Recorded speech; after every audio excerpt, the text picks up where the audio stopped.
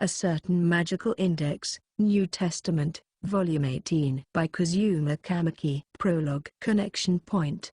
Destiny joint. Simply viewing the history hidden on the surface is enough to know some important words are needed to describe that human. Do what thou wilt shall be the whole of Thelema. Every man and every woman is a star. Love is Thelema, love and a will. But you had to get drunk on self-sacrifice. To hell with all of that. Kamisato Keikyu. I'm done not acting like myself. I'll show this world just who Kamijutamu is. The human created by those ideals was sometimes judged to have an incoherent and sharp tongue, but adding in a single term could supply a pillar that brought dramatic order to that chaotic vortex of knowledge. Kahara Uetsu is using World Rejector as a shield to apply chains to all 100 members of the Kamisato faction.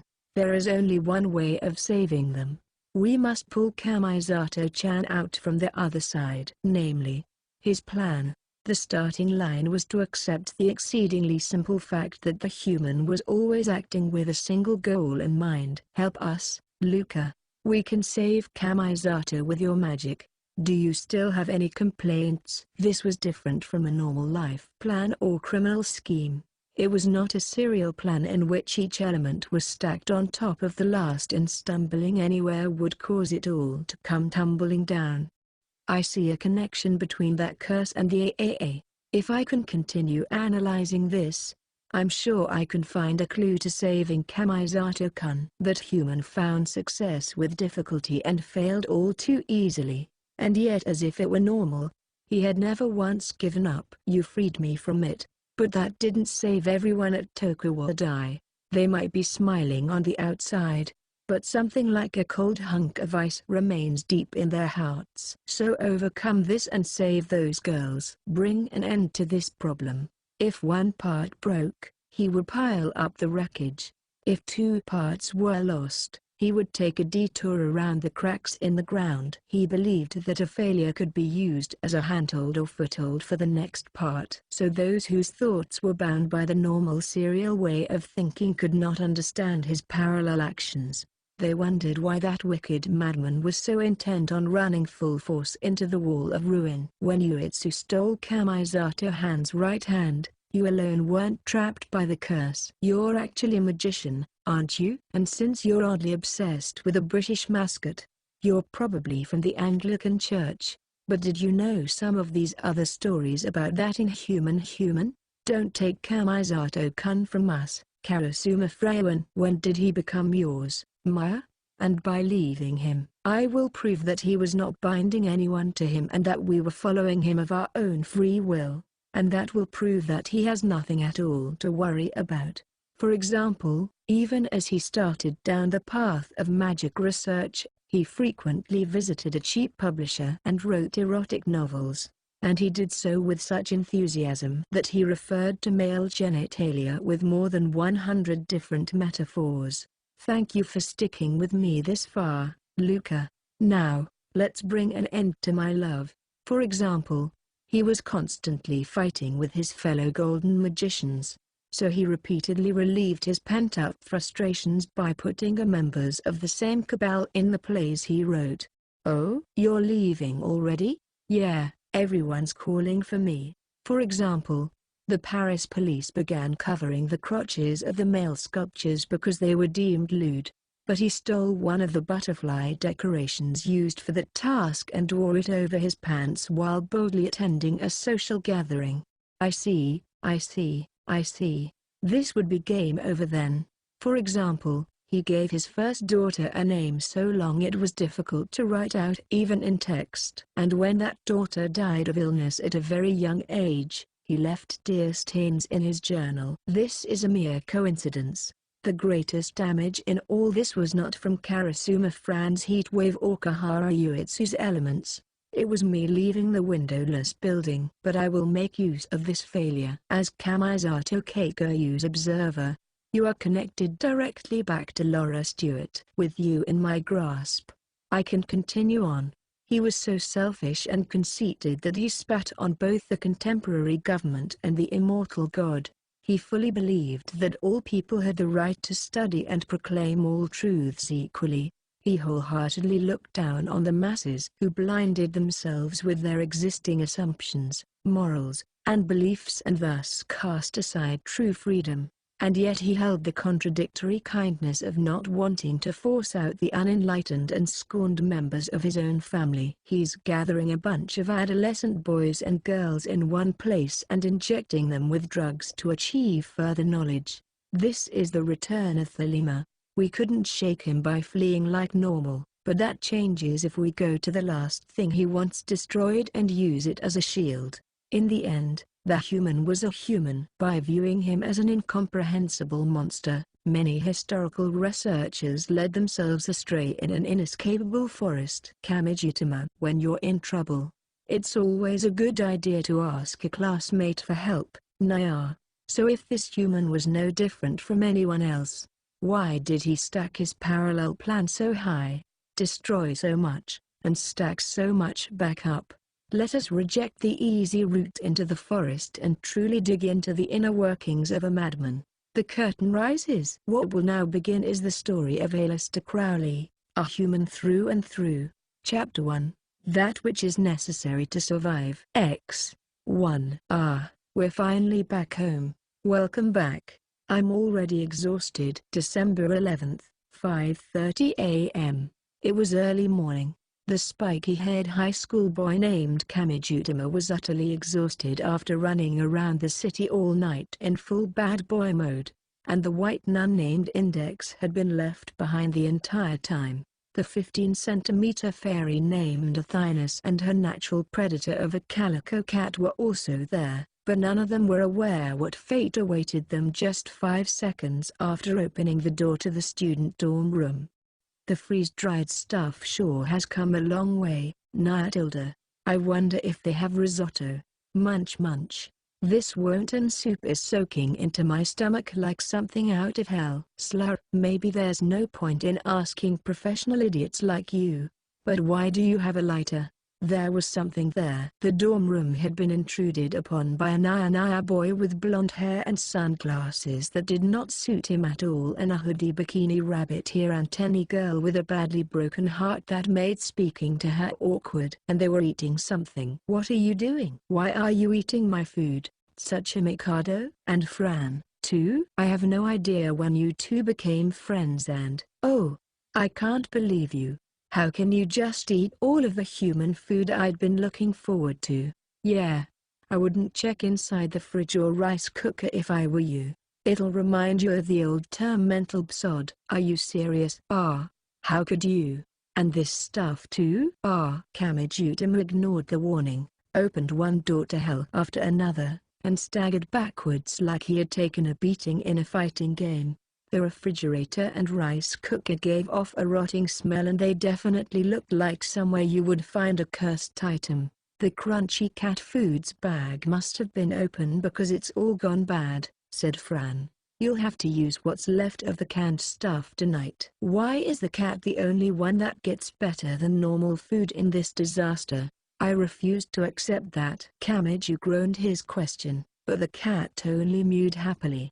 Academy City's infrastructure had recovered after the major blow from the heat wave and the elements, but there was only so much that people could do with their individual appliances still broken. For about a week, the electronics stores and online stores would be hit by a big pre-Christmas wave. Since he lived in a dorm, he wondered if the school might help raise some money, but that would not work when they usually brought in their own appliances. You boiled water. So is the gas working? Yeah, but the microwaves broke the ignition device, so you have to turn the knob and then get it started with some chopsticks lit with a lighter. Nyatilda. Do it with the lighter directly and you'll burn your fingers, so be careful. Maybe there's no point in asking professional idiots like you, but why do you have a lighter? Even so, that was fortunate. It was super primitive and difficult to control, but they could get cold and hot water. That meant they could take a bath by filling the tub with cold water and then adjusting the temperature with the hot water from a kettle. I can tell from the look on your face. The thing you've been missing recently has got to be girls taking baths. Ah ha ha. Hey, don't put words in my mouth, such a Mikado. And you've been missing throughout this entire heat wave and elements mess. So what were you up to? The next thing Kamijutama knew, the Nyan idiot's nonsense had cooled the heroine's eyes down to absolute zero. He had no idea why, but it seemed his title in life had just declined drastically. The 15-centimeter god on his shoulder made an extremely arrogant comment. Peep and I'll kill you. And I mean that literally, not just as divine punishment. You don't even need a sink to bathe. All you need is a teacup. So you were taking baths like normal during the heat wave. You damn bath lover. Whatever the case, it was best to let sleeping gods lie. She was only 15 centimeters, but that was still 15 centimeters. And she used a spear and bow instead of her bare hands. Think of dangerous animals like hornets, spiders, or scorpions, and it was obvious that her size was plenty big to kill a human. However, but if you insist, make sure you get permission first. It's the sneaking around without telling me I don't like. Hey, God, let's not blush and whisper that extra part in my ear. He had no idea if she was tempting him or refusing him, but he knew taking her seriously would only place him on the receiving end of violence. So as his understander's words caused Kamiju to act suspiciously, such a Mikado finally answered the question. Well, if you must know what I was doing, I was looking after my stepsister Maker. A surprisingly noble goal, good sir. It sounded simple enough, but surviving those few days had meant facing the heat wave, the elements, and human rioters. Protecting a single girl throughout that hell would have been no easy task. Kamiju knew firsthand that the environment had been far too harsh for normal ideas like protecting one's family to unconditionally apply, and yet this boy had kept true to his normal. He continued speaking like a soldier home from the battlefield. Hey, the thing about guys is, we're willing to become a hero at any time for our little sisters, and you are a pervert to the core. Good sir. Now, it's time to get to the main point. Naya. Listen carefully, Kami-yan. Tsuchi Mikado munched on the emergency food meant for a day off of school during a typhoon or snowstorm. There's this guy called Board Chairman A-lister, right? Well, I kinda shot him in the head, so can you help me make a getaway? That sure was a casual way of dropping that bombshell. So should I be calling anti-skill? Even though he's the kind of guy who can get right back up after taking a bullet to the head? Asked Fran. I don't think his ability to survive it gives you free rein to shoot him all you want. Now, Fran-chan, he didn't see it himself, so you can't expect him to understand that fear. Tsuchi Mikado sighed like Kamiju was the ignorant one. It did not come up much, but he discovered that it was rather irritating to have your common sense questioned by someone who had shot someone else in the head. Anyway, I had been doing some inconvenient dirty work for A-lister in exchange for him protecting Maker, but he screwed it up this time. Naya. He was never exactly trustworthy and his interests are a little out of whack with everyone else. So if I didn't give up on him here, I really could lose her. Meanwhile, Index's A's had grown wide as dinner plates as she held the cat. A-lister? That's right, Naya. You don't mean the A-lister Crowley, do you? It's a pretty famous name, so did you think he was just borrowing it, Naya? Sorry, but he's the real deal. This is Edward Alexander himself. He survived his historical ending in 1947 and he lives on to this day. I have no idea what you two are talking about, so could you start from the beginning? You be quiet, Tima. Now another one of you is questioning my common sense? Naya. And even the supposedly clueless cat is looking down on me? Pets were quite good at observing the behavior of their owner. As he tumbled down to the bottom of the family hierarchy, Kamiju was left tearful and confused. What? So are you saying we live in a world where you can shoot a Mr. Crowley of the A-lister family in the head, no questions asked? Really, human? First of all, Alistair Crowley is not his real name, but more importantly, it's a Western name. The first name is the given name and the last name is the family name.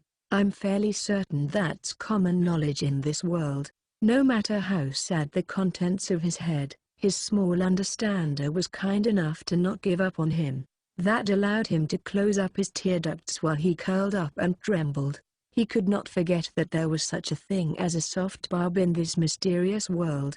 But anyway, I picked a fight with the head of Academy City, so I can't stay here. You know my position here, right?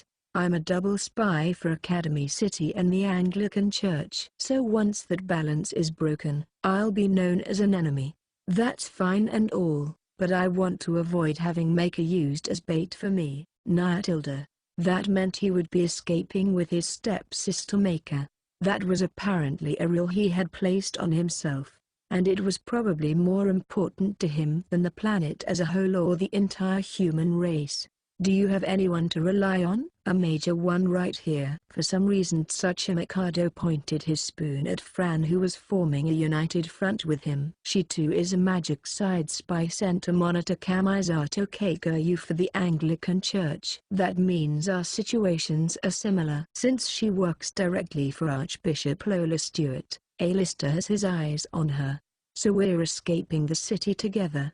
And that means we have more authority than a normal magician, Nyatilda. I've called an Anglican unit to the outer edge of Academy City, but they are no more than a retrieval unit and they lack the firepower needed to destroy the wall and get inside.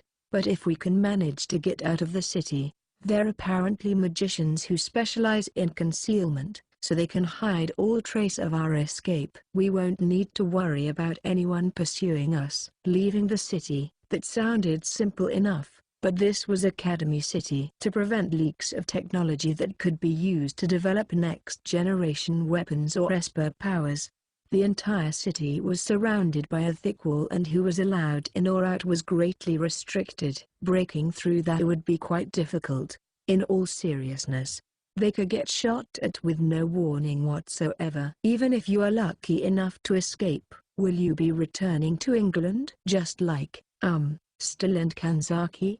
Come on, now. Even if I'm leaving enemy territory with the support of a standing member of the UN Security Council, I'll still be on the run. Why would I give away the answer here, Kami-yan?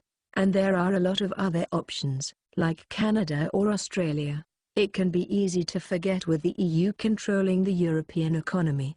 But the old British Commonwealth still exists. They were working on a scale where they had to take geographic history into account. Kamiju was not at all jealous and he in fact found it incredibly irritating as someone who did not want any problems to occur. But, well, I have no right to stop you. If you did stop me, I'd just get killed. It's gonna be lonely without anyone in the room next door. This means you and Maker will be gone, won't it?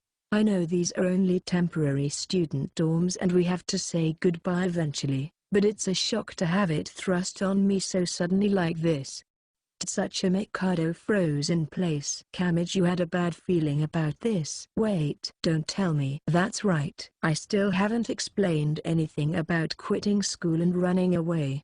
Yeah, Maker doesn't know anything about this too. After cleaning up the tragic contents of the refrigerator and rice cooker, the details would be horrific, so they will be omitted here. They got down to business. You were protecting Maker all throughout the heat wave, right? Why aren't you with her? Fran-chan is my only hope, so I was confronting Alistair to snatch her away. Stray bullets can be scary and there's no way I could bring my cute stepsister to see something like that. Not my stepsister. Nyatilda. Kamijutama could not figure out why he would emphasize that part, but he changed into some clothes more suitable for the chilly December weather. Even if it was due to the heat wave, he had spent the last few days like Santa Claus surfing in Australia, so he was relieved to have the normalcy of Japan returning bit by bit. So where is Maker right now? At an emergency food site in front of District 7 station. She's a trainee maid after all, Matilda. She's not the type to just eat cup noodles or freeze-dried food. Whatever the case, she can't relax unless she gets her own ingredients and fills her fridge. Why do you know exactly what she's doing when she isn't here? Don't tell me you're constantly monitoring her via GPS. Only the pessimistic third-rates rely on gadgets like that. A pro Big Bro can read his stepsister's current actions from his thorough knowledge of her behavior. Grin. My friend's little sister is in serious trouble due to his crazy accurate stalker profiling. It's all about building it up over time. The way of the Big Bro isn't learned overnight, Matilda. And don't turn my tremendous accomplishment into a light novel title. The fact that he never doubted that this was a brightly shining accomplishment was what made him a true pervert, but at this point, persuading him with words was a lost cause. Perverts were entirely unaware of the rose-colored glasses through which they viewed the world. Removing his rose-colored glasses would probably kill him. With that in mind, Kamijutama moved the conversation along. It must be tough having to tag along with him, Fran. I will never forget that look of pity you're giving me. The hoodie bikini girl remained expressionless and pouted her lips, but she was still a hoodie bikini girl. Kamiju had assumed the heat wave had inspired that clothing choice similar to the north wind and the sun, but perhaps she was the kind that forced herself to show some skin even during the winter. Well, I suppose I like it this way better than not. I'm definitely going to look, though. Might I ask why you are looking down on me like that? Hey. At this rate, she might end up the kind of person who can only relax at home after stripping off all her clothing. You're not much different, God. In fact, Niang and Nephthys had been much the same. If the magic gods at the top were like that, perhaps it was just that the magic side as a whole was strange. That might sound like an amusing adolescent delusion. But when he thought about it some more, Kanzaki the saint showed a lot of skin with the cut-off parts of her clothing. England's second Princess Carissa had worn a wonderfully shoulders-bearing princess dress, and Marion Slingenia, the Dvogravold gremlin, had worn naked overalls. He did not want to think about it too much. But had he stumbled upon a truth of the world that said people approached nudity the stronger they became? And even if this was no more than a hopeless delusion coincidentally having some similarity with the truth, it was still a sad state of affairs for the magic side. So was there some meaning to that fallen angel erotic maid? Like foreshadowing of an evolution to a second form? What's this all of a sudden? Are you that sexually frustrated? He received a most welcome and very blunt warning from the god, so he decided to leave it at that. They had other things to focus on.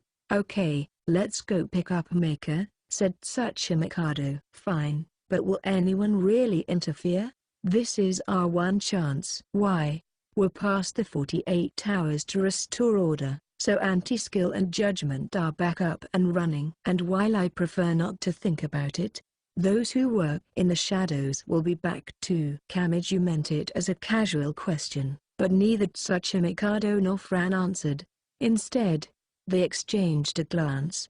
They seemed to have a secret plan that they could not share with the spiky-haired boy. This was hardly Tsuchimikado's first time keeping secrets about magic, and Kamiju doubted he would hold back. When it came to the stepsister he valued higher than his own life, Kamiju felt he could relax knowing that they had something concrete and were not just making a desperate attempt. Kamiju, Index, Athinus, the cat, Tsuchimikado, and Fran all set out once more into Academy City while it was still too early for the morning rush hour. Their breath was white and they kept out the cold with fluffy coats and scarves. This was another part of their precious normal. Unlike when everyone was afraid of the heat wave and elements, people were walking below the chilly sky like normal. There was a clear division between the road and sidewalk, and cars were lined up on the road. Some buildings had thick cloths placed over them and some fallen wind turbines were being replaced with ones wrapped in plastic. But the sound of passing trains came from the elevated railways and airplanes drew contrails in the sky. The city was back. That should have been a good thing. But Kamiju actually felt somewhat uneasy that law and order had been restored. When he saw anti-skill holding colorful signal sticks and blowing whistles to direct traffic where traffic lights or wind turbines were being replaced, he started sneaking around. "Don't act all suspicious. You'll only draw attention, Nyatilda." "I didn't even do anything, so I don't want you of all people telling me that." It was still too early for the morning rush hour, so the number of people was likely due to people's broken refrigerators and rice makers. The 24-hour convenience stores and judon places were of course busy, but even the supermarkets and department stores that normally opened at 10 had their metal shutters up to welcome customers.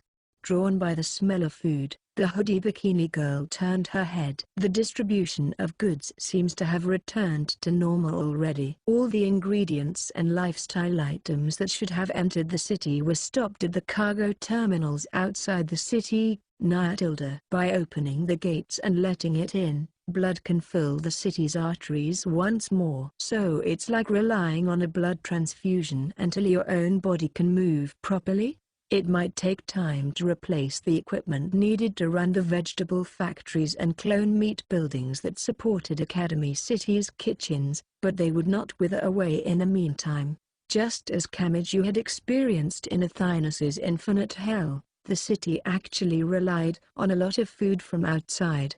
They spotted people gathering around a shiny new ATM as a small crane removed it from a truck bed and lowered it in front of a store. They were clearly itching for the power and communication cables to be hooked up. They were regaining a life where money mattered, not water bottles or cold weather clothing. "Hey, mister, is this spot good? Hamazura-kun, I am really grateful since we're short-handed at the moment. But why does a kid your age know how to operate a crane? Don't you need national qualifications for that? It's weird setting one of these up after using heavy machinery to steal so many of them. Now I'm worried about your past." With a glance over at a group wearing yellow hard hats, Kamiju's group made their way to the station plaza where the pro-big bro was disturbingly certain that Maker was. The plaza had become something like a farmer's market or a flea market. Agricultural plastic baskets were full of potatoes, radishes, and other food for sale. "Where's Maker? She probably came here to get some cheap ingredients but let her kindness get the better of her and started serving up her prize cooking for people. She'll be working for free as a volunteer." Nyatilda. This pro-big bro is seriously scary. Is summing things up as a light novel title a new fad or something? Kamiju had made his assessment after spotting the maid girl busily working in front of a line of large pots for those who could not cook for themselves. The smell suggested it was the standard curry, but she had apparently supplied a wide variety, letting people choose freely between rice, udon, ramen, and deep-fried bread. Some of them had chicken soup prepared separately to thin out the thick curry. Although the lack of naan gave it all a clearly Japanese flavor. The maid girl's face lit up as soon as she spotted them. "Oh, what is it? My brother and his friends." "Just so you know, I really don't want anyone thinking I'm like him," protested Kamiju. "And I have most certainly never met you before. So why are you acting like we are old friends?" added Fran. "You are much too close. Like stepbrother, like stepsister." Maker had decided she could trust anyone that such a Mikado trusted. The fact that she did not even question the 15-centimeter god meant she was either someone important or a freak. "Oh, yeah, none of you can cook for yourselves, can you?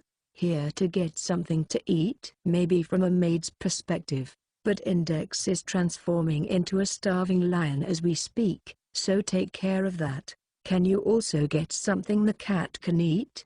Maybe some chicken boiled to get the fat off?" Once Maker turned toward her cooler of ingredients to comply with his insolent request, Kamiju gently elbowed the legendary spy in the ribs. "Hurry up and explain." Some things require just the right timing, Nyatilda. The killer sunglasses boy who had once scaled a building wall to kill a board of directors VIP seemed flustered, which was not too surprising since Maker clearly saw being a maid trainee as her purpose in life. Telling her to give up on that and flee Academy City was no easy task. But this was the cross that Mikado had chosen to bear. He could not rely on anyone else for this. He gulped and faced the kitchen space. Maker-san, we need to talk. He used history's worst attempt at a sweet voice, guessing this might develop into a scene of sibling carnage. Kamiju used a paper plate of curry rice to guide Index away from the danger zone. But then I'll have to go with you, brother. That was fast. My home is wherever my brother is, and I can learn to be a maid from daily life even if I'm not in Academy City. Come to think of it, there was no national qualification for maids, so there was no real reason to worry about her academic record. And if they went to England, she could find the royal maids known as maids of honor, so that might actually be a dream come true for someone in the world of maids. But Kamiju tilted his head as if he had trouble accepting it. Odd. We've come all this way and nothing awful has happened to Mikado. Kami-yan, you're the worst, you know that? Well, it can't be helped. But won't you miss your friends? I will. But we're connected by an electronic network these days. With SNS and video chat, long distances don't affect the bonds between people all that much. Even if I'm on the other side of the planet, I'll probably still see them tweeting things every few minutes. All the groups will remain intact and they'll still have that annoying habit of ignoring messages. This was the problem with kids these days. Kamiju was not that familiar with it all, so physical distance, especially between countries, still felt a lot like goodbye to him. But it seemed Maker herself was not too broken up about it. Mikado, will she really be able to communicate like that if you're on the run? I mean, won't they be able to trace the signal or something? She obviously can't while we're on the run, but things change once we've escaped. Once the political refugee process is complete, the science side can't touch us. So it won't matter if we announce our location to the world. Tilda. That meant they would not have to spend the rest of their lives cowering in fear inside some ruins outside of civilization. It was more like they had to visit a British embassy or consulate to get their paperwork in order and obtain a new life. Kamiju could feel the tragic coloring of the term refugee fading away. What Mikado was doing was psychedelic, but he was taking his sister's lifestyle into account. Looking at it that way, I'm a little worried about what will happen to those of us who helped them escape but are remaining in Academy City. Kamiju thought he heard Athynus muttering something from his shoulder. Anyway, now that we have that straightened out, we need to hurry. A-lister's the guy at the top of the city, right? Who knows when he might interfere. Let's get you two to safety. Sure. 3. When Miss Akamikoto left through the automatic door, no one said thank you or come again. Hospitals were strange. They were clearly a business that required customers to stay open, and yet they did not want any customers showing up. Why had she been in that District 7 hospital? She had contacted and activated the original AAA hidden in a District 11 container yard. No, it was because of the invisible dot curse that had hit her afterwards. She remembered the pirate-like girl using some kind of archaic and occult language. She would have been treated after being taken to the hospital, but she honestly did not remember any of it and she felt just fine. She had no difficulty moving and she felt no lingering pain, but that was no guarantee she was safe. What she had felt back then had not been a normal injury where an external stimulus harmed her skin. She had felt the damage resonate directly in the core of her being, and damage to the internal organs tended not to have any subjective symptoms. Oftentimes, it was too late once you started feeling pain. Could normal hospital even determine the cause of that? Just as a special disease might be overlooked by normal examination equipment, wasn't it possible the thing that had attacked her then had come from a black box or blind spot of the world? What a pain. She shook her head without thinking. No one knew what had happened to her. Thus, no one could decide if there was still anything wrong with her. But if she let that scare her, she would be no different from someone who visited hospital after hospital and finally ended up spending all sorts of money on a self-styled exorcist in a rundown shack somewhere. Just like with zero-day vulnerabilities, a scan result of 0 did not mean you were safe, but doubting everything would only end up restricting her for no reason. Now, what to do? The commotion caused by the heat wave and elements was over and Academy City should be back up and running. That meant school. But she had only just left the hospital. No one would blame her if she went back to the dorm and climbed in bed. But for some reason, she did not do so. Her feet naturally took her to Toaru Middle School in the school garden. Her breath was appropriately white for the early winter morning and she looked up at the front gate, and at what lay beyond. The white school building that had been the symbol of Toaru Middle School had been destroyed in the fierce attack by the elements, and rioters from outside had gone around looting all the furnishings and ESPA development equipment. But time passed quickly. She heard cranes, trucks, and other heavy equipment moving around, and the pile of rubble that had once been a school was already more than halfway back to being a school. With regular whistling sounds, the blocks and modules that made up the school were lowered in place by thick cables. They must have updated the method of construction again because the pieces were built up like a child's plastic building blocks and attached together with latches and filler material to construct the building with far greater speed and efficiency than normal reinforced concrete. Even if it looked like a grand piece of art, this city was still made from the best of technology. Allowing anyone to do what normally required experts with decades of experience may have been the proof that this was advanced technology. Why had she come here? What had she wanted to do at Toaru?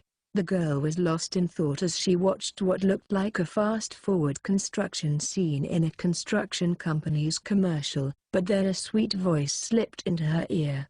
"Oh, Miss Aka-san, you have more studious ability than I would have guessed." They were making a great escape from Academy City. However, that did not mean they had to jump onto the roof of a speeding train, cling to a plane's wheel just before takeoff to slip inside, or dig a tunnel with a spoon. They walked like normal, waited at the bus stop like normal, and rode to District 11 like normal. It was not quite rush hour, so there were still plenty of empty seats. "Quit looking around like that, Kami-yan. There aren't any bullets hidden in here." "Are you sure?" It had been such a peaceful day that it was actually worrying Kamichu. Since Meiko would occasionally use her cell phone to snap a photo of the scenery out the bus window, he could guess that she was more reluctant to leave than she had let on. "I don't know what to do with myself when time just passes and nothing happens. Everything's too much of spectacle with you, Tima." "This is how things are supposed to work.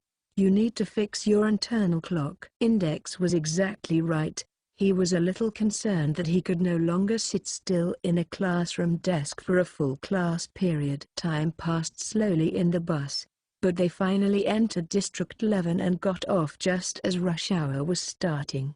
The bus heading back toward the center of Academy City was like a battlefield. Kamichu generally walked to school, rain or shine, but he could tell now just how hard it could be to take a bus or train to school. District 11 had also been an important location when rescuing Kamisato. I had pictured this district as nothing but piles of containers, but looking at it now, there are a surprising number of people living here. It's primarily used as a land route distribution base, so you weren't wrong, but the rent here is super cheap. Although it's a bit of a food desert with no convenience stores or supermarkets, so I can't recommend it. Half of the products that entered Academy City passed through here, but the people living here could not touch it. Academy City's trains ended service early, so relying on online stores was probably the only option for living here. "Wait, do we have school today? If so, my attendance is in trouble. Are you still worried about that, Kami-yan? I'm sure you're already getting held back." "Still, Sure, all ready? Don't give up on me with that triple punch. Being held back is an incredibly heavy blow for a high schooler. Everyone's life was different. There were plenty of reasons to repeat a year, including fighting a serious illness or spending your time working to support your family. But not having a reason like that and having everyone in his class calling him senpai for no better reason than he's dumb was not the ideal school life Kamijutama had in mind. Yes, there was no real logic to his expectations. It was on the same level as his desire to have experienced romance and lost his virginity by 20, or to have that happen with a pretty young woman who lives in the neighborhood. But he wanted to view his journey to adulthood from an adolescent perspective. This was a part of his life he had to protect at all costs. I'm clinging to this no matter what, damn it. It's no use. Mutter, mutter. A young dorm manager, mutter, mutter, needs help hooking up her TV and DVR. Now what are you channeling, Kami-yan? The connections between thoughts were supposed to be how the human brain outdid a supercomputer, but that could lead to tragic results if used incorrectly. And this was a stereotypical example of exactly that. Athena bit the spiky-haired boy's earlobe from his shoulder. Hey, human. Wake up already. No. RWH, what was I doing just now? You were in quite the insane trance. You might have some talent in Sage. You Ho, right. Tsuchi Mikado, reaching the edge of the city is all well and good. But what do we do now? I doubt they'll let you through the gate without authorization. Kamiju looked up at a wall more than twice his height. Since Tsuchi Mikado had chosen this spot in particular, the Anglican recovery team would be waiting on the other side. But this was not the goal. Even if it was only a few meters, this was the hard part. They could not walk through the wall like ghosts, so they would need a way past it. Tsuchi Mikado had an answer. We just have to climb over. I have a feeling it'll be harder than that. After all, it was guarded by people allowed to fire at will to prevent technology leaks. It had to be protected by sensors and cameras. When you could be shot to death if spotted, very few people would attempt that deadly bouldering. But Tsuchi Mikado readily continued. Kami-yan. The thick wall surrounding Academy City and its underground structure also function as a large-scale particle accelerator, and it of course functions in the billions of EVs. A single electrical short involves enough energy to vaporize a sports stadium in a flash of light, and it is a facility meant to slam atoms or protons together at more than 99% the speed of light to observe what happens when they break apart. So if the tunnel shielding breaks when it's in use, all sorts of neutrons will get out, added Fran. Although that thick lead shielding might have protected the equipment from the heat wave. This is sounding more dangerous by the second, but I guess that just means this city is as insane as ever. Just because it's 200 meters below ground doesn't mean it's safe, and that means it'll have strict safety features, explained Tsuchi Mikado. The circular wall is covered in cameras and sensors, but there's a hierarchy of precedence within the entire wall facility. Protecting the accelerator takes top priority and the rest comes later. So if the accelerator's internal stability is damaged, all resources will be used to help that recover. Meanwhile, the security meant to prevent intruders or escapees will drop considerably. So much so that it might just be possible to negate it entirely. With that, Tsuchi Mikado pulled out some dangerous-looking items and began assembling them. That means this is a job for a big drill in some aqua regia. Let's have some fun punching a hole in the wall and ground and shorting out the wires. BFF? You were carrying that with you on the bus? Isn't that the stuff they use to dissolve corpses in mafia movies? This was a mixture of hydrochloric acid and nitric acid which was seen in the world of entertainment just as often as hydrofluoric acid. Unlike simple sulfuric acid, It could cruelly dissolve pure gold and platinum with no difficulty, so it was known for being able to dissolve a corpse without even leaving a pacemaker's circuit board behind, which made it very dangerous to carry around because there was nothing to be done if the container was accidentally broken. I have the layout memorized. I'll start working in the camera's blind spot, drill diagonally down from the base of the wall while making sure to avoid the network of sensor wires running through the wall, and then pour the aqua regia inside. Tilde. It doesn't actually have to get deep underground. It just has to fry the power cable connecting the wall and underground. Fine, fine. Just get to it on your own. Oh great teacher. This was just cheating. Kamiju made his sulky comment while staring at Tsuchimikado like he was watching a movie he thought was a thriller but ended up revealing the killer to be a chupacabra. What had this perfectionist wanted from him? It made no sense, but it seemed that Tsuchimikado and Fran saw some special meaning in simply having the pointy-haired boy involved. So they only wanted him to earn a participation trophy and were not expecting him to actually do anything. Kamiju started wishing they had just sent him a congratulatory message instead of having him tag along. A sound much like grinding stone continued for a while. Without much trouble, Tsuchimikado drilled a hole larger than a fist and poured the cruel chemical inside. The completely normal and brisk early morning came to an extremely noisy halt. The sound was deep enough that Kamiju could not believe that much electricity had been in use up until now. There's more than one power cable, so it'll be back up and running in 4 minutes and 50 seconds. That's about the length of a longish song, but it won't be easy climbing up and over in that time. Go. With that yelled word, Tsuchimikado grabbed a rope-like string of LED Christmas lights strung up nearby and tossed it to the top of the wall. He could climb a tall building on his own, so this would mostly be for Maker and Fran. A ladies' first mentality apparently manifested inside him only when it came to his little sister. That said, it was just the one rope, not a rope ladder with rungs. Climbing the wall with that would be hard work.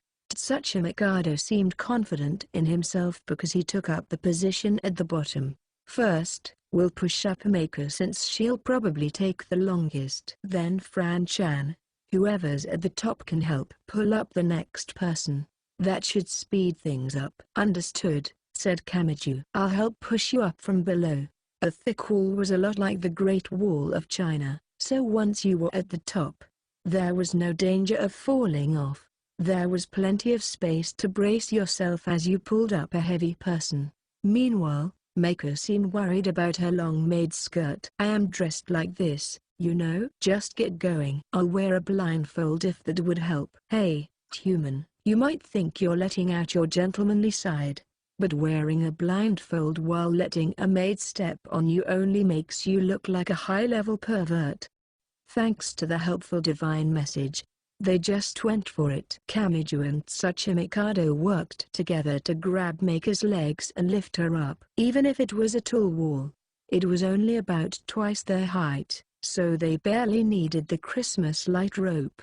The maid grabbed the edge of the wall with both hands and managed to pull herself up with some struggling. Maker then leaned down from the wall and reached out her hand. Hey, Kamiju-tama. Once we get to well, I don't actually know where we're going, but I'll contact you, so make sure you accept my friend request. I don't really do SNS stuff much. Then this is your chance to get started. They would not be able to see Maker or Tsuchimikado after they crossed this wall, but that did not mean they would lose all contact. So Kamiju nodded. Seeing that, the maid trainee smiled a little. It happened immediately afterwards. They did not have time to give Fran a turn. First, a low, sinister sound exploded, but Kamiju had no idea what had caused this blatant phenomenon. 5. The wall. Kamiju-tama saw a great change there. Something like a black shadow rose straight up from the thick wall surrounding Academy City. That was a sign of an evil will that refused to let anyone escape, and it had swallowed up the small girl who had climbed on top of the wall. Maker? Tsuchimikado cried her name because that dark shadow contained some kind of power. The small girl's mass floated unsteadily in the air.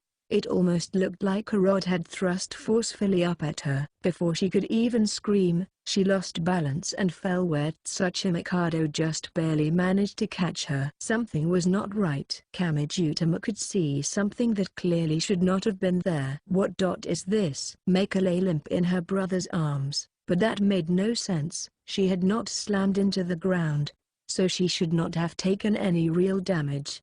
But the reason for her lifeless limbs was obvious. The strange black shadow had condensed into a short sword that pierced the center of her flat chest. She was not bleeding, but it stabbed through her maid uniform and her flesh. The tip even jutted out from her back. This was clearly not possible under the normal laws of physics. This was an attack from an unseen pursuer using some kind of supernatural power. Out of the way, Tsuchimikado. My right hand will take care of this. No, wait. Don't, human. Just as Kamiji took a step forward, he was stopped by Athynus, his understander who was closer to him than anyone. This board chairman has kept you in his city all this time, so do you really think he would use the supernatural without understanding how Imagine Breaker works? This curse was built to be broken. What does that mean? Can we save Maker or not? Tama. This is like a jigsaw puzzle made from glasswork. Index was calmly observing Maker's body. The Grimoire library was analyzing the curse. Did that mean this was magic and not an Esper power? If it shatters, the shards will scatter everywhere. They'll tear Maker's body apart from within. Touching it with your right hand will only make things worse. Damn it. They can do that? The attack was like a trick painting. It was unlike anything he had come across before. It did not constantly recover like stills in a sensuous, and it was not so powerful it was merely deflected like magic god Athynus's Gungna. Instead of using brute force, it was a gloomy trap built using limited resources. The impression given by magic could change greatly depending on who was using it. That and the fact that the attacker had not shown themselves did not sit well with Kamiju, and it reminded him of something. Specifically, the term curse did.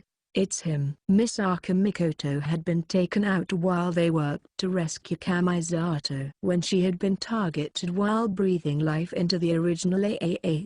Hadn't the attacker similarly used a curse without ever showing themselves? Is this bastard the one that did that? Because my right hand prevented him from completely taking out Mikoto, he's updated his method?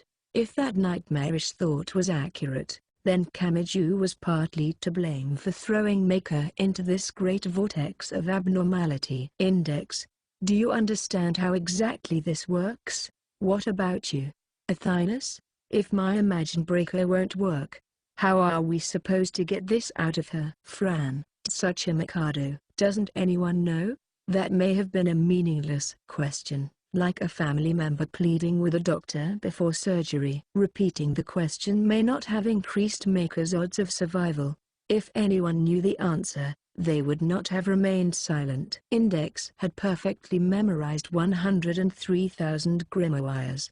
Athynus was the sole surviving magic god, Tsuchimikado was a double spy between magic and science, and Fran had been secretly tasked with monitoring Kamisato Keikuryu. The question was right in front of them, but not even the combination of those heretical minds could find the answer. This was Academy City's board chairman. This was the barrier known as Alistair Crowley. Hey, Kami-yan. Tsuchimikado finally spoke. I want to make a change of plans, but that's probably going to make this as big a fight as possible. Will you still hear me out? Don't beat around the bush. Just tell me you want me to help out with your selfish desire. With his stepsister in his arms, the brother smiled a little at his classmate's immediate answer. He had a complex position as a double spy, but he could speak honestly here even if Academy City was enemy territory. However, the pointy-haired boy probably did not realize just how grateful Tsuchimikado was for that. The sunglasses boy just blurted it out, like a load had been lifted from his shoulders. If this curse came directly from Alistair, We should be able to find out how to remove it if we go to him. Magic is a technique made to be used by human hands after all, but that means facing the very person we were trying to escape. It's like running right into the tiger's den where an extra-large man-eating tiger awaits, meaning, the windowless building. We enter his fortress. That idea flipped their plans on their head. Instead of escaping outside the city, they would be breaking into the enemy's lair. They would be running, racing, and charging right into the center of the world to protect a precious life. But Kamiji did not hesitate. He too smiled. Sounds great. That's more my style. Just to be clear, we're talking about an indestructible fortress that can withstand a nuke. But nothing's absolute. I've seen that indestructibility broken twice already. Once with Thunder God Thor and once with Kihara Uetsu. He only had to share what information he had from those experiences. And a look at Fran's face showed she too understood. As someone who had experienced the latter example. There's a giant underground space below the building. Kamisato Keiko, you used World Rejector to save us and that destroyed the rocket boosters on the bottom of the windowless building. That means there's a big hole there right now. That building's not exactly impregnable right now. We can climb right on in. Of course. The odds of A-lister being unaware of the hole in his royal palace were nearly non-existent. So the odds were astronomical that there would be some kind of trap or ambush prepared for them inside. But it was true that they had no other option. While waiting around, the promised 4 minutes and 50 seconds passed. And even if they did try to climb the wall again, that curse would probably attack them again. Either way, they would have to eliminate the human reigning at the top of Academy City if they were to escape safely. So Kamiju and Tsuchi Mikado did not hesitate. Neither good nor evil would help them here. Since the human who built the city had written the rulebook, they may indeed have been deserving of punishment for trying to escape. But they trusted their own personal opinion over the even rulebook adored by 6 or 7 billion people. They would protect that single precious life. Even if the rules gathered in a book somewhere said it was wrong, they had no reason whatsoever to feel ashamed. This was an act that did not require them to ask anyone's permission. The heat wave and elements had left and the 48 hours to restore order had passed. Normalcy had returned. So they would obey that normalcy and act accordingly. With that in their hearts, the two boys spoke in unison as they made a declaration to the entire world. Let's tear it all down. Let's tear it all down. Chapter 2. To where should you flee? Escape to Central. 1. As Misaka Mikoto walked around like a wandering traveler, a familiar person called out to her. Shokyu, what are you doing here? What does it look like I'm doing? You look like the overly diligent girl who shows up to school after everyone forgot to tell her it was cancelled due to a typhoon. Cough, cough. Where did you get that kind of imagination ability? That obviously isn't what happened here. Quit grabbing at me. You're way too close. The number 3 averted her eyes in annoyance when the other girl got carried away and got so close their noses nearly touched. Misaka Mikoto and Shokyu Misaki. These were the two aces of prestigious Tokudai Middle School.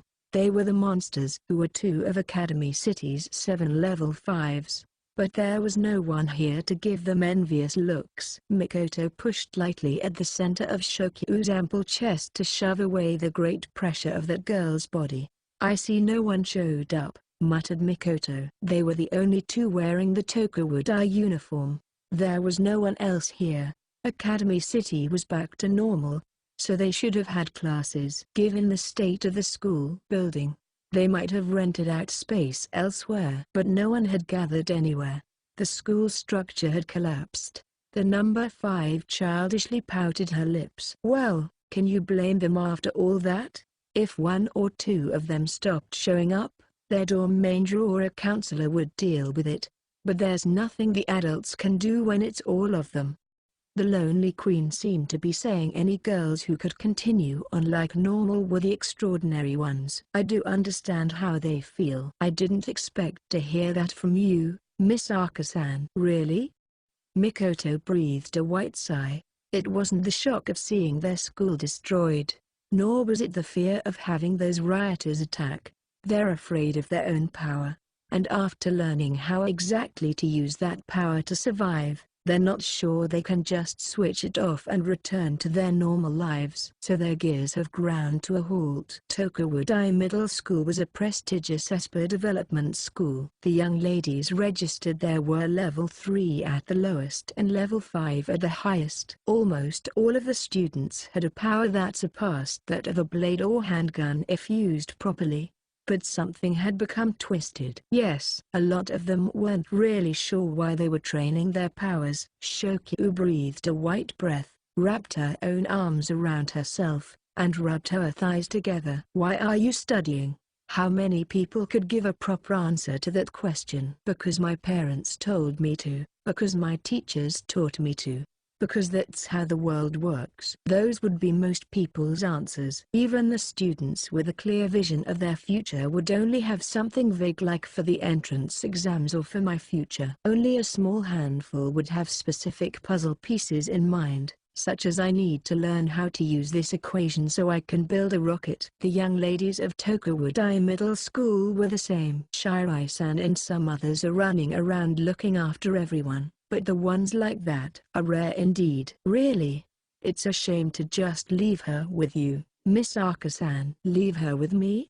You make it sound like she belongs to you. She doesn't belong to you either. All this time, those girls had developed their powers without a clear vision of how they would use them. Using your powers, as Mikoto brought her hands close and blew a white breath into them, Shokyu moved in close for some reason. It was not worth fighting it, so the two of them continued breathing to warm their numb fingertips. Shokyu pressed her shoulder against Mikoto's and gave off a sweet scent as she continued. It's all perfectly normal. But it's a frightening normal.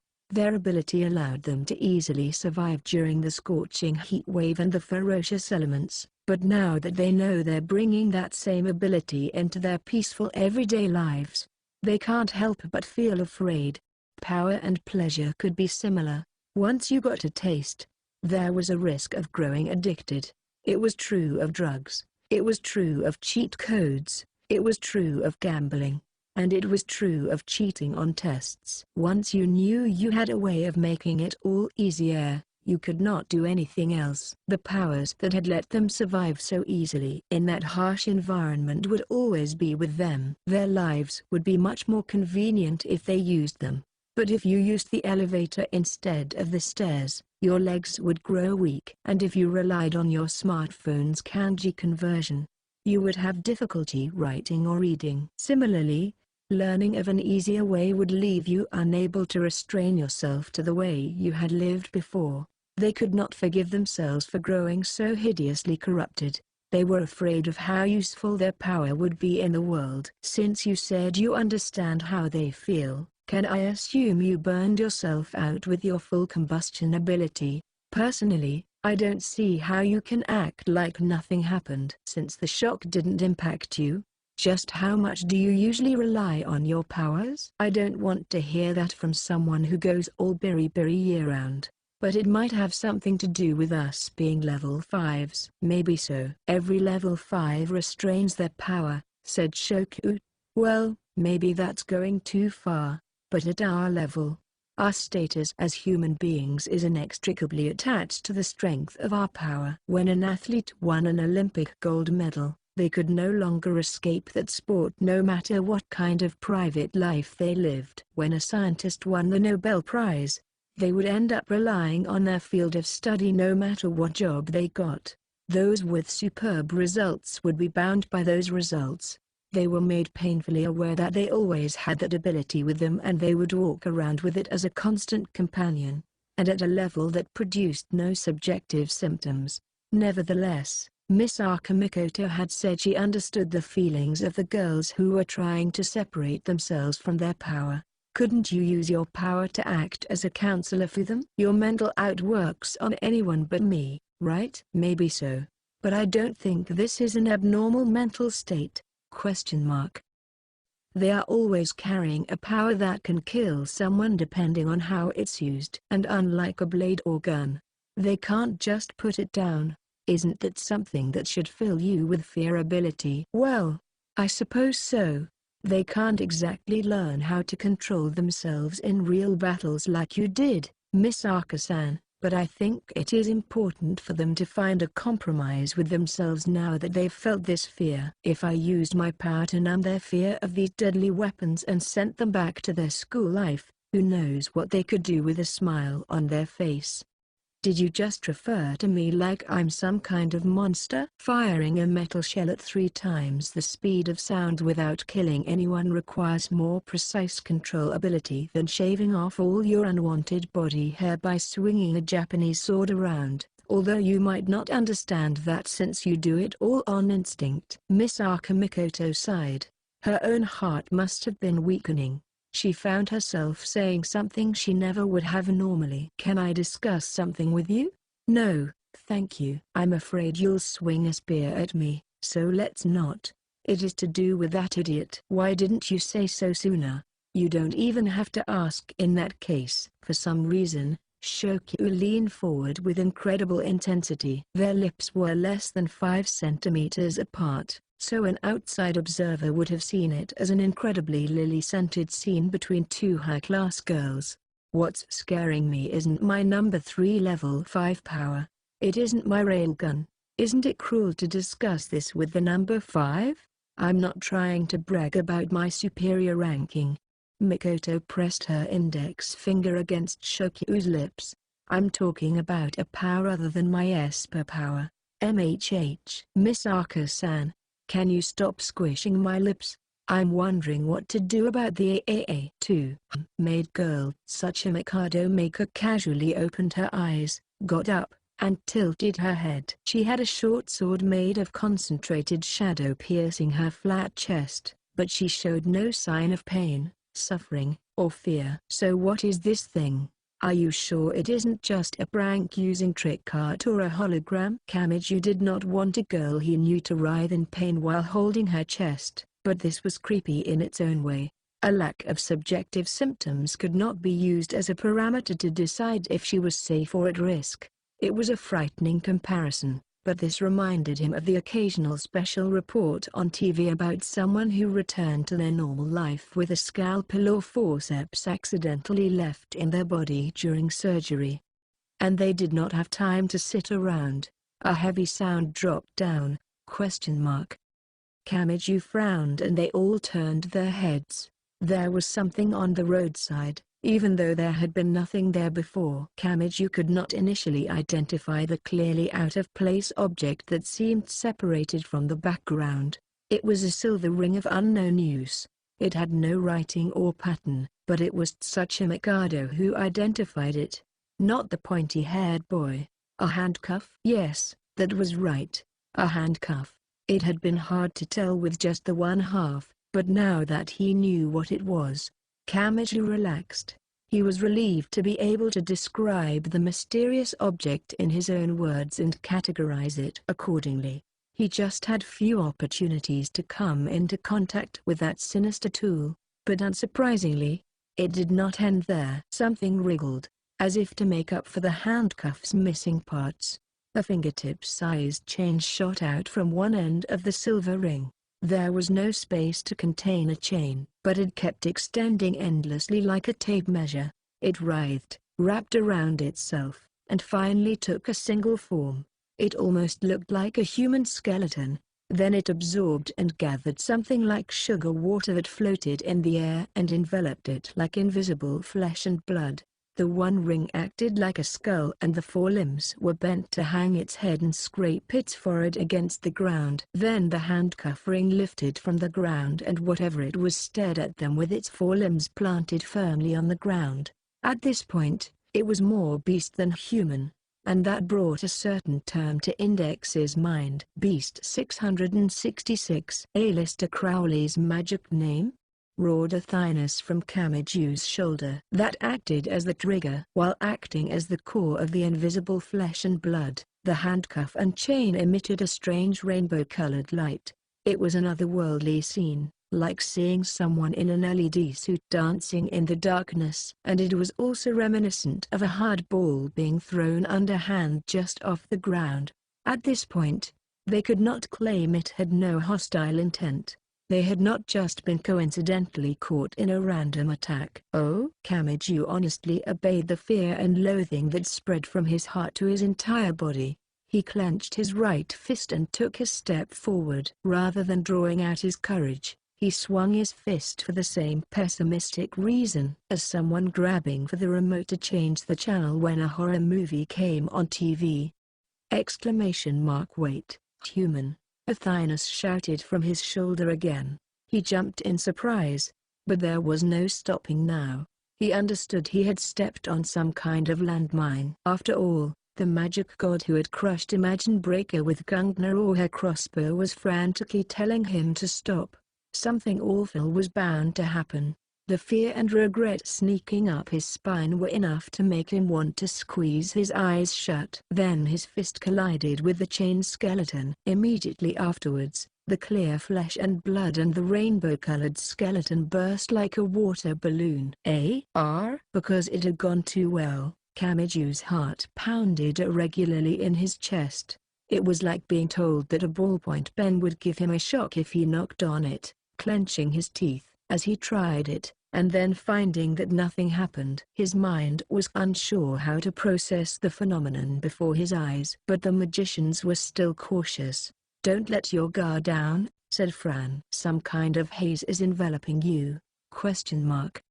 When Hoodie Bikini Fran pointed that out, Kamiju finally looked down at his own body. She was right. It was not quite static electricity, not quite an aurora, and not quite fog.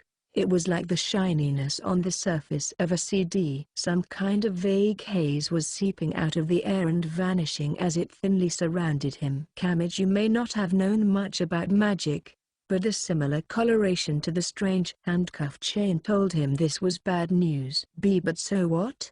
It doesn't matter if this light or haze or whatever surrounds me. It's not like it hurts or... His entire body froze before he could finish with anything. He sought such a Mikado maker who merely looked puzzled. She clearly had a weapon through her chest, but she felt no pain or suffering. A lack of subjective symptoms did not mean nothing was wrong. Karma. Such a Mikado sounded annoyed. Kamiju frowned. Karma?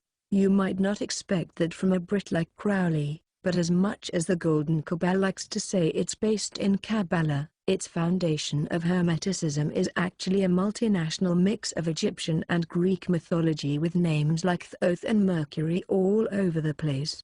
On top of that, he made his own conversion chart to show how the Eastern I Ching worked using Western values. His journeys took him to Asia, and there's a story of him trying to change religions on the spot upon seeing a Kamakura-era Buddhist temple. No, I was more asking what karma even is. Karma as in karmic retribution. It's the idea that your own actions invite the result you receive. Athinus crossed her arms and sighed on his shoulder. The simplest form of karma is the karma of killing. If you kill someone's parent, the child will pursue you for revenge. That's your karmic retribution. And that's what you've done here. By shattering and killing that rainbow chain with your right hand, you now bear that karma. This is not a good situation. He clearly sent that assassin to place this karma on you. Index put on a troubled expression and continued the explanation. According to Book 4 and Liber 777, the chain symbolic weapon is used to bind wandering thoughts, but unlike the fire wand or wind dagger, it isn't a physical tool. It's only a way for the spell user to gain subconscious control. So what happens to me with this stuff around me? I don't know. But the more it happens, the more powerful and thicker it will grow. You can punch through a single piece of paper with a fingertip, but enough layers of paper can stop a bullet. Kamiju pictured himself being forced to wear 10 or even 100 layers of clothing. Just how much weight and pain would they bring? It was possible he would be rendered immobile. But can't I just destroy this rainbow karma stuff with my right hand? A-lister has been raising Imagine Breaker in his city, so do you really think he wouldn't have thought of that? human. You can kill the karma, but then you will bear the karma of killing karma. If you kill the child come to avenge their parent, you'll only be attacked by their sibling. The more he killed, the more his karma would grow, so it would quickly snowball out of control. Did that mean it would be best to ignore it? But something bothered him. Hold on. If the penalty grows the more I kill. Yeah. Tsuchima Mikado cautiously looked around. I doubt it'll end with that one. They heard something fall to the ground. They had no idea where it had come from, but a handcuff ring had fallen a short distance away, just like before. No, that was not all.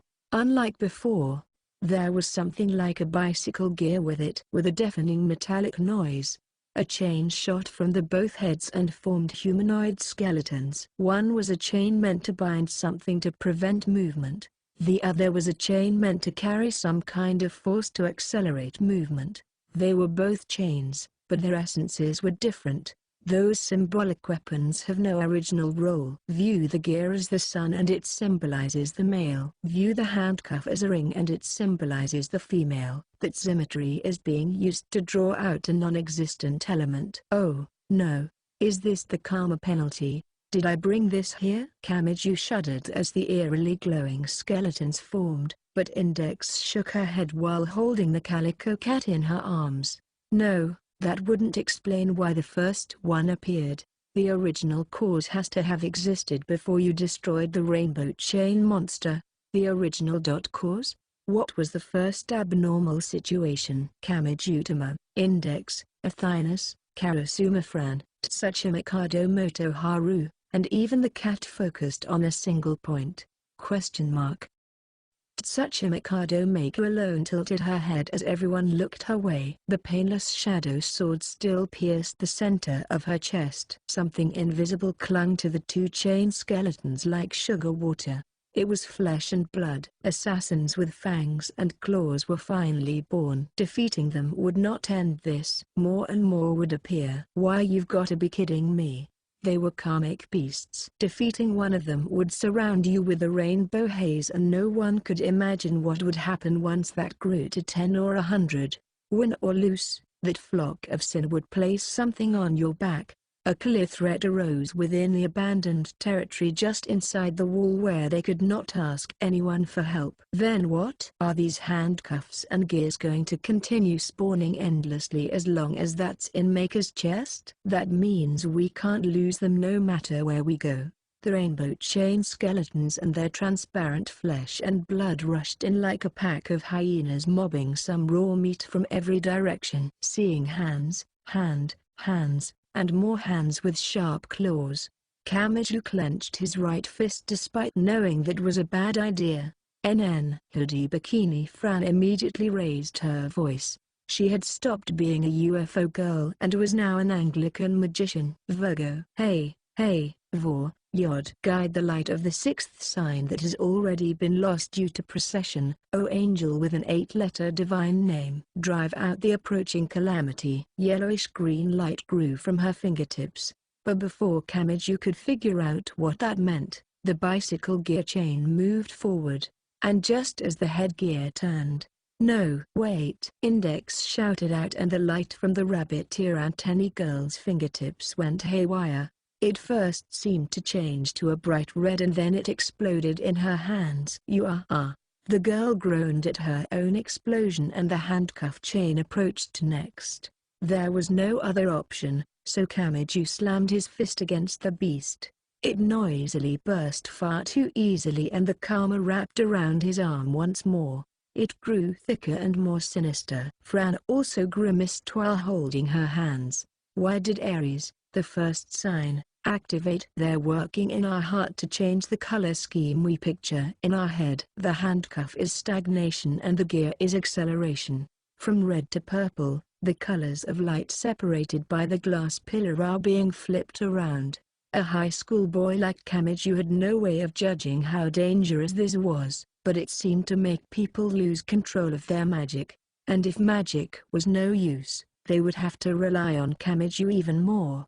With a thunk, a handcuff ring fell from empty air and produced a new rainbow chain. There was no time to wait around. But after being shaken so many times in a row, Kamiju's attention had slipped. He had not noticed that Tsuchimikado Motoharu, the blonde sunglasses boy who had been standing right next to him, had disappeared. A dreadful roar burst out. A giant yellow crane truck slammed through the surrounding chains. It weighed more than 10 tons. The mass of steel plowed through with the full speed provided by its diesel engine, bowling all of the assassins out of the way. And he was of course the one driving it. "Get on." "You say that. But there's only the single box seat." Tsuchimikado Kamiju had no choice but to push on Maker and Fran's butts to get them up on the side, grab Index's hand and pull her up with him, and cling to the side like a rescue team on a fire truck. Without asking if they were ready, the unprecedented sunglasses brother worked the giant shift lever with a grinding sound and got the ultra-heavyweight monster going again. He ran back over the rainbow chains that were squirming along the road and broke free of them with Kamiju and the others holding onto the crane truck. Kamiju glanced back while an intense wind washed over his body. "Damn it. They're getting right back up. I doubt there's any simple way to kill them besides your imagined breaker, Kami-yan. For one thing, we're talking about magic on A-listers level. But there's also the fact that they're so narrowly targeted." "Naya." Tsuchimikado kept talking in the driver's seat. He sounded like he had expected something this bizarre. "Either way, we have to get to the windowless building in District 7. So let's just floor it." The ultra-heavyweight crane truck could move pretty fast once it got up to speed. The handcuff and gear assassins were growing smaller as they pursued from behind. Kamiju and the others left the unmanned container yard wrapped in deathly silence and charged right into the urban region which was full of life. But the crisis was not over. What? The maid girl was at the center of it all. But Maker did not seem to sense the danger as she clung to the crane truck in confusion. Orange sparks occasionally scattered from the road. Gears and handcuff rings were falling from nowhere and crashing into the asphalt. But they must not have been able to keep up with the speed because they were left in the dust before they could take actual form. What the hell? Is there just an unlimited number of them? No. They aren't physical objects in the first place, explained Index. "Once one can't follow us anymore, it loses its form to replenish the stock. The framework should just be the one pair of two." But they could not let their guard down or relax. Just because their speed was enough to lose the rainbow chains did not mean the enemy would go away. And if the stock gear or handcuff would continue to appear somewhere around Maker, putting distance between them was meaningless. It was like gaining a lead in a relay race only to have the opponent's next runner start running early. Just letting them attack was out of the question, but carelessly defeating them came with a penalty. Plus, destroying them would only increase the stock. Flooring it and fleeing was the only option. "There's something odd about this," said Athynus from Kamiju's shoulder. "It's definitely a nasty technique, but it isn't very decisive. It's almost like sending pursuers after us to place on some kind of preset trails. Like a hound chasing a wild rabbit." Kamiju was shocked. "Are you suggesting this A-lister guy is luring us into the windowless building?" "No, that would be meaningless. You might not be aware of it, but the windowless building is the center of the science side. It's the core that he can't allow to be taken. If he can determine a course for us and lure us there, he would only have to guide us into a dead-end alleyway and have us beaten up there. This is how he does things." Cut in Tsuchimikado from the driver's seat. "Victory and defeat, success and failure, acquisition and loss, glory and setbacks. They're all the same thing to A-lister Crowley. No matter the result when you roll the die, his goal is achieved as long as he can guide that result in a single direction. That's what he truly believes. A normal person would have given up after failing so spectacularly in summoning Koronzn, but it only got him more fired up. Kamiju sensed some kind of powerful current. They were desperately struggling to climb up onto the bank, but the torrent of water had them in its grip and would not let go. The more they tried, the more it swept them downstream as if to mock them. Tsuchika Mikado drove the crane truck through the city while running all the red lights and breaking through the railroad crossing bars that lowered and gave off a shrill noise. No matter how much land it covered, it was still just one city. It did not take long to reach District 7 from District 11. The rabbit ear antennae girl spoke up when she saw the former entrance. Found it. Kami-yan, where's the entrance? It's this rectangular opening in the road. Oh, right. It's near the withered tree over. The Naya sunglasses boy did not wait for him to finish speaking. He pulled the handbrake, swung the giant truck around, and released what the crane was carrying. A gigantic wrecking ball. The built-up centrifugal force was used to swing the extra-large Morning Star into the entrance to the underground area, which was closed tight and disguised as asphalt. The destructive power was great enough for the 10-ton crane truck to rise up so only the wheels on one side touched the ground. It was unclear how many locks or deadbolts had kept it shut, but that blow created a nice rectangular opening. Tsuchika Mikado somehow managed to get all the truck's wheels back on the road and then drove right down the slope.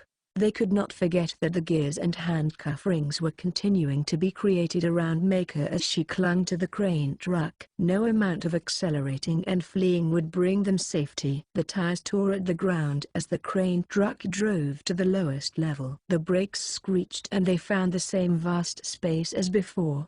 This was Kihara Uetsu's fortress where she had ruled over 100 girls with a single right hand. It was strange. This cave of ruin and disaster had transformed into a path of hope for them. Come to think of it, Uetsu just kind of disappeared, didn't she? Oh? Kamiju was just about thrown from the truck and he looked up to see countless rocket boosters hanging down like stalactites. They were all damaged and a large wound had opened. That was their way into the impregnable windowless building. Hoodie Bikini Fran looked at the hole overhead like she was staring up at the sun. This opening had been given to them by Kamisato Keikoyu, who was no longer here. What feelings did this bring to the small girl who had brought her love to an end? We don't have time. Tsuchika Mikado shouted that at them as he placed the crane truck's support legs on the ground and extended the arm. Yes, once the truck stopped, they could not escape those two chain monsters that appeared around Maker no matter where they were. The pair that was catching up from behind would reach them, but the more they defeated, the more of that unknown karmic penalty Kamiju would bear. That meant they had to keep moving.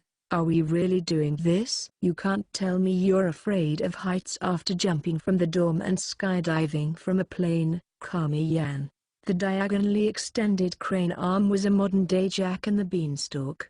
There were no railings or lifelines. One slip and they would tumble straight toward the solid ground. Kamiju could only think of one way to force his thoughts in a positive direction. Q1, which is better, falling from a great height or being slowly tormented to death by those creepy rainbow chains? Oh, hell. Those are some awful choices. He knew what he had to do. Tsuchika Mikado grabbed into the crane arm and took the lead. Just like a mountain climbing guide, he was showing the others how it was done. Next were Index, Maker, and Fran. Kamiju went last. Although I can't exactly catch them if they tumble backwards. He had enough tact not to say that out loud. As the hoodie bikini girl went ahead of him, the soccer ball antenna on her butt waved back and forth, but then she covered her little butt with one hand. And he heard the cursed words, "What do you think you're looking at?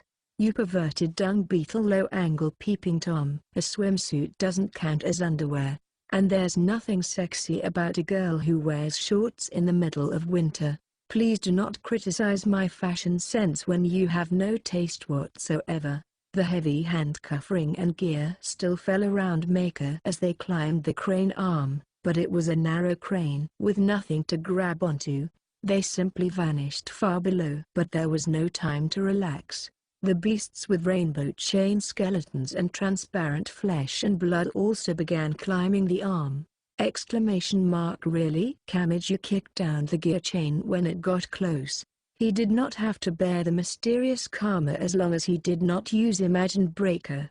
But that meant he could not finish them off. Knocking them down from this height would not kill them, but that did keep him too preoccupied to be bound by a fear of heights. The next thing he knew, they had made it quite a ways up and they successfully climbed inside through a damage booster.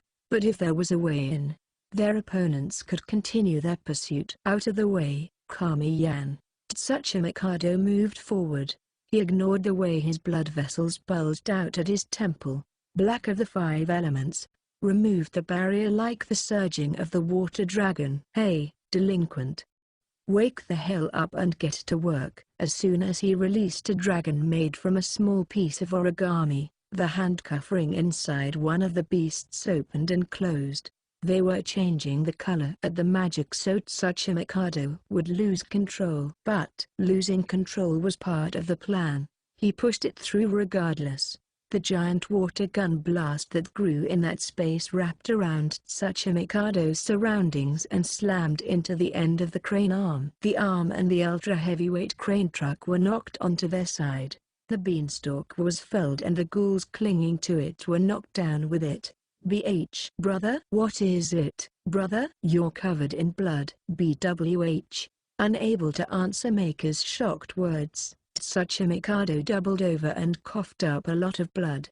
His entire body was tormented by the side effects of being a magician who was also developed as an Esper. And there was no set value for how many times he could take this side effect.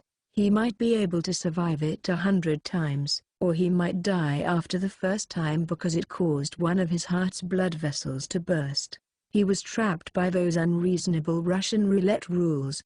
They can't follow us, he said while wiping off his mouth. Not unless they can grow wings like angels or demons. That was when they heard a dry clattering sound. But unless we solve Maker's problem, those handcuff and gear rainbow chains will continue to appear. We need to keep moving. We'll be trapped otherwise. 3. The AAA. The anti-art attachment. Misaka Mikoto should have had nothing to do with that term. She had originally acquired it by pure happenstance, but the truth remained that she was growing dependent on it. However, there was still a lot she did not know about it. It had apparently been one of the reasons Baikahara Uetsu had brought an army of elements to thoroughly destroy Tokawudai Middle School. And it may have been her taking a step deeper into the AAA that had highlighted her as a threat and led to something as strange as a curse targeting her. So I'm the same as those girls, began Mikoto anew. They were in a burger shop outside the school garden instead of a chain with restaurants everywhere. It was a small shop at the top of a small multi-tenant building. The narrow stairs up to it made her question just who it was welcoming. In fact, it did not even have a sign out front. If she did not know better, she would have thought it was an office full of frightening-looking men. Shokyu Misaki had brushed back her honey blonde hair and made the following smug announcement in front of the restaurant. Not every restaurant in the school garden is all that good. A lot of them will dump in preservatives, dyes, artificial sweeteners, beef tallow, or lard and hope you don't notice. Not letting the appearance fool you and locating the places that serve real food is how you prove your worth as a person. Yes, you're so wonderful for knowing about a good hole-in-the-wall place. Wonderful. Wonderful. Buzu, why are you acting cute all of a sudden? Do you mentally regress when someone looks down on you or something? But back to the present. It was like a scene from TV where what looks like a perfectly normal apartment room turns out to be a fancy French restaurant that rejects first-time customers. Mikoto had no choice but to rub the other girl's head, which caused the queen to puff out her cheeks like rice cakes. But that aside, munch. The flavor must have been linked to happy memories for her because Shokyu Misaki childishly bit into the extra-large burger with a smile. Mikoto continued the discussion from the seat diagonally across the table. When a power falls in your lap out of the blue and forces you to be aware of its presence, it tends to throw you for a loop. But to be honest, I'm pretty clearly a few laps behind in some invisible world.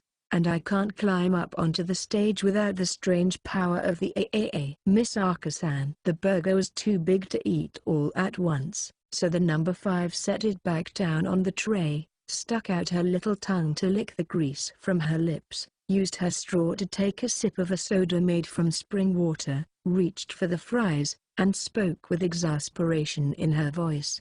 So where's the core of this problem? Ability. Oh, I'm just so frightening now that I've gained this incredible power. Are you just losing yourself in that feeling? In a way, I have to thank you, Shoku.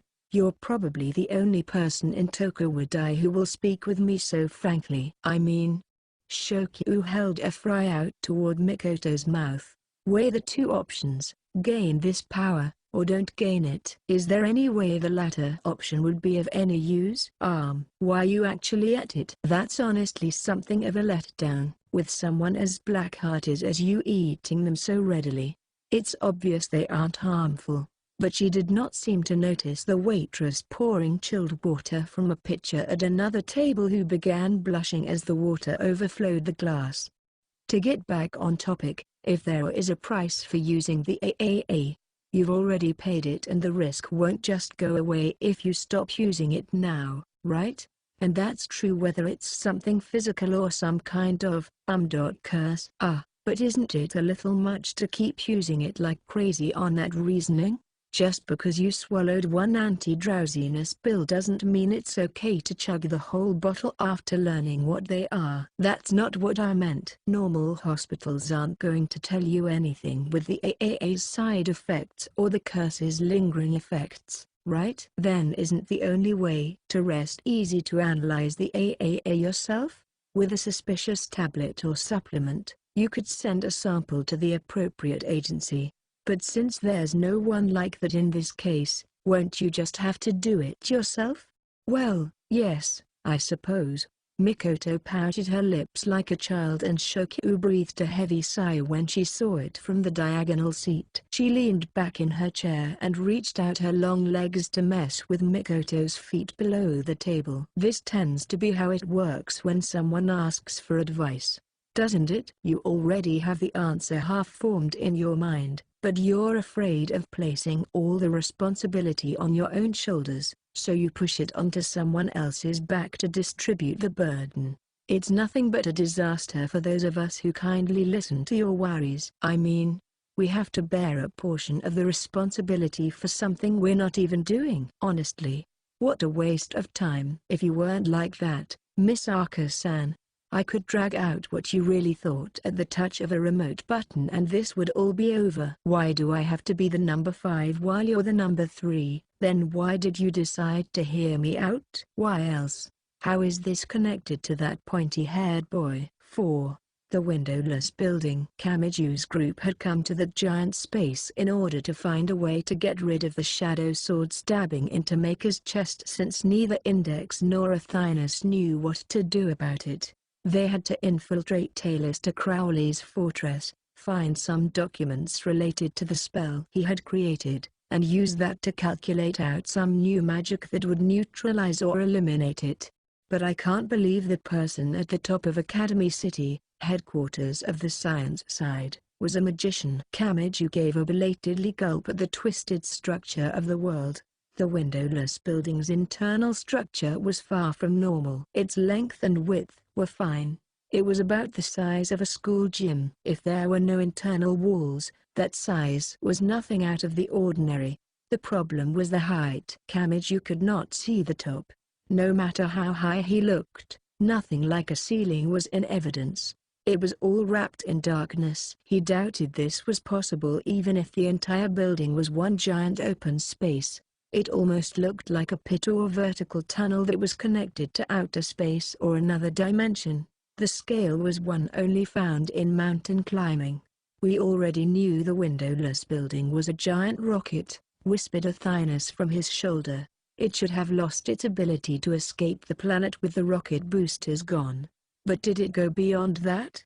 The internal space is being extended to connect to the destination coordinates. That's what created this strange spatial structure that surpasses Euclid. This isn't the Sephiroth or the Qliphoth.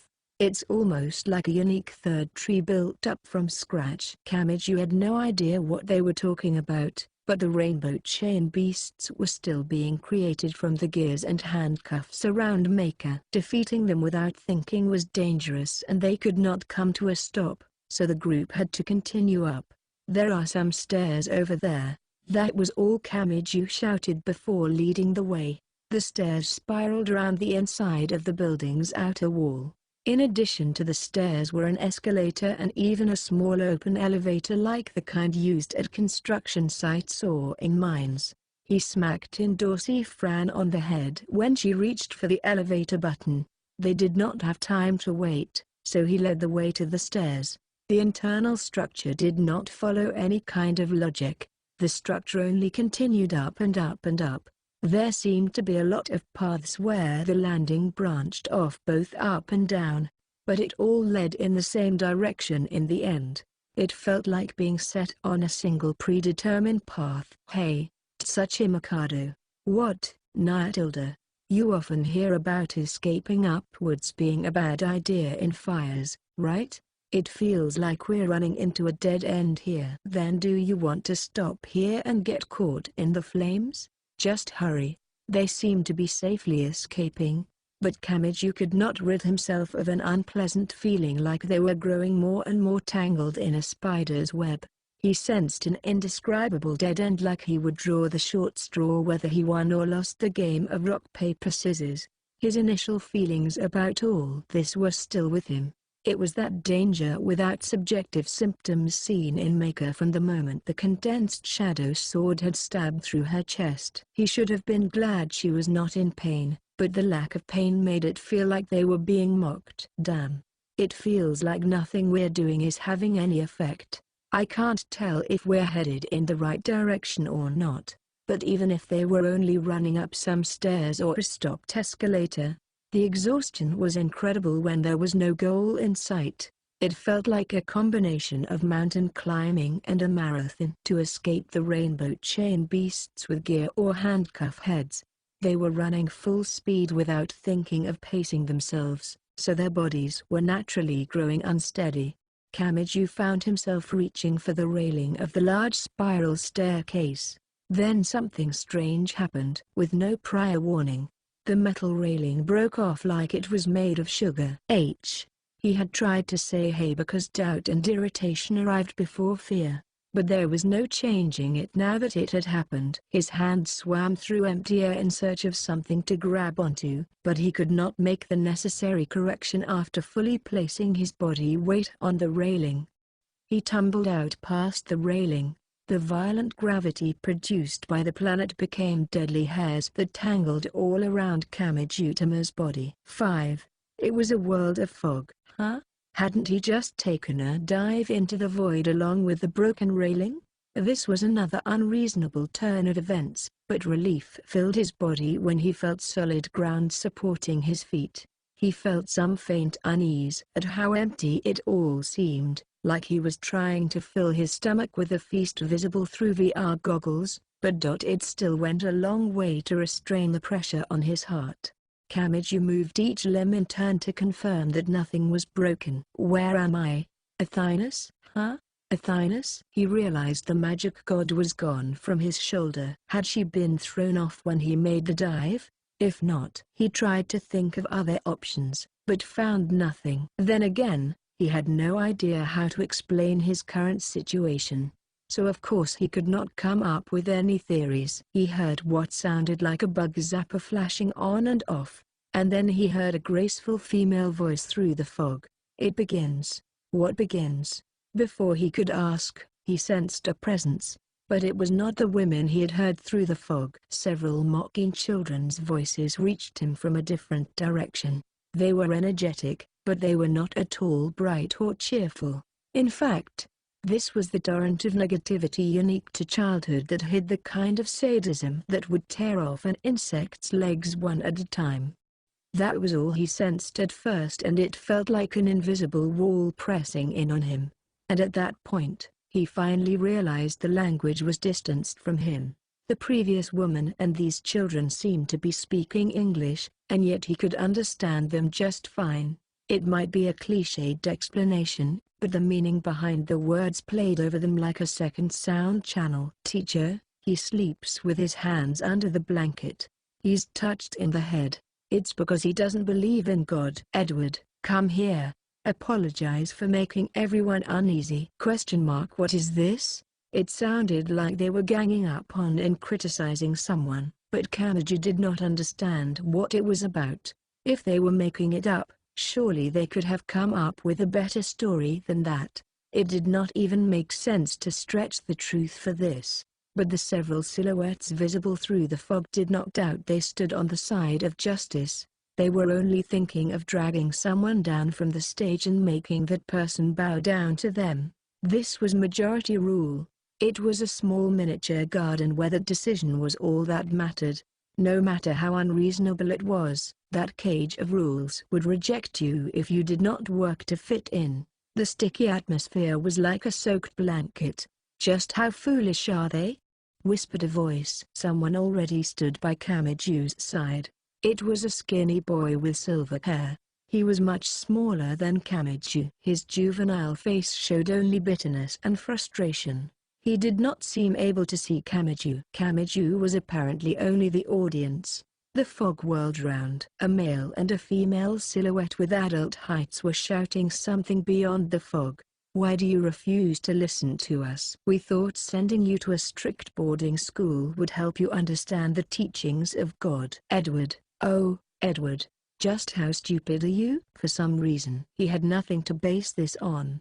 But Kamiju thought he could see what was going on here. Those adults must have been the ones who were meant to protect the silver-haired boy.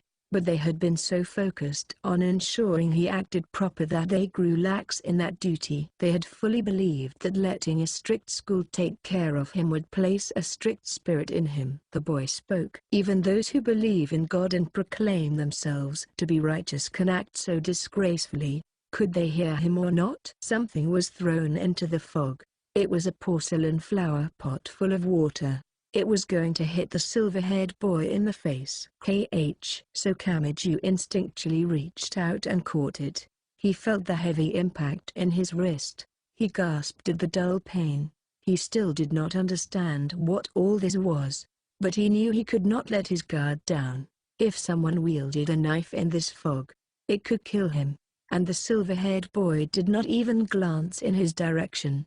This was like a movie, so no one could even perceive Kamiju's presence.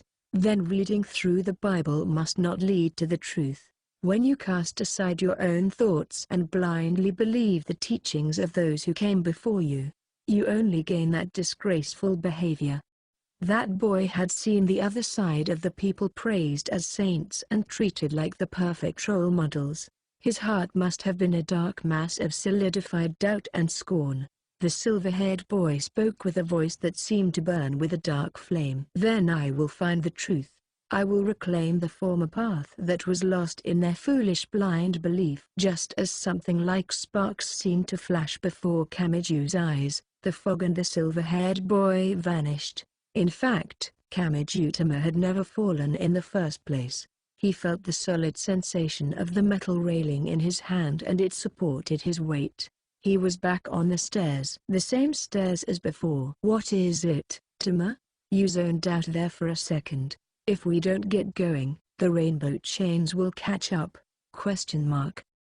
He was urged on by Index and Fran, but Kamiju's head was full of questions. He instinctually reached for his right shoulder to confirm the presence of the 15-centimeter fairy there. He stroked the top of her small head through her hat. Stop it. Human. Don't play with me in front of so many people. There is a time and a place for this kind of thing. He could feel her there. Athynus really was there. So what did that mean? What was the meaning of the vision he had seen while Athynus was not on his shoulder? But despite the questions filling his mind, he did not have time to figure any of it out.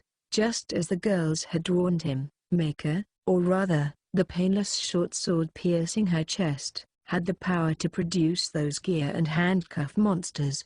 If they stayed in one place for too long, they would be trapped between the pair of beasts. On a landing where the stairs, escalator, and elevator complexly intertwined, Several of those bloody monsters appeared. The way forward and back were both blocked, so they had to break through. Tsuchi Mikado immediately pulled out a few pieces of origami. TCH Kami-yan, you look after Maker. As long as you don't use Imagined Breaker, we don't have to think about the karma. Wait, Tsuchi Mikado. You still have the damage from before. An index. You support Fran. She's a magician, so she should be able to make use of your knowledge. It was frightening having the beasts attack in a group, but each individual one was not that powerful. So Kamiju's judgment was not all that wrong. However, that was only if their assumptions were correct. Were there 3 of them before? One of the chain beasts suddenly burst from within. Just because the background was visible through them did not mean there was nothing inside. The light had been bent to hide a human with waist-length silver hair and a green surgical gown. He looked like both a man and a woman, like both an adult and a child, and like both a saint and a sinner. At close range, he gently held his right hand out toward them. 32, 30, 10. As if he were striking the flint in a lighter, small numbers scattered from his hand. His fingers took a familiar form. He clenched a fist and then stuck out his thumb and forefinger. In other words, a handgun. Just as Kamiju thought that, the world was filled with horrific destructive power. The handcuffed chain beast in the way was torn to pieces and blown away as something flew toward them. Whatever it was flew far too fast for the human eye to follow. Just like wheat swaying as the invisible wind blew through. Its presence was only just barely apparent thanks to the destroyed beast. Roared Tsuchi Mikado. There may have been no logical reason and it may have only been a ritual to tear apart the chains of fear binding his legs. Tsuchi Mikado Motoharu took a step forward, brought his hands together in front of his chest, and held up an origami phoenix. The invisible something was deflected by an invisible barrier. He had truly bet his life on that resistance. But it did not end there. Hadn't Tsuchi Mikado himself said that Aleister Crowley was not picky about victory or defeat, success or failure, acquisition or loss, and glory or setbacks? That no matter the result, he could guide it all in a single direction? Deflecting the attack caused it to burst and scatter in every direction, and it evenly assaulted Kamiju's group who should have been protected. As his entire body was pummeled, the pointy-haired boy's rattled head lost all sense of direction. He could not tell what had happened to the girls standing right next to him. In fact, he could not even feel the ground. Kamiju was in an extreme predicament, but he felt something oddly familiar. Yes, it was the same as before. He was falling. Kamiju fell without end. Between the lines the propaganda and negative campaigns from the Christian Church died out due to the rampant criticism calling the witch hunts immoral and inhumane, and to replace that, they were instead attacked by the third-rate newspapers with no morals or compliance rules that were starting to make an appearance at the time. All sorts of things were written about them, that they still boiled babies in pots for their experiments, that they held obscene ceremonies with men and women all mixed together, etc. Ironically, the attempts to discover the truth about them actually hid the truth of what magicians were. So from the end of the 19th century to the beginning of the 20th century, true magicians began drawing out definite rules for their research and experiments. You must not use any living creature as an ingredient for an experiment. Simply put, magic circles using animal or human blood and potions using fat or internal organs were banned. Some might find this odd. Aren't frogs, newts, pigeons, and bats the standard ingredients for wicked witches to put in their cauldrons in children's books? Were the actual magicians actually perfectly pure and nothing like the image of them someone had invented? Or had such things grown so common that everyone would have done them if they had not made some civilized rules? Everyone can come to their own conclusions on that question. And just because they had rules did not mean those acts themselves went away. There were some who would break the rules to reach their goal, and that leads us to a certain human. On a trip to Africa, That magician used the blood of 3 pigeons to draw a magic circle in an attempt to pass from one sapphire to another, to pass through the abyss between them. He wished to become one with the abyss so he would not take any spiritual damage as he accomplished his goal. How did that turn out? Whether it succeeded or failed, human society came into contact with a certain name at that time. That demon is designated with 8 letters, beginning with C. That being was not contained by the existing Clifoth and even broke the controlling chains of the man with the bestial magic name. Chapter 3, Golden. AD 1900 Invisible War 1. This time, he did not immediately arrive in the world of fog. He was falling headfirst. An endless sensation of falling squeezed at his heart and a female voice slipped softly into his ear. Do you understand now? Understand. What? Were reality and illusion mixing together again? He touched his right shoulder as he fell headfirst, but there was no sign of his understand there. Falling is a stereotypical method of entering hypnosis, and it need not be anything specialized. For example, have you ever suddenly woken after a standard falling dream? Noses? Well, something like it. It's actually a complex intertwining of falsehood and fact, like a mixture of animal magnetism and hypnotherapy. So what was happening? Kamiju's head was full of questions as someone else appeared alongside him, also upside down. It was a young and beautiful woman in mourning clothes with a translucent veil over her face. However, she had such magnificent body lines that they were apparent even through the black clothing. Or was that who this was? Sandstorm-like static would occasionally run through her and, each time it did, a black cat vision seemed to overlap with her. He focused his eyes on her more to distract himself from the fear of the fall than to figure out who she was, but that still caused the 2 images to align. What in the hell? A grown woman has cat ears growing from her head? That must be the most satisfactory appearance for you. You can call me Mina, Mrs. Mathers, or the Black Cat Witch. I was also known as the Heretic Painter and the Founder's Understander. But each name only points to a fragment of who I am. No matter what she said, the vision no longer changed. In fact, she grew something like a tail from her hipline, making her even more cat-like. That's super unbalanced. What is this? I feel like I'm seeing a female teacher with twin tails. Odd. My appearance should be automatically adjusting to the one you will most easily accept. The veiled woman's expression did not change in the slightest. And was she influencing him? He was still falling toward almost certain death with no plan, but for some reason, he felt his fear fading. Since she was so calm, he began wondering if there was a safety net or a pool of gelatin to catch them. Although this may have been like wearing VR goggles to view some beautiful scenery while driving full speed toward the edge of a cliff, it is obvious why Aleister Crowley constructed me within his own palace. And you already know the answer, don't you? Hey, can you stop pretending I know what you're talking about? You clearly don't think I do. You just want to explain it all to me. To Aleister Crowley, or rather, we are all enemies, trauma, and symbols of setback.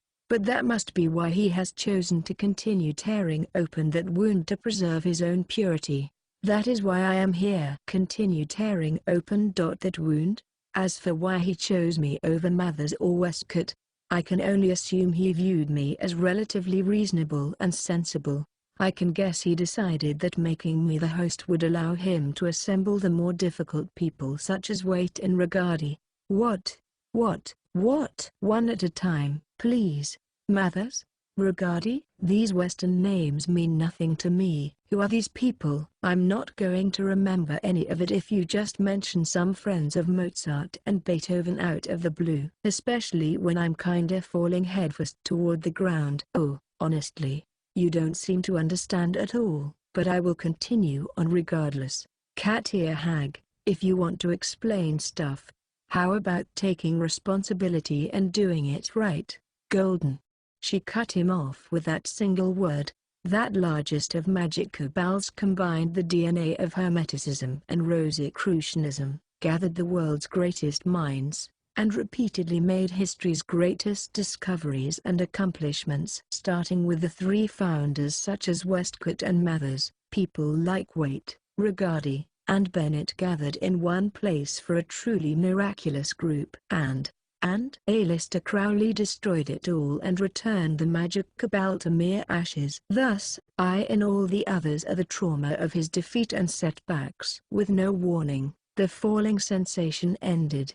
Camage's eyes widened in surprise and he felt solid ground below his feet. White fog surrounded him in every direction, but unlike before, he could see through it. The scenery was instantly rewritten and a world only seen in old movies spread out before his eyes. Dirty white steam and sooty smoke blew through a city of brick and stone pavement.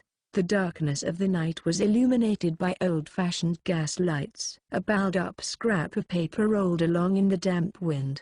It was a lot like the tumbleweed in westerns. Camage staggered and stepped on it, and it said the following: London Shocking Times. April 1900. The day was illegible because the paper was wet and torn. 1900. London.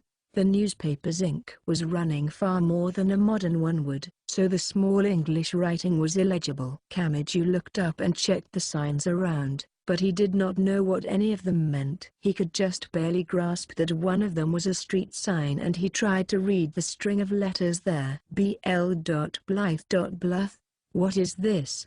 36 Blythe Road, Hammersmith. To magic researchers, this was a crucial but quiet turning point of history. He suddenly realized the Black Cat Witch was shockingly close by.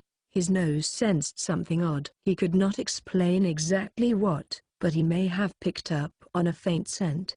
A great many black cats swarmed around the mourning clothes woman's feet like her shadow. And as she brought that ominousness with her, Mrs. Mathers whispered to him, "Well, I was known as the Black Cat Witch." That's a pretty straightforward interpretation.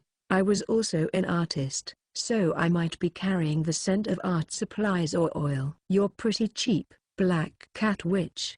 The veiled woman remained nonchalant despite Camage sharp comment. This place became the stage of a war. 1900. What happened then? That's too early for World War I, isn't it? And it was known as the Battle of Blythe Road. Mystery men were rampant in this foggy city of steam and sooty smoke. And someone silently appeared beyond the fog. The Black Cat Witch spoke as if she was celebrating the appearance of the star in a movie. That was when Aleister Crowley went straight for Samuel Liddell MacGregor Mathers and declared war on the main branch of the Golden Cabal, leading to an armed conflict between magicians that was recorded in actual history. 2! Camage woke up. Or was that the right way to describe it? Regardless, he once more found himself on the stairway attached to the windowless building's wall. This too was an alternate dimensional space that extended infinitely upwards. Asking which one was real would not lead to a clear answer. Such a Mikado. Protected everyone from Aleister. Then we were blown away, and, what happened? Where is he now? As his mind started working once more, Camage's panic accelerated. Yes. There was no sign of his awful friend with blonde hair and sunglasses. No. It went beyond that. There was no one else here. Index. There was no response. Athynus? He reached for his right shoulder, but he did not feel his understander there. Even the pair of gear and handcuff beasts and the person camouflaged as an impossible third one were gone. They had probably been meant to trip up such a Mikado, so were they gone because Maker was not here? There is no need to beat around the bush and refer to him as the person. That is Aleister Crowley. Wah! When he felt a sudden breath on his ear, Camage forgot he was on an elevated stairway and fell right onto his butt. The many stairways and ladders are likely a symbol of mountain climbing made from urban materials. He repeatedly measured his limits with a variety of methods: magic, drugs, yoga, and mountain climbing to name a few. Something was there, but that can also be misinterpreted as demonstrating the possibility to surpass and expand his limits. Mourning clothes, cat ears, and a tail. The young and beautiful woman brought a large group of black cats instead of a shadow, and a hint of art supplies and oil tickled at his nose. Mina Mathers should only have existed in the illusion.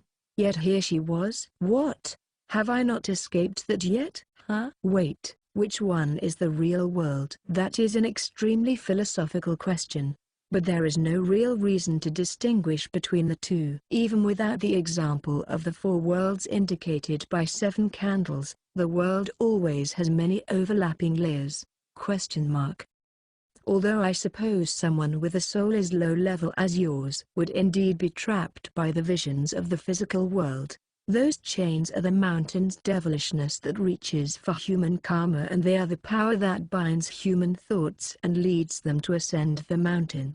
But they must have also provided a reassuring push on the back. Well, the one thing I do understand is that you're mocking me. Someone who loved explaining things had no way to fulfill that desire without someone to talk to, so this woman might have been lonely.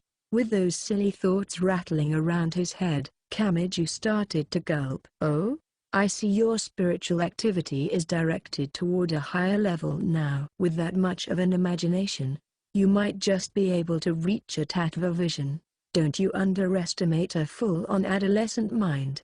Cat ear hag. I'll strip you bare in my mind. Doing battle at a higher level of spiritual activity is a surprisingly simple task. By which I mean flash. A black garter belt, a single visual will solidify their image, trap them, and rob them of their freedom. Using that to seal off the cards in their deck and drive them into a dead end is one form of magic's battle. See? You can't picture anything other than sexy lingerie now, can you?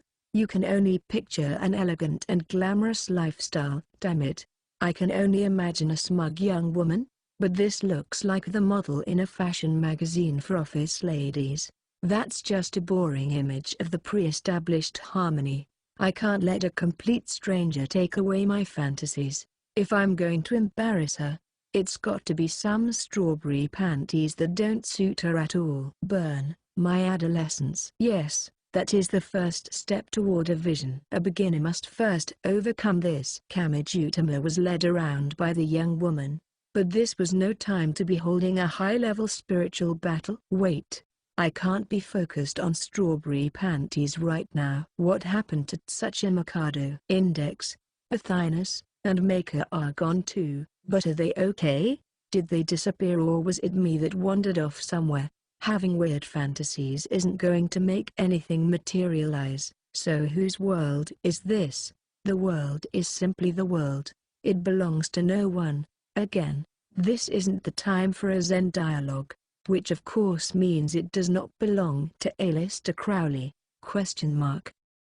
She spoke in a confusing conceptual way that provided no concrete answers, but that phrase caught in Kamiju's mind. You mean A? But isn't this the windowless building?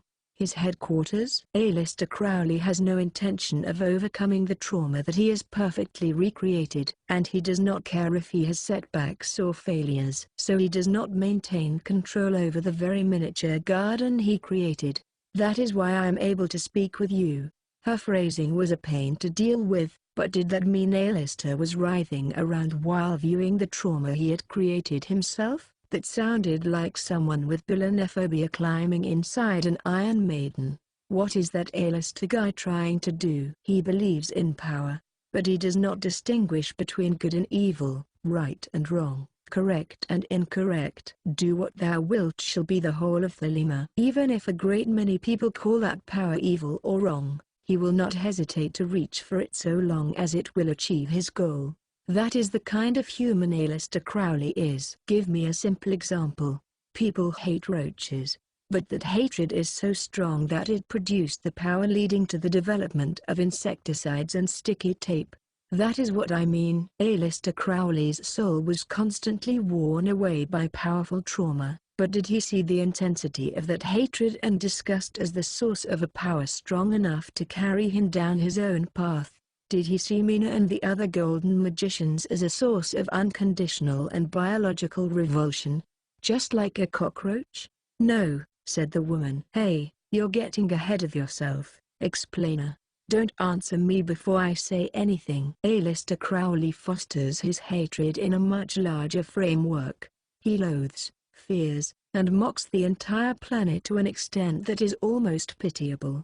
The entire world, from a stone on the side of the road to the brightest star twinkling in the sky. What kind of life had he lived to expand his biological disgust to that extent? There were some scenes that unconditionally inspired certain emotions in the humans who saw them. For example, a weak baby bird or a kitten in the rain. But Alistair Crowley was unaffected. He hated it all equally. No individual reason was necessary. Merely seeing it was enough to trigger a biological reaction. He's different from the magic gods who just wanted to live free. Of course, he did not wish to become like them and has remained in the category of human. He likely gave up on crossing the abyss after the Coron's failure. But he also feels pride in remaining human. She topped off her string of unexplained terminology with a smug look. But Kamiju forced his thoughts to stay focused without wandering off. He feels pride in remaining human? Yes. No matter how old he grows, he remains very childish. Don't butt in. And is this actually a fantasy world of my brain's creation? Is that why you can read my mind? Then become a young woman wearing childish strawberry panties. Nothing happened. After shouting at the top of his lungs, Kamiju was KO'd. He covered his face with his hands and curled up on the floor. As I was saying, no matter how old they grow, men remain very childish. You just expanded that to include me, didn't you? Anyway, will you actually gain anything from being here? Wondered the woman. You clearly have not mastered this path enough to fall toward the answer when you meditate. You might be hiding it behind your fancy words, but I can tell you're making fun of me. Kamiju looked to the canopy of endless darkness overhead. Well, I guess I'll just have to keep going. If they're not here, they're probably somewhere else. And what is that bastard trying to accomplish by making me climb a mountain? Just like real mountain climbing, choosing the wrong route will lead to death, so be careful. And I would assume Alistair is only trying to expand himself. Of course, this was only if it was the others who had disappeared, not Kamiju himself. This was completely unprecedented. But with him switching between worlds so often, he could not rely on his own point of view as accurate. In the worst case, he might have to ensure that Index, Maker, and the others were real once he did regroup with them. He failed to climb the K2, which is more than 8,000 meters tall, because he gave up after planning out a climbing route but receiving fierce opposition from his fellow mountain climbers. In other words, to accomplish a difficult feat, he must expand his own existence to the point that he can swallow up others. The rest of you are no more than a part of that. I have no idea what that means. But whatever. The ascent was a long one. Step by step, he walked up the stairs. To be honest, he could actually pace himself now that he did not have to flee from the human karma, the mountain's devilishness, or whatever those gear and handcuff beasts appearing around Maker were.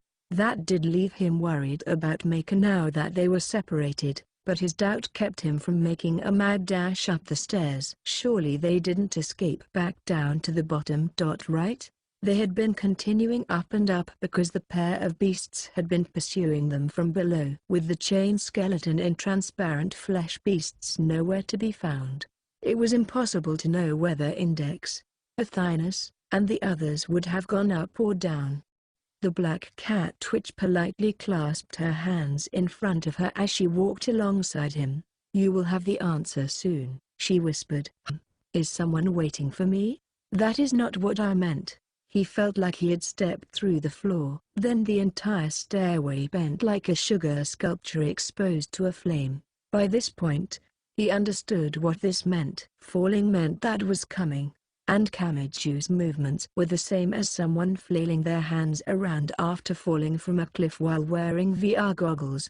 He knew somewhere in his heart that it was useless, but his hands still searched for something to grab onto, and his left hand happened across something incredibly soft. He had grabbed firmly onto one of the certain someone's twin peaks. That is a yellow card. No fair. And since when do you even have a physical body? His vision whirled around. He did not know what exactly was happening, but the falling entrance continued without end. 3. They stood below the cold sky. Who? Shokyu Misaki's legs squirmed as she held her hands to her mouth and blew white breaths. Up ahead, Misaka Mikoto looked back at her with exasperation on her face. Have you ever considered exercising more? I'm cold. Not out of breath. She was immediately corrected. But Mikoto was having none of that. You're wearing special-made gloves and socks. But it's still not enough? A girl's hands and feet are very delicate, so they're susceptible to the cold ability. Not that I would expect someone as shameless as you to understand. But you seem to have so much subcutaneous fat. You might wear shorts under your skirt. But cold weather isn't easy for normal girls. You make it sound like I'm not normal. The worst part is you aren't even aware of it. Illusory sparks seemed to flash between them. However, there was not much they could do against the chilly December sky. Stop being silly and get walking. Moving will warm you. Misaka-san, your back is so warm. Jiawa! Mikoto screamed as Shokyu stuck her chilled hand down the back of her collar. Do you want me to start using some real electricity to roast every last part of you? Oh, is this a hook? Stop fiddling with that, and don't twist it. That has nothing to do with keeping warm. Yes, it does. It makes me happy when your body heat rises. And Misaka-san, you don't wear a sports bra. Are you seriously picking a fight with me here?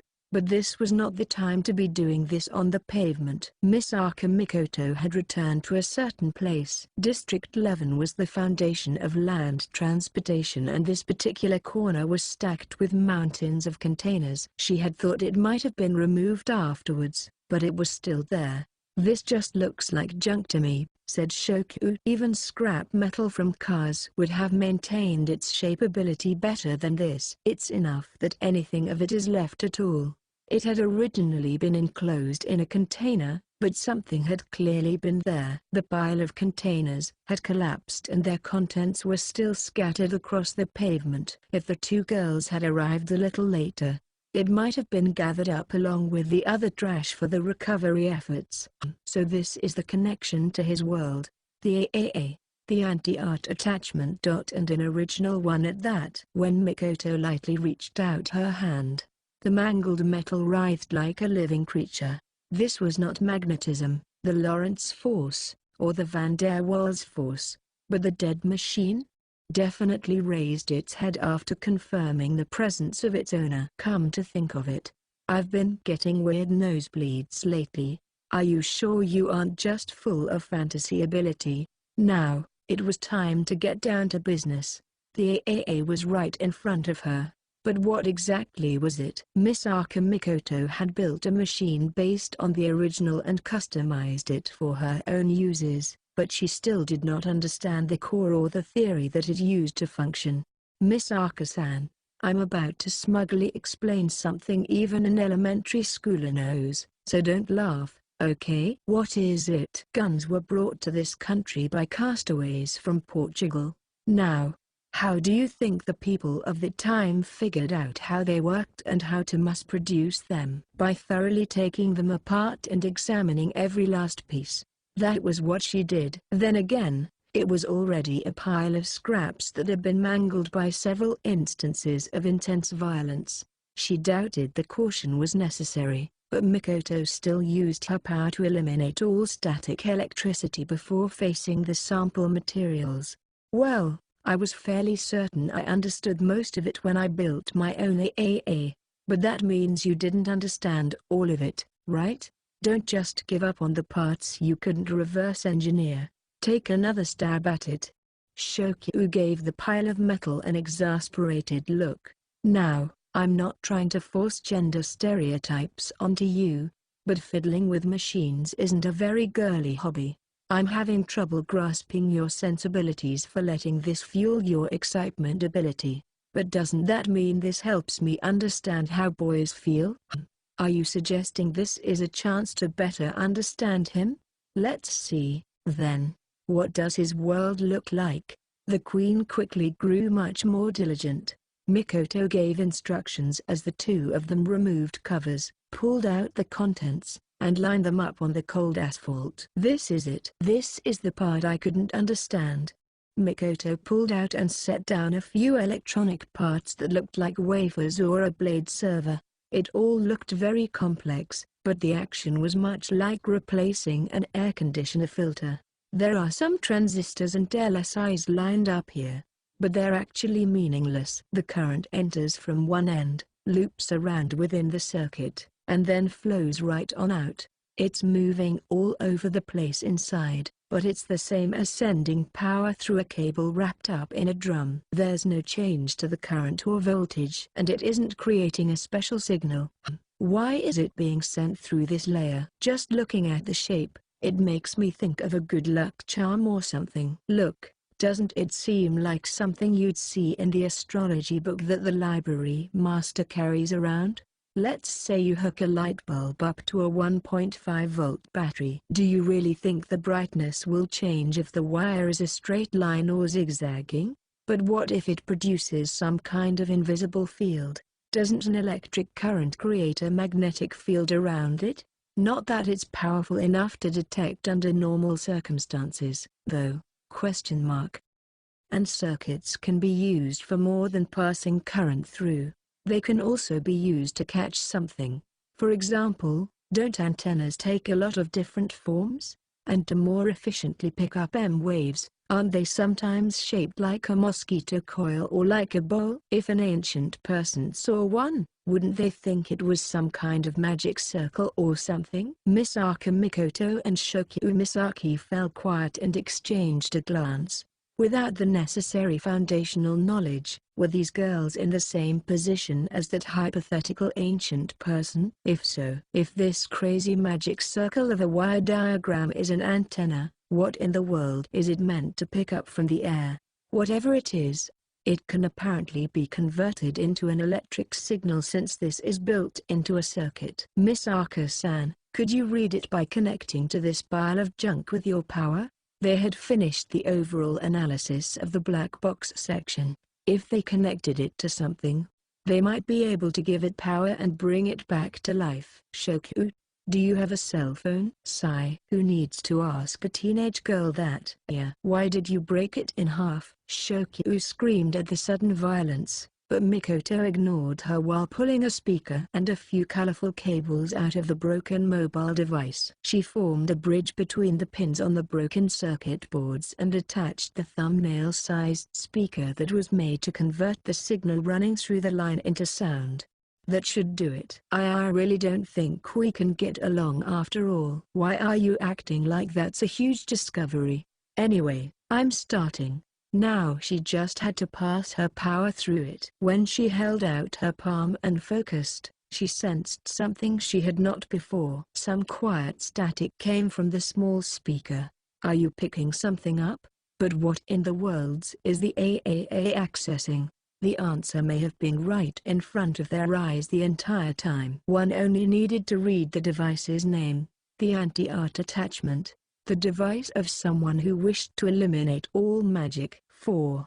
He was back in the foggy city of London, but the stinging air from before was gone. For one thing, he was in a room gently lit by tallow and a fireplace instead of outdoors. Rather than some stately mansion, it was probably an old-fashioned apartment of some kind. Several men and women were inside. One sat in a rocking chair next to the fireplace, one sat directly on an ebony desk, and one leaned against the wall instead of sitting. What was this room?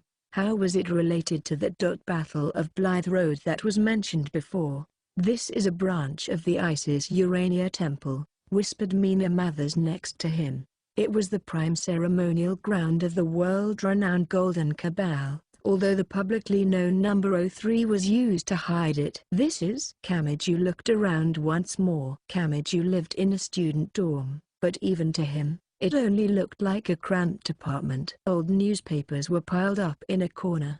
A chess set and playing cards were scattered across a desk, and a shelf was lined with bottles of drinks that even a high school boy like him knew were bad for you. There was no crystal ball lying on a purple cloth, and there was no magic circle on the floor. There were some scattered cards, but they were clearly meant for gambling. The gold ring and silver coins lined up with them made that obvious enough. This is the world's best? The others and I did not seek worldly riches. We saw things differently from those adorned with gold and silver vestments and staffs, who tended to forget they were accepted by the state and protected by the people's taxes. She was clearly hinting at someone unrelated to this, and he could not take that at face value. There was an obvious note of jealousy in the Black Cat Witch's voice. I do not regret the days of begging my friend Danny for living expenses, and I certainly have no hard feelings for my husband who never held down a worldly job as he dedicated himself to magical research that could not buy even a single loaf of bread. Yes, we were all magicians. So of course our top priority was making progress toward our great goal. Kamiju felt like reading too deeply into this would only reveal a tragic story. He sensed the same atmosphere as if a group of manga artists had rented an apartment together only to find out none of them were making any money. The run-down room had no charm outside the flow of time, and a conversation was underway with no concern for Kamiju and the Black Cat Witch. A middle-aged man spoke to an elderly man in an aloof tone. Westcott, all things are connected. You cannot escape the influence things have on each other. What is this, Mathers? That sounds like something Fraser would say. He must have wanted public acceptance and well, I'll admit that tasteless golden bow is as simple as a hot dog smothered in mustard. It's like Italian pizza. The simple flavor draws in the masses, and the toxin of the letterpress copies gathers charisma around him without anyone noticing. That's enough of that, gloomy old man. Don't get so upset just because someone's having fun with hermeticism. If you're jealous that his name is going down in history, then grab a knife and head outside. Just like a certain Jack of ill repute. But, if you have any intelligence whatsoever, then let's begin an experiment here. What kind of experiment? I'm sick of cards. We all know each other's tells too well. Today, it's chess. How about I use this to prove the existence of that influence I was talking about? It's always about gambling with you. If you're broke, how about being honest and bowing down to me? This is a warrior Scotland Yard coroner could never understand. Not when you're paid with public money and head straight to the pub to spend it all. You really are quite the magician. I mean, you've brought alchemy back at the end of the 19th century. Yes, but I was nearly sacked when it was found out I attend these suspicious meetings. The higher-ups have their eye on me. So it's always a gamble showing up even to this unofficial temple. It was a fairly awful conversation for two grown men. Kamiju could see what Mina had meant about men remaining childish no matter how old they were. He was reminded of the fact that the magicians like Still and Kanzaki had all been the type to insist on doing things their own way, even if that meant defying the ways of the world. But if they took that far enough, would they end up like this? However, when he looked around again, he felt like he could see a few things that lined up with what Mrs. Mathers had said. Then the Black Cat Witch spoke up again. By the way, the older old man is Westcott and the other old man is Mathers. Making him the husband that gave me the missus. Then don't call him an old man. Show some love. This is based on yours and Crowley's points of view. Kamiju had no idea what was normal or what fashions were in style during the late 19th century and early 20th century, but he saw a major difference here. The elderly man named Westcott wore a tailored suit with a necktie, and Mathers wore a military uniform with a thick cloak and a worn-out pointed hat. However, the uniform was not modern camouflage. It was an extremely colorful outfit that would look more at home on a wind-up soldier doll. Your husband had some interesting tastes. The mess of colors is really an eyesore to look at. Again, show some love as his wife. Anyway, this was the beginning of the Golden Cabal. It was not an underground group with high-level organization. nor did it seem like a secret church that followed some complex and mysterious scriptures. It did not even look like a research institution for making world-changing inventions. If anything, it was more like an unauthorized salon or an evening party where intelligent people of different occupations and backgrounds gathered to share their ideas. Instead of enjoying the evening by sharing stories of daring exploits, they would reveal the results of their research to each other. The elderly man looked at the middle-aged man's hand and raised his voice in lamentation. What is this? Who in their right mind would place their bishop there? Westcott, do you not remember what I said? You cannot escape the influence things have on each other. You may not see the path now, but this move will guide you to the game's rightful conclusion. Now, let the clock resume ticking. Did you think you could throw me off my game by making an unorthodox move? If you still cannot see the path after all that, then I'm in luck. These nights of awful, sticky fog are the perfect time for some Irish or Scotch. I'm going to earn myself some decent money so I can enjoy this night. Only the unenlightened use alcohol to see visions, Mathers. Nonsense.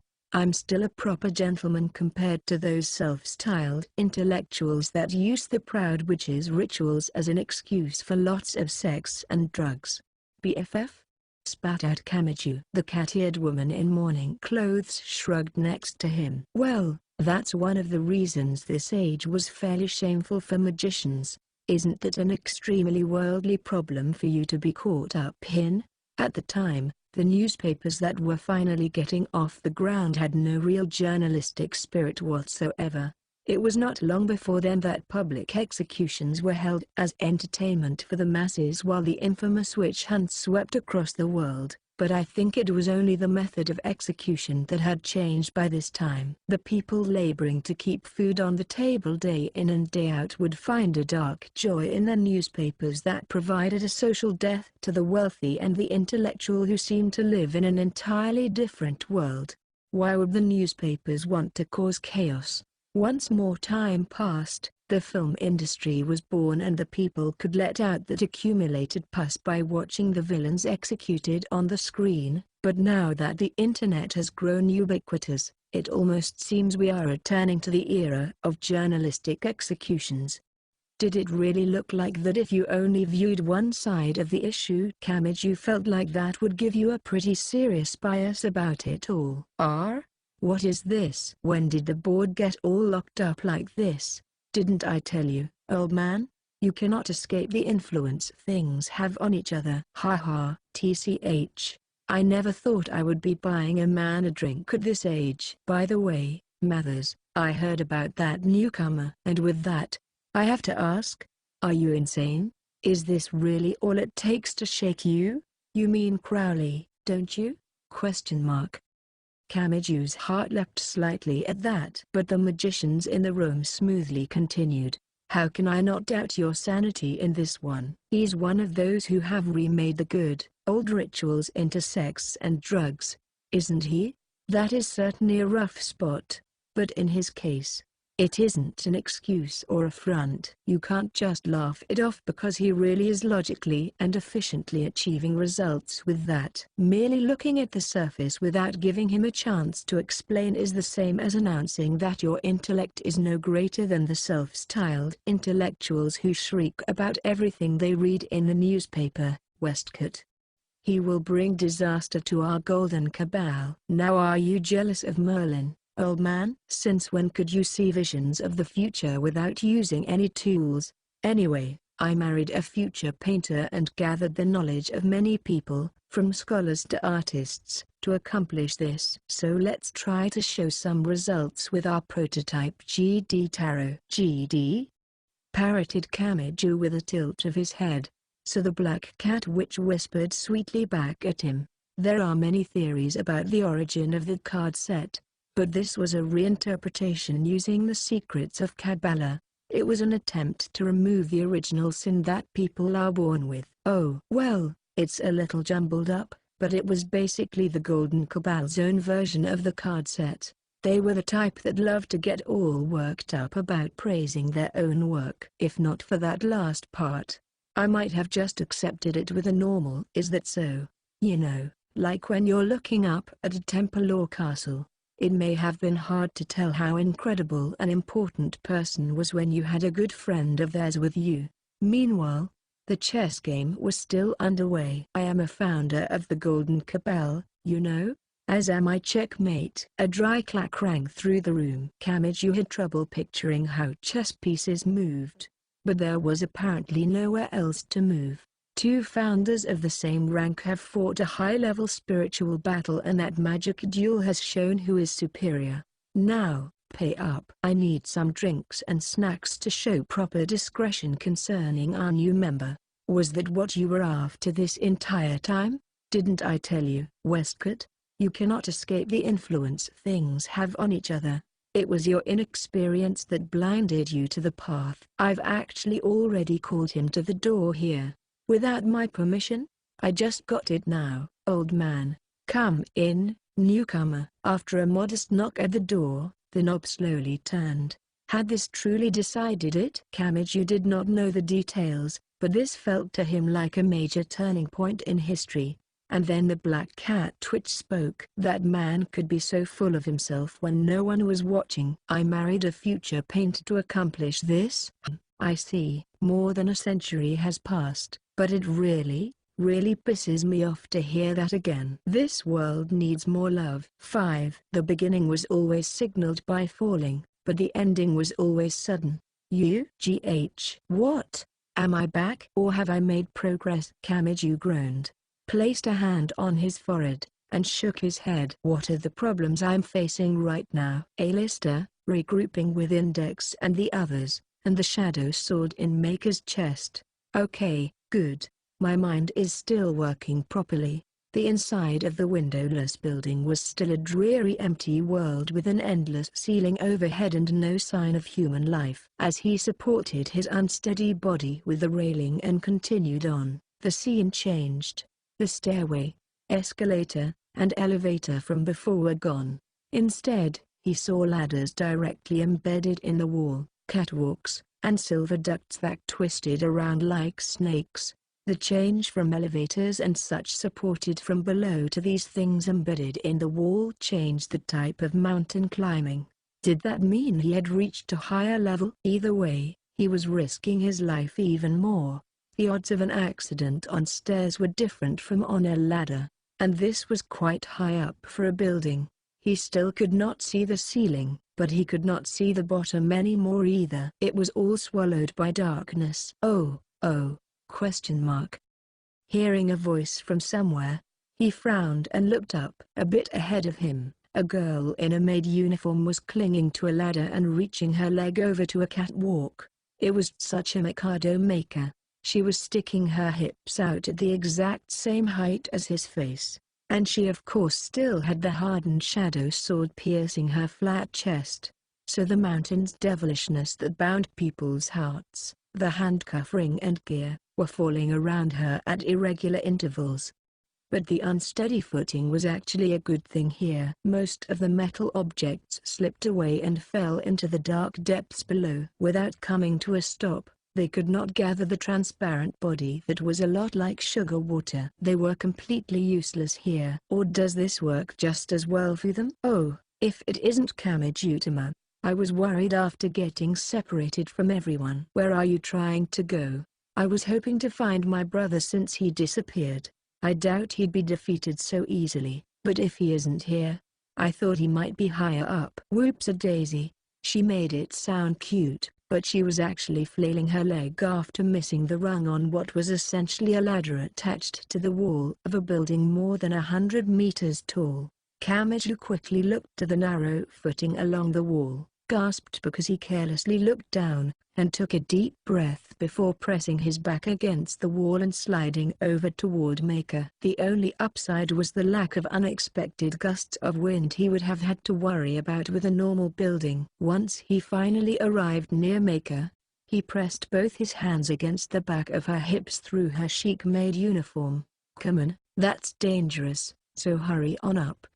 The maid trainee's body jumped upwards slightly. Kamiju looked puzzled, so the black cat witch whispered softly into his ear, Taking advantage of the fact that her hands and feet are on the ladder to go for the defenseless butt of your friend's sister.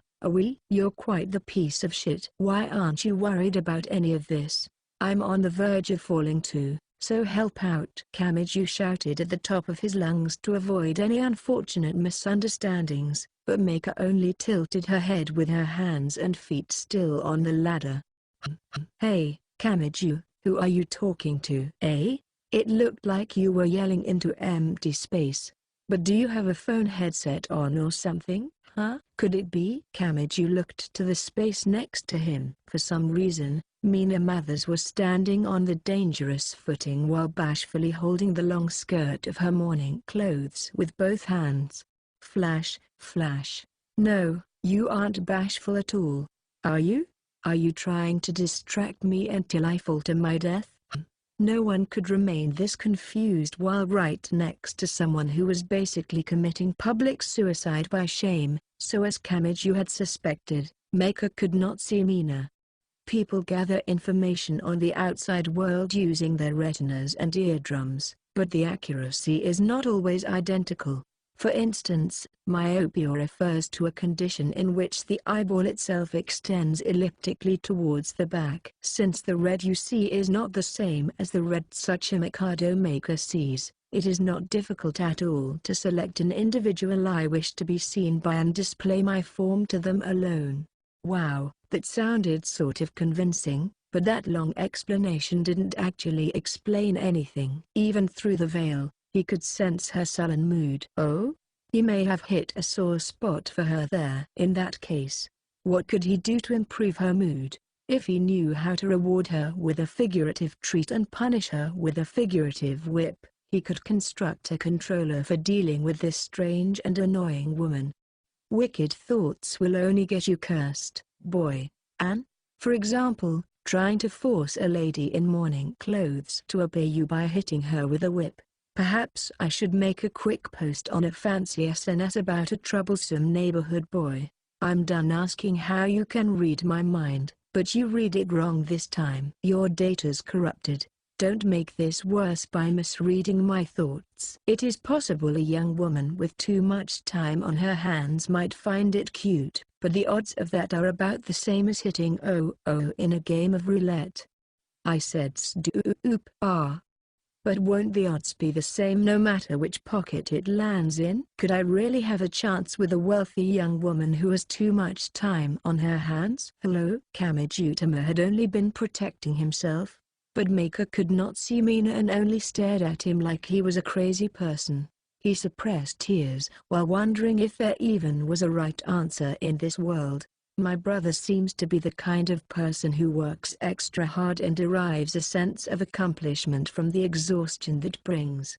If he's gotten into a weird penance mode, we need to find him and stop him as soon as possible. So with or without the pair of karma beasts made from rainbow chains and transparent flesh and blood, they had to continue upwards. The gears and handcuff rings falling around Mako were probably forming their bodies once they reached the ground far below, so no one would want to head back down there if they could avoid it. Mina Mathers gently bent her hips and stretched her head in from the side to speak with a thin smile behind her veil. By the way, that is a magic sword. Well, yeah, it's a sword made from magic. Anyone could tell you that. Not what I meant. It is not the wind dagger of the four great elements. I mean that it is the symbolic weapon meant to guide the summoning ceremony. It is primarily something like an amulet that drives out negative power and protects the spell user, but to drive out also means to divert or guide in a convenient direction. So if used correctly, it can be used for summoning as well. Normally, you would take an appropriate sword, color the hilt green and the scabbard red, consecrate it by engraving a divine name into it, and carefully guard it so only the owner can touch it. Some mourning? That made a lot of sense here. Mako had the strange short sword stabbed through her chest and those creepy handcuff ring and gears kept appearing around her. It's actually so cliched that the Grimoire library may have misread it. I mean, who would think the Crowley would smugly use the most basic of techniques, but in reality, The greater an expert masters their field, the more focus they place on the fundamentals. That aside, Kamiju had to wonder if Maker had any thoughts concerning the blade in her chest. And when it comes to mastery rather than combat, Crowley always sought virginity in his weapons. In other words, he refused to reuse something that was already used for another purpose. A hammer is needed to strike the sword, iron ore and wood are needed to make the hammer, and so on and so forth. In the end, you need 1,000 or even 10,000 things to create a single weapon. But he would claim it was all a necessary part of the learning process. Yes, almost like they were all pieces of a puzzle. Or was her carefree attitude the result of doing everything she could to avoid looking at an inconvenient truth? Like someone who felt sick but kept lying to themselves because they did not want to go to the hospital, and here they had come down with a strange illness. Looking at it that way, Kamiju hesitated to ask her about it or joke about it. She could come to her senses at any moment and enter an unmanageable panic. And unlike normal, that would be deadly during this elevated mountain climb. The footing looks pretty unreliable up ahead. Kamiju-tama, could you support me? Sure thing. Damn it. He felt like he was choosing his path, but he was not. No. Perhaps it was more accurate to say every one of the million options available to him would lead to the same result. Fear snuck into his fingertips and spread to the rest of his body, but this was a different sort of fear from the hundreds of billions of hells Athinus had once shown him. This kind of reminds me of the second-story seats in the gym. Oh, now that you mention it, there was a narrow metal ladder and a narrow walkway with a metal lattice floor. If not a gym, it felt like the space for lighting equipment above a theater stage. The problem was its position unknown hundreds of meters above the ground, and that a single stumble would mean instant death. With narrow footing, there's a risk of falling, but with wide footing, the handcuffs and gears can create their bodies and attack. Honestly, neither option is great. Sorry about getting you caught up in all this. This was nothing for Maker to apologize for. At any rate, she and Kamiju worked together to climb higher. Will this really be okay? There isn't some gathering point where the handcuffs and gears have been piling up, is there? Some of Maker's fear must have been seeping out because she occasionally trembled, clenched her small hands, and moved her face close to his chest. She was right on the borderline of being close enough to feel her body heat. Then the cat-eared piece of shit whispered in his ear, "Your friend's sister." "I know that. You moron." The pair of pursuing chain beasts was not his only concern. The ladders and catwalks were fine. There was a clear path made for people to travel along, even if it was narrow. The problem was the silver ducts wriggling along the wall like snakes and the air conditioners sticking out like univalves on a rock wall.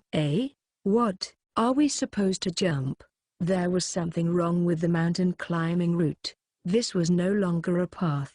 They had to choose a step in the air to climb up and around on and then jump from one block to another. It felt like being forced to play a real-life version of a retro platforming game where falling meant instant death. At a meter off the ground, this might have qualified as a new form of athletics, but things changed at 500 meters off the ground.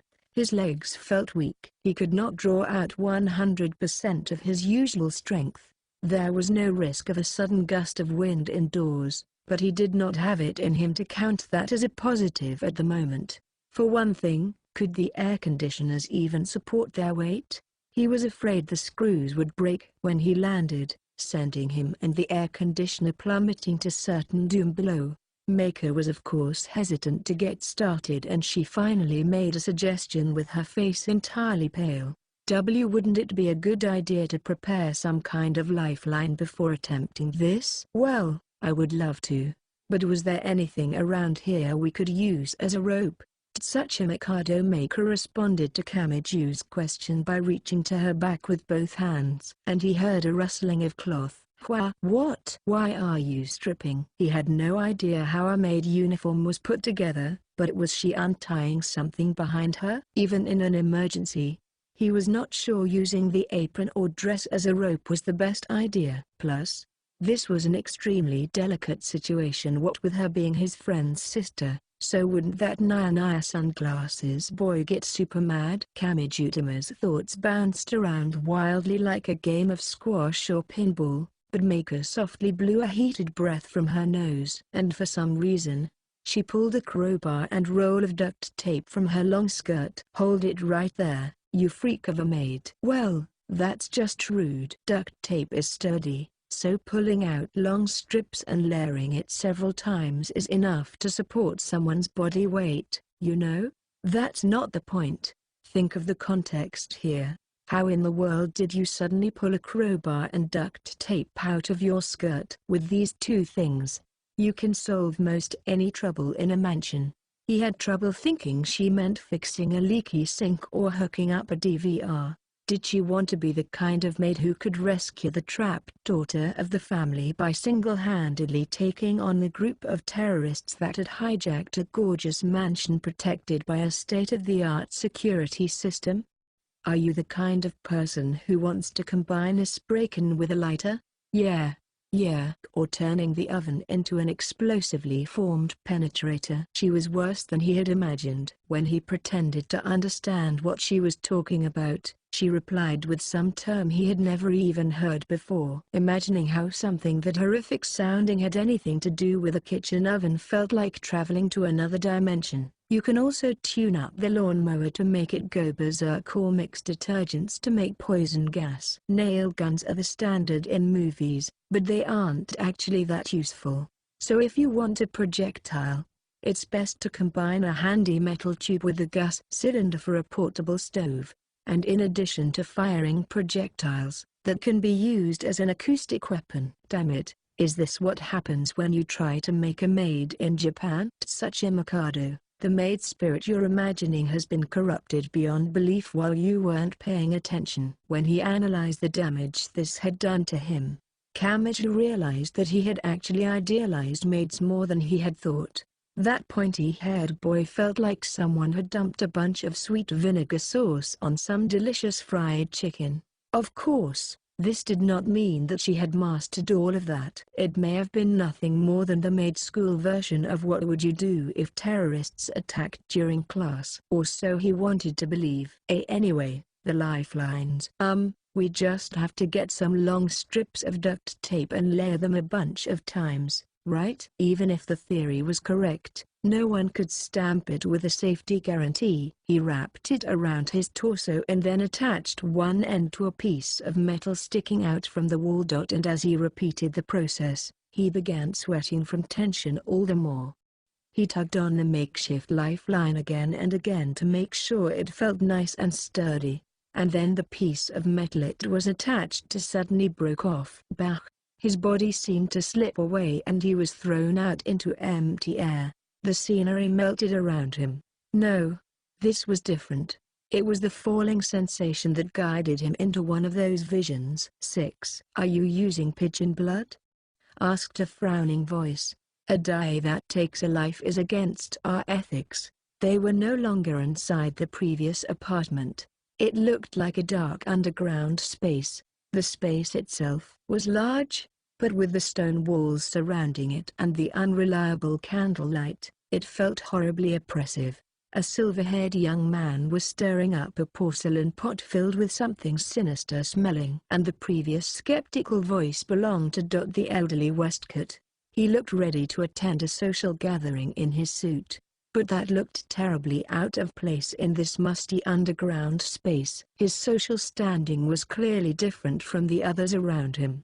If that eccentric conversation with middle-aged Mathers was accurate, he was apparently a coroner. Meaning he worked for the police. The young man did not look up as he poured all his focus into stirring the pot. He apparently had no intention of responding.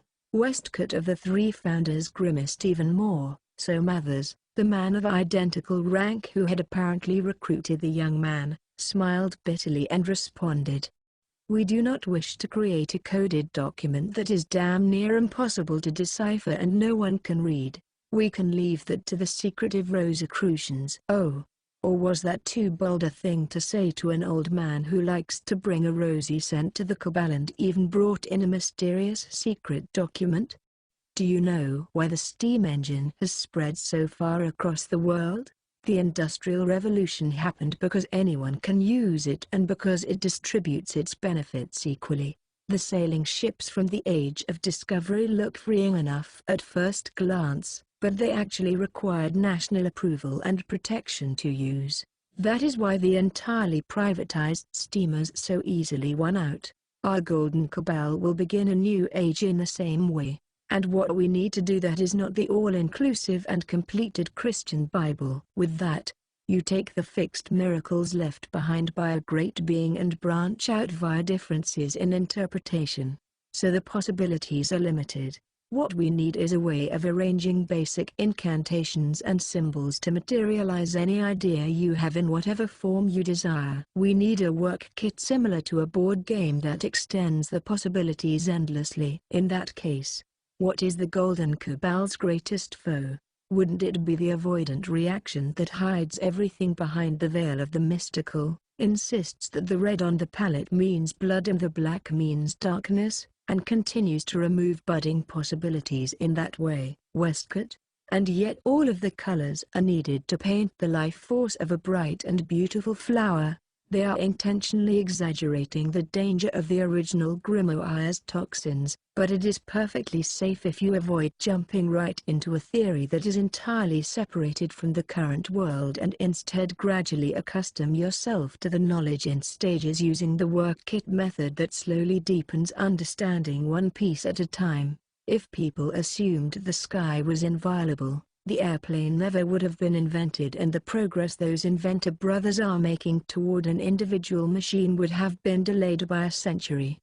Besides, we are in no position to talk about the ideal. From master to apprentice, master to apprentice, master to apprentice. How many barriers are there between those of us here and a newcomer that joined today? The more people in the cabal, the more people placed in the higher ranks by the ritual of advancement. So those of us at the top are saying 7 equals 4 on paper, and peeling back the mask reveals something truly bizarre beneath. It isn't right. And if the outer face and inner truth don't match up, the entire organization's image grows indistinct. Passing things from master to apprentice is fine, but a problem occurs when you don't know which master to ask about what. If a unique method of determining which of the leaders is actually useful becomes necessary, it's no different from seeking worldly wisdom in prison. The quality of the people drops when they have to spend their time on that. A cabal is an organization. If the bottom collapses, the top goes with it. We need to take action before this decrease in quality comes to a head. It's nonsense for the leaders to arrogantly assume the failure to communicate is a lack of talent on the other end and thus give up trying. The necessary knowledge must be right in front their eyes from the moment they enter the cabal. We need to return to the basic idea of providing what is necessary and only what is necessary. We are not seeking a great quantity of knowledge. We are seeking a way to use it. It can be a crystal ball, cards, a turtle shell, or crackling flames. All those who received the benefits of magic had tools to show them the way. Isn't that also what we want? The completion of a collective device that will answer any anonymous question from someone with the proper experimental environment, be they master or apprentice? Listen, old man, only you enjoy your backwards teaching methods. I want an easier way, and for that, we must immediately complete a work kit that will naturally answer a seeker's questions as they play with and learn from it. It was truly a deluge of words, but one term stood out to Kamiju. Work.kit, the black cat witch responded by tapping her finger on the table in a corner of the ceremonial ground. There was something there. It looked like a detailed miniature garden or a complex foreign board game. There were wands and discs carved from wood, cups made by melting glass, and similar daggers made from metal. They looked like toys at first glance, but a lot of work had clearly gone into making them. And Kamiju noticed something else. It looked familiar. It was like a miniature version of the room in which they stood. To use modern terms, the concept is probably similar to an app development tool, explained the woman. I mean, Hermeticism says everything in the world is made from 22 letters. From there, everyone just has to instinctually rearrange the graphical elements to prepare the environment. That is the gist of ceremonial magic that uses the form of a theatrical play, and the miniature garden is a playwriting device for individual use. If the conditions had been different, it might have taken a form similar to haiku or tanka. Instead of relying on God and waiting your turn, this supplies the means of causing the miracle you feel is necessary. Or that's the naive ideal form, anyway. You moved the dolls within the miniature garden, had them hold the items like the daggers or wands, sprinkled colorful flower petals or leaves from a bottle, and made your own incantation by rearranging the terms in the guidebook. And that created magic. Anyone could try it as simply as making a bead accessory. Depending how you viewed it, that way of thinking could seem irreverent and frightening. Academy City's Esper development, for example, did not allow you to choose your power type or level, but if the magic side had been able to freely choose everything as easily as selecting toppings for a crepe, how twisted would it have grown? Even if this app development tool was used to create a virus or phishing site and caused great damage in the outside world, the Golden Cabal would not care. Did they see it like a gun culture where the ubiquity of weapons grew due to mutual distrust and a desire for self-defense? Did they see it as an age where those without a weapon would die? I am not saying we need to put a stop to this, said Westcott. I am saying even magic cabals need compromise. If we grow truly indiscriminate, we will be seen as no different from those wild partying groups. This is worth the risk. Begin. Crowley opened the eyes of this old man who is quickly falling into skepticism. Despite the over-the-top encouragement, the young man called Crowley made no grand actions like a stage magician. In fact, he did not even draw a magic circle directly on the floor. He placed a cloth over the round table in the corner and began drawing a large circle on it using the table's outer edge. That is heresy, bellowed Westcott. Don't be silly. It's actually perfectly logical. As I said, our goal is not a completed Bible that follows the footsteps of a great being and thus only has a limited number of miracles. We will create a work kit with endless possibilities that will bring back the communication of knowledge that has begun to slow to a trickle within our Golden Cabal. We created a free cabal that allowed anyone in, man or woman. So it makes no sense to make them wait in meaningless lines. And due to the excessive number of people in the higher ranks, there is no guarantee that the person at the end of the line will provide the correct answer. We should be celebrating when people cut in line and when there is conflict between master and apprentice. What could be better than receiving feedback through confrontation? This will be as close by as a lady's sewing set or knitting needle and as professional as a painter or sculptor's tools. Westcott, you had good taste to use the Germans as reference when establishing this cabal. After all, they have some truly involved board games. The small box contained the toys such as the cups and wands. A row of small bottles had varieties of dried flower petals and leaves sealed inside. It was extremely detailed, but it would hint at new possibilities to newcomers. Just like a child first touching an electronic circuit board bought as a teaching tool. There was no good or evil there. A child's basic set could be used to create a radio or an eavesdropping device.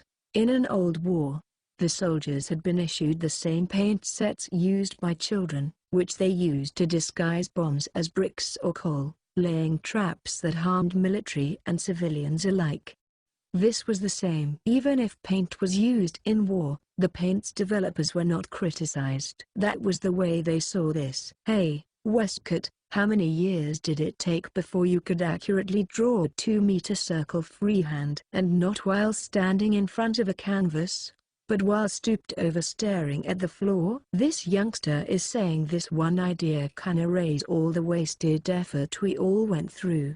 Drawing directly on the floor will soon seem ridiculous. He says we just have to use the circle of a round table for guidance and then lay the tablecloth on the floor. This is what it means to have a work kit made just like a detailed board game. We can sweep aside the lines that might lead nowhere and instead use a collective device that accepts questions from anyone and gives effective answers to those questions. This is the dawning of an age in which everyone who seeks direct answers to their questions and aspires to use magic can freely give form to any idea they think up.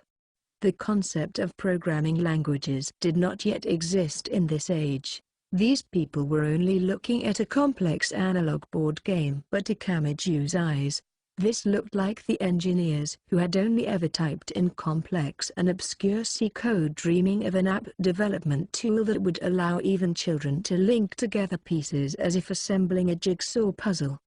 It was innocent, but dangerous. These were truly infinite possibilities that could lead to both good and evil. Listen, old man. When guns showed up, the proud knights balked and said that was not tradition. When the steam engine showed up, the weaver women wailed and said the inferior mass-produced products had no soul. But who can hear their voices now as we experience the stormy waves of time? Are you saying I am a dying breed? Old man, you aren't extinct yet. Humans still win out over the steam engine because we can retrace our steps without someone pulling a giant lever. Do you still not get it? Now is the time to reconsider your thinking. Westcott let out a snort. He had no intention of hiding his dislike with this newcomer's character. He was likely prepared to throw the young man out if he made even a single mistake. But even the awfully tense atmosphere that ruled the room did not impede the silver-haired young man's movements. He prepared some kind of ritual with the precision of a clockwork doll. He confirmed the accurate directions, lined the pieces up at the appropriate locations, measured the precise time to get each movement just right, used the exact right pronunciation to send vibrations from his body to the air, and moved around the ceremonial ground with the perfect movements. Kamiju knew little about magic, but even he could tell it was all going exactly as Westcott wanted. But that seemed to make the old magic user's eyebrows twitch irregularly. He must have truly despised the expressionless young man who worked calmly as if the great pressure did not bother him in the slightest. The old man wanted to criticize him but could find no grounds for doing so. The look on Westcott's face made that perfectly clear, and a mischievous smile came to Mather's face when he saw it. "It's no use, Westcott," said Mathers as if he could not hold back any longer. "Magicians are not the type of person who will be accepted by the masses. And yet we continue to leave our mark on history. This is a path we all travel down. Is it not?" "Westcott, your behavior actually proves that young Alistair Crowley here is walking down the golden path just like we once did. Are you suggesting someone who showed no sign of understanding the arrangement of RGD tarot can skip straight past visions and accomplish a summoning using a talisman-level ceremony?" "Mathers, if we want to avoid losing this promising young man, we should put a stop to this ceremony right this instant. Or barring that, we should at least prepare an exorcising sword in preparation for when he inevitably loses control of the dark forces." "Oh, don't be so sure." "If he was someone of such common talents, do you think an eccentric on my level would fall for him and work to win him over to my side?" The conversation came to a stop. That was due to the explosion-like roar that came from the floor. It was invisible, but something like a powerful mass of wind raged around them. Westcott was of course the one whose eyes widened. "You fool! I told you he would lose control of the dark forces." Westcott quickly pulled away the tablecloth that bore the magic circle drawn in Pigeon's blood, but the same pattern had been scorched onto the ceremonial grounds floor. It was inorganic, but it had such persistence. It was like something invisible had stuck its hand through the gap of a partially opened door and was trying to force it the rest of the way open. "Help me with this, Mathers. We need to buy enough time to contact Blythe Road and have them bring over the treasure." "No, not yet." "Ha ha. This is where things get interesting." Mathers spread his arms wide as if to welcome it. Then something changed. The wind did not calm down, but it gained clear directionality. It wrapped around in a fierce whirlwind as if to contain itself within the magic circle scorched onto the floor. Thanks to that, it maintained the intensity of its power, but it was compact and stable. A formless being was held within the circle and trapped like a fairy tale demon. The stage was set and it would have to answer any of the magic user's commands. It was like a gaslight that could only burn within its glass container and would be snuffed out at the turn of the knob. What happened? He had clearly lost control. You're looking at this in the old way, Westcott. You seem to view the world as 10 spheres plus the invisible dot connected by 22 lines. But that Sephiroth is but one side of the world. Alistair Crowley here has recalculated the world using the completely opposite tree. The Cliffoth? You mean the upside-down tree with a demon's name engraved in each imaginary Sapphire? With enough knowledge and consideration, negative power can be changed into words with which to describe the world. What you saw as a failure was the starting point of success for this youngster. You can search for the stairway up to heaven if you like, but you can also learn the formula by investigating the hole down to hell. Just as reading Dante's Divine Comedy as a bedtime story will make the children tremble in fear. You just have to put in the effort to not turn out the same yourself. But this is too risky. I get that the reverse of the reverse is the front, but rushing into practical usage without understanding the truth of the words will only lead to summoning more and more dark forces until you have destroyed yourself. You say you want to create a magic work kit that guides you to the miracle you want by lining up the symbols without any technical knowledge.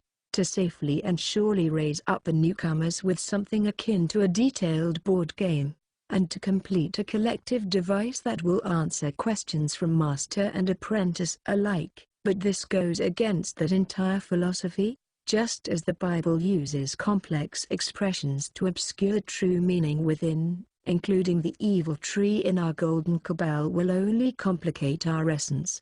If you want secret rituals full of the evil toxins of original grimoires that only a chosen few can understand and bear their fangs against any who make a mistake, then go join the Rosicrucians. I thought you said this isn't what we want. Don't be so sure. It's all about reversing how you think, just like how -1 times -1 is +1. Understand that and you won't be so confused. Whether you start from the positive or the negative, you can turn it in the positive direction in the end. I already said that mental exercise isn't suited for beginners. This is the capital of the proud British Empire. But the people of London still count coins with their fingers to calculate change. The swords and discs appearing and disappearing in that box is enough to confuse them. Listen. This is the state of things in London, the most advanced city in the world. Everyone begins as an amateur. You can't assume the masses can do the same things we can. That's why we're changing everything starting from there. Our board game of the work kit will change the world just as much as the steam engine did. Kamiju had a sudden thought as he viewed this illusion conversation. Why aren't they able to just listen to each other? Mathers was clearly provoking the other man to draw out what he really thought. Crowley was calmly continuing his experiment with no concern for the surrounding voices, and Westcott, while he seemed the most reasonable, was only advocating the traditions built up over time from the old principles in order to crush the results of this newcomer he did not like. If they had worked together toward a single result for just a little bit, couldn't they have reduced the necessary time considerably? It felt like watching people endlessly arguing over the strongest animal with no hope of reaching an answer. Then the black cat twitched side from where she had appeared next to him. When adults who can never forget their childish side get serious, they return to being children. I generally had to settle things when this happened. Oh, my. That was all he could say. A mediator for fruitless debate. A coordinator. Some people were forced into that endlessly exhausting job, and Mina Mathers may have been one such person. So why did you even marry that guy? Looking back on it, it seems the rough sort of man has an odd charisma to him. Are you familiar with the aesthetics of a sharp tongue? You sometimes hear about mysterious communities in which 10 or 20 women gather around a single man in a single apartment, right? The Golden Cabal was full of ridiculously idiosyncratic people, but it was also a gathering of that sort of charismatic eccentric. Where's the love? That would be why they could not agree no matter what they said. They all saw themselves as the center. It was said too many captains would steer the ship up a mountain, but the Golden Cabal may have been a ship steered so far off course with such great intensity that it crashed into a mountain on Mars. Feeling dejected, Kamiju saw the illusions continuing their fierce argument. But now that we've proven Mr. Crowley's theory to be correct, we might need to review each of our documents one at a time. What are you saying, Mathers? The GD Tarot. Our Golden Cabal completed that arrangement as a group, but Crowley has successfully summoned Talisman while rejecting the arrangement of those 22 cards. So perhaps the truth is contained in the mistaken arrangement he advocates. I am saying we need to look back over Wade's traditions. Is that what you were after? You wanted to stick a scalpel in the Golden Cabal's great achievement and deteriorate it just to increase your own influence? You are looking at this on too small a scale. Kamijutama did not really understand magic. Smashing something with a hammer to break it did not mean you knew how to build up precision equipment piece by piece. No amount of contact with magicians would turn him into an engineer. But that pointy-haired boy sensed something like a slight shift to the atmosphere. What? He asked. Are they fighting over power within the group? The Golden Cabal was created by the 3 founders, but one of those retired due to old age, so the management became a tug-of-war between Westcott and Mathers. It was Crowley's entrance that sent the power balance back to an odd number instead of an even one. If Crowley's power had continued to grow, Westcott would likely have been eliminated 2-1. The Golden Cabal worked to discover a unified theory to explain the truth of the world, and they sought to construct a work kit that brought endless possibilities.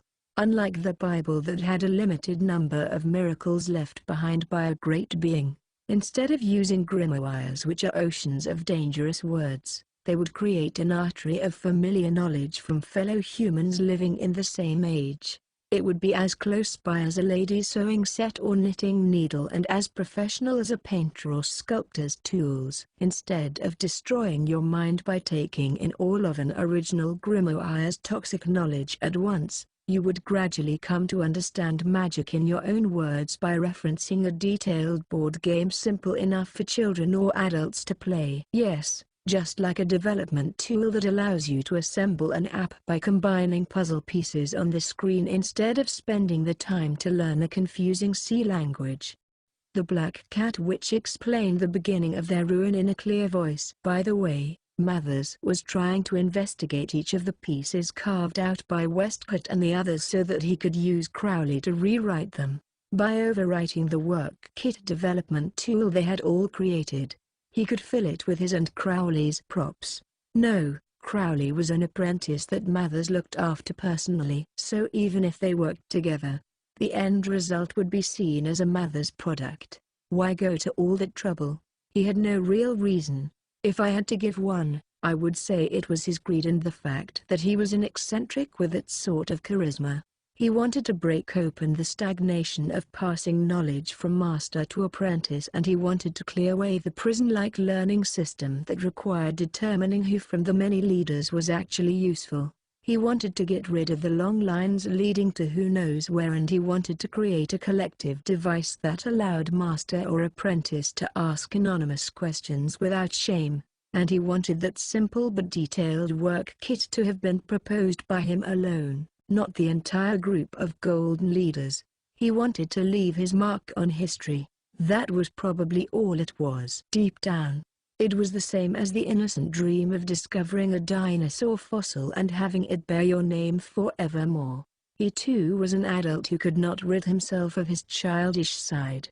A dinosaur fossil made sense. Kamiju could understand betting everything on spending days on end digging through the rocks.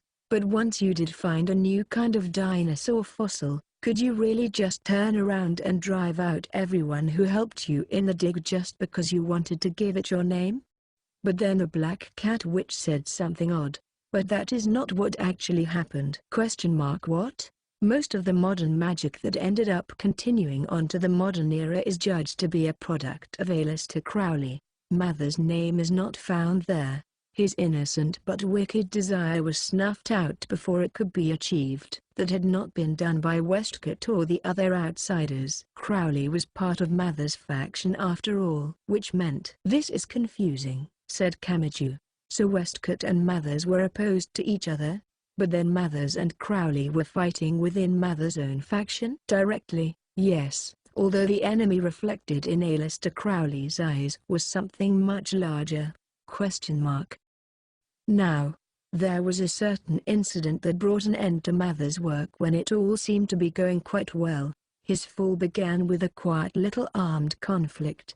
What do you think that was? Asking questions he had no way of answering may have been a bad habit of Mina Mathers, the lonely woman who loved explaining things. The cat-eared woman in mourning clothes provided the answer with a smile that seemed to hide deeper meaning. The Battle of Blythe Road that I mentioned at the beginning. 7. Mikoto felt some kind of sharp pain run through her temples as she focused on what the AAA was picking up. She grimaced, but something like quiet static continued to intermittently play from the small speaker, which she had acquired by sending Shokyu's cell phone to its grave. Like reading a barcode, it was converted into a few human words as it slipped into Mikoto's ears. There was no context. There was no advance warning. There was no kindness. There was no asking if the listener understood. The intermittent array of words felt like peering into someone's mind. There was no need to arrange it so someone else could understand, and they already understood all the advance information needed to comprehend it, so it was like a rough and random riot of words. There was no structure or grammar, only an exchange of isolated terms emphasized in accordance to their importance. So it felt like peering at the notebook of an obsessive memo-taker and trying to use all the words crammed on the page to reconstruct what they had been thinking at the time. Shokyu Misaki specialized in reading people's minds, so was she always facing this wild vortex of information?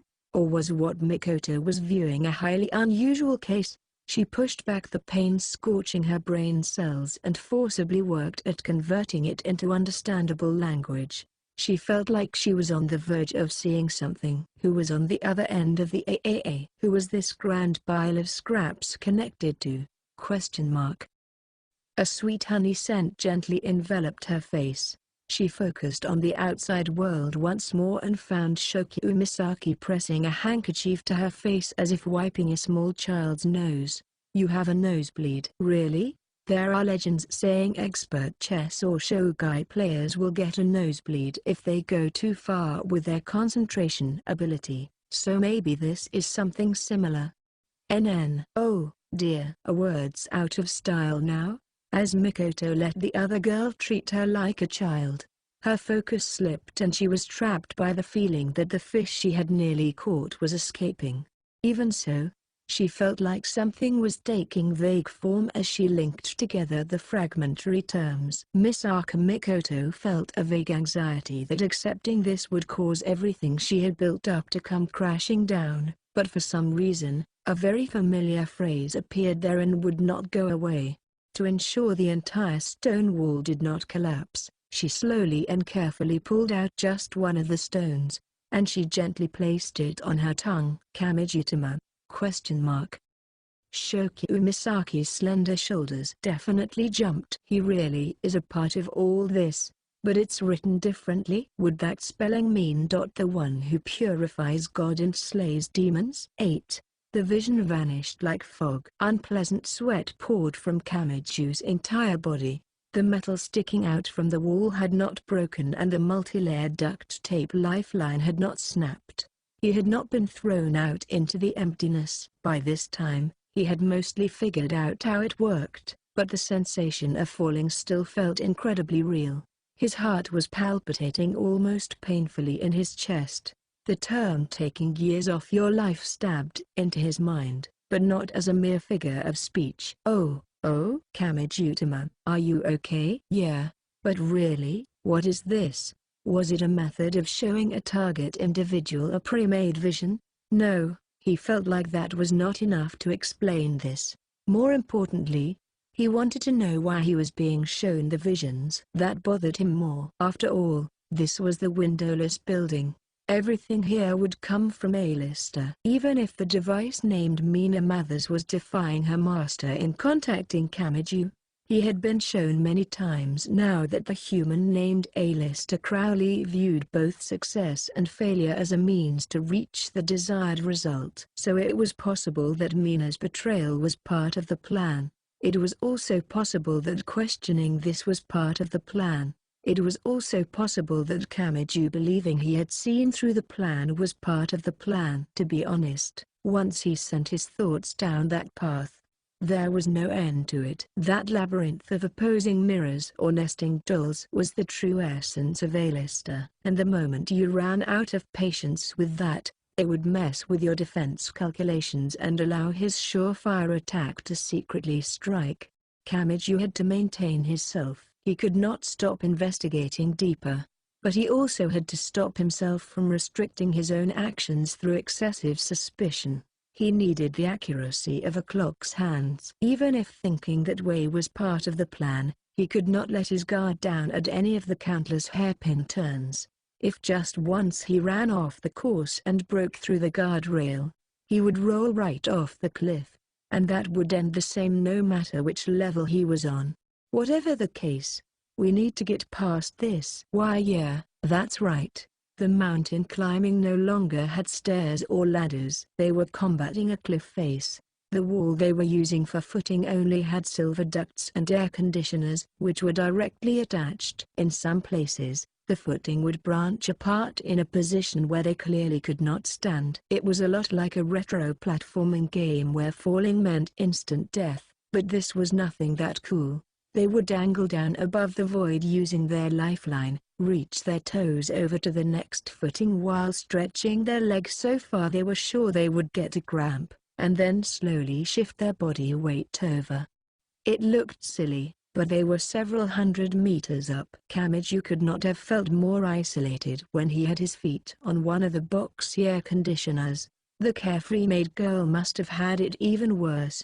He reached out his hands to help her as they worked together to move from air conditioner to air conditioner. Once they finally reached the larger footing of a window cleaning gondola, they decided to take a quick break, but they found someone already there.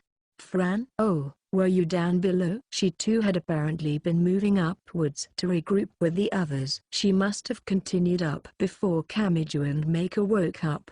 But Fran would not have had a duct tape lifeline. How had she overcome that retro platforming game of ducts and air conditioners? Surely she had not actually nimbly hopped across.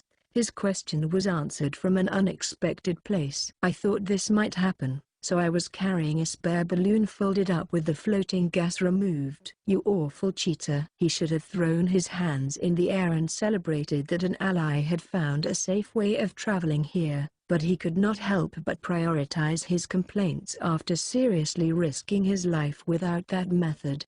He wanted to unfairly ask why she had not brought them along too. And so can we just ignore the terrain for the rest of the way? Kamiju sighed on the dangling window cleaning gondola, but when he thought about it rationally, he realized he could not relax at all.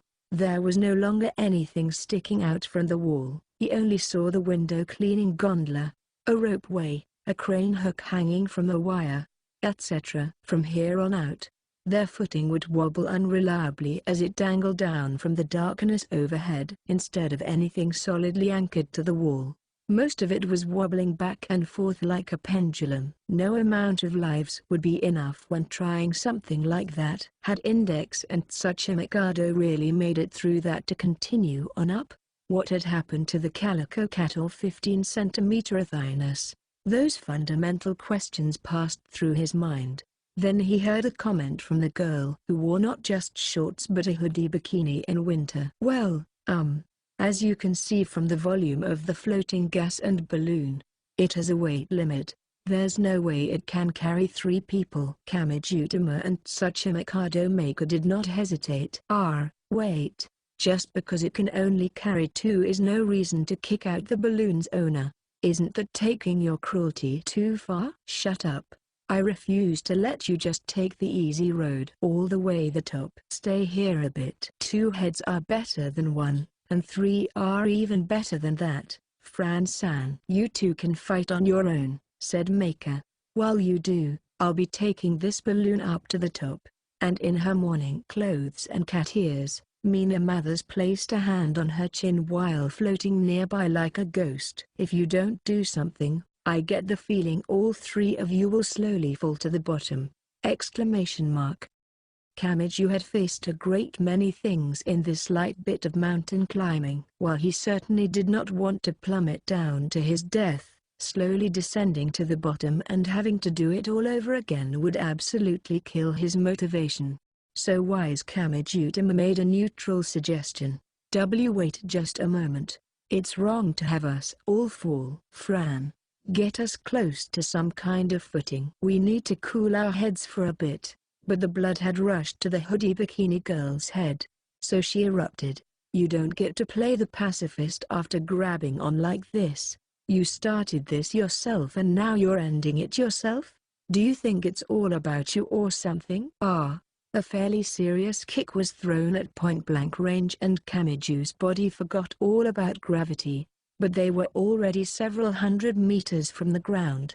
A somewhat intense tsunami could be deadly on this mountain climbing path. Oh, please no. Am I just not suited for high places or something? Plus, this was the boy whose fortune would come back with terrible luck in every category from romantic luck to business luck.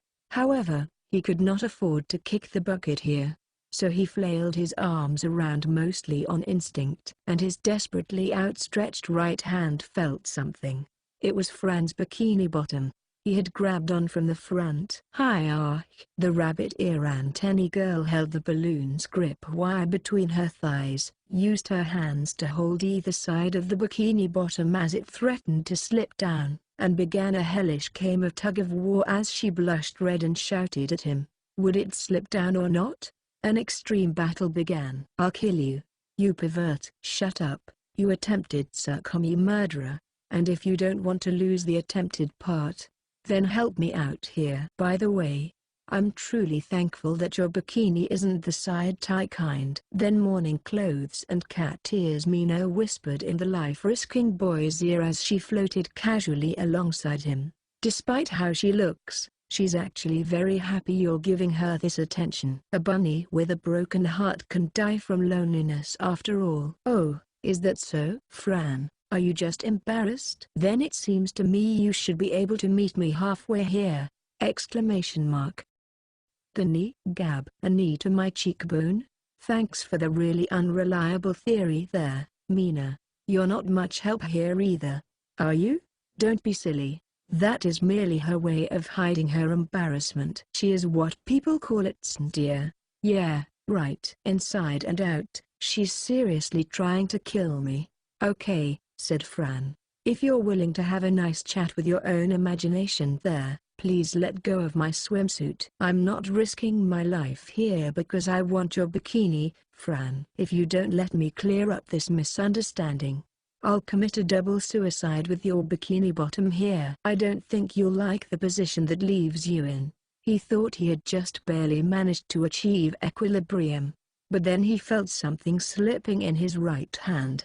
It can't be. Did Fran really lose her final line of defense? Kamiju was shocked by the pressure of falling. But that was not what had happened. His hand held nothing. This sensation should have been impossible.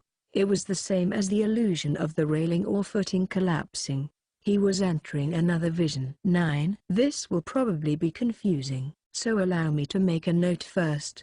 We will now move the timeline beyond the Golden Age. Just keep in mind that this is past the time he spent with Mathers and Westcott. Every man and every woman is a star separate from their surface consciousness. People contain a self that can achieve wisdom. If everyone could awaken to that self, the entire world would turn at maximum efficiency, as if all the gears fit together. In other words, nothing is intrinsically worthless. You look upset, young lady. Would it cheer you up if I invited you to the starry sky? In that case, there may have been some kind of necessity to the human known as Aleister Crowley meeting a certain woman. His voice was similar to when he was younger, but it was also decisively different. It was calm, it contained an intent to connect with the outer world, and most importantly, it was not filled with hatred and doubt directed at the world. He was considerate. He was trying to gently touch the other person's formless heart. "That's surprising," said Kamiju. "The magician of the century could fall in love like normal. And I am the wife of eccentric Mathers," said the Black Cat Witch. "Is that a problem? Did marriage really make someone look so much more reliable?" Also, Crowley was surprisingly popular due to his androgynous beauty and his eccentric charisma. In fact, because it came to him so easily, he never had much interest in normal love. Normies are the worst. Watch what you say. He was generally an unemployed eccentric who loved black jokes and submitted his own erotic novels to a cheap publisher, so you can't really call him a normie. BFF? In his great masterpiece, he got carried away and referred to male genitalia in more than 100 ways. He also visited Egypt and attempted the K2 with no extra oxygen supply. Once he started something, he would stubbornly give it his all. Kamiju began trembling. He felt his image of the evil demon king crumbling down around him. This was like looking under your father's bed or searching through your teacher's computer. There was some important information that an adolescent was better off not knowing. By the way, Crowley would also nonchalantly bring his own semen to the ceremonial ground where everyone was gathered and use it in experiments. He stole the butterfly decoration used to hide the crotch of a naked bronze statue and wore it over his pants to a party, and he would make the most wonderful rhyming sexual jokes whenever he saw a magician from the same cabal. He was quite the unrestrained magician. That just makes him a giant pervert. His personality was entirely broken. At the time, it was all dismissed as mere mischief, so the difference between eras can be a frightening thing. I'm truly jealous of modern society with its civilized definition of sexual harassment. Whenever he looked more deeply into the older ages seen in samurai dramas or night stories, Kamiju could not help but notice how difficult women had it. But if everyone around her had been that eccentric, Mina Mathers must have felt completely surrounded. And the sad part was that enduring it all would have been meaningless. But Crowley the unrestrained king had toned it down in the current scene. Had the silver-haired young man seen enough value in the ephemeral woman standing next to him to suppress that egotistic side of himself? With the perverted side of himself closed up like a cuckoo clock, the silver-haired human looked just like a gentleman with a strict policy of ladies first. That woman is named Rose. She became Aleister Crowley's first wife. First, the details can come later. Although after this, the things pent up inside him exploded. Now I don't want to see the rest. I have a bad feeling about what's coming. Time flowed by. After marriage, they seemed to begin living together and Aleister apparently stopped trying to hide his magic research from his wife Rose.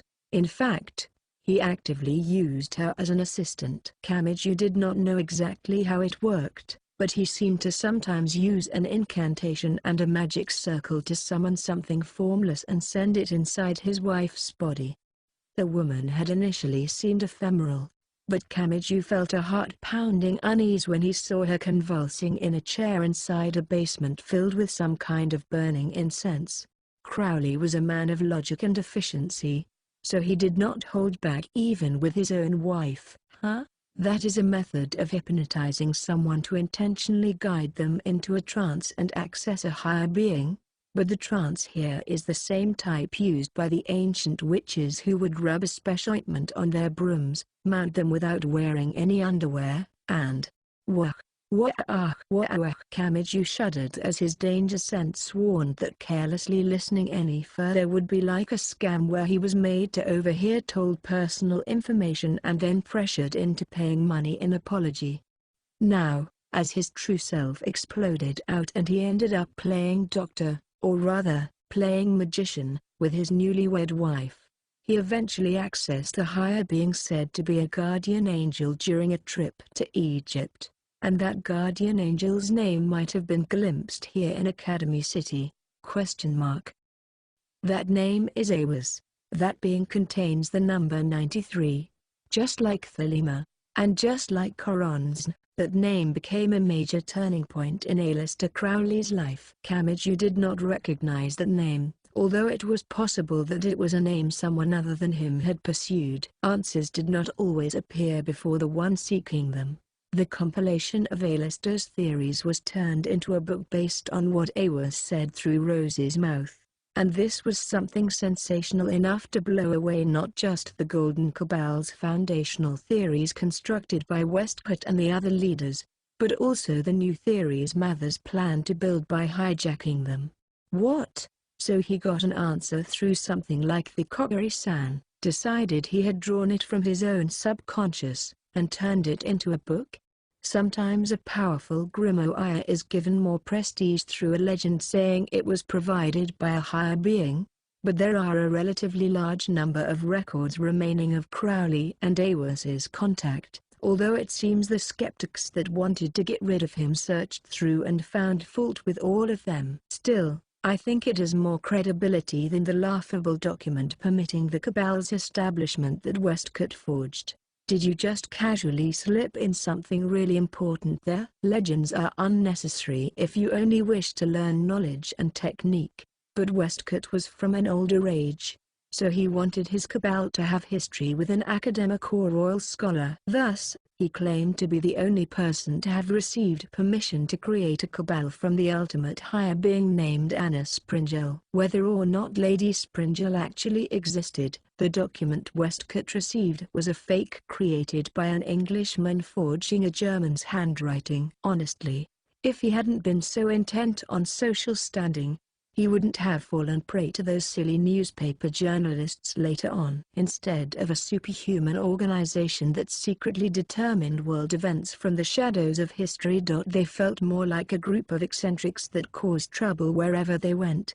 If this was the gathering of geniuses that changed the magic side's level of techniques, Kamiju wondered if they had looked like an uncontrollable hurricane to those around them. But this would have been a happy time for Crowley. I'm really worried that his wife wouldn't be able to survive that happiness. Not what I meant. Time continued further, and Kamiju heard a voice that seemed horribly out of place. It was the crying of a baby.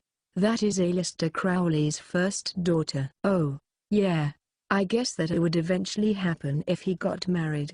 A small life was wrapped in a soft cloth. The baby calmed down in her mother's arms, but the man seemed to be keeping a slight distance. Was he afraid of infecting her with his impurity as a magician? A high school boy like Kamiju had no way of knowing how much courage it would take to fill that slight gap.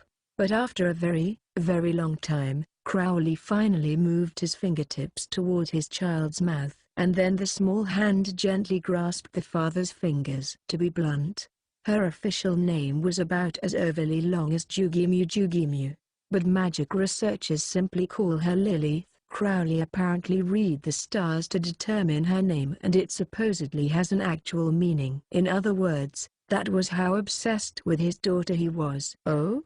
His passion seemed to go to waste a lot, but it was kind of adorable when it went to waste for something like this.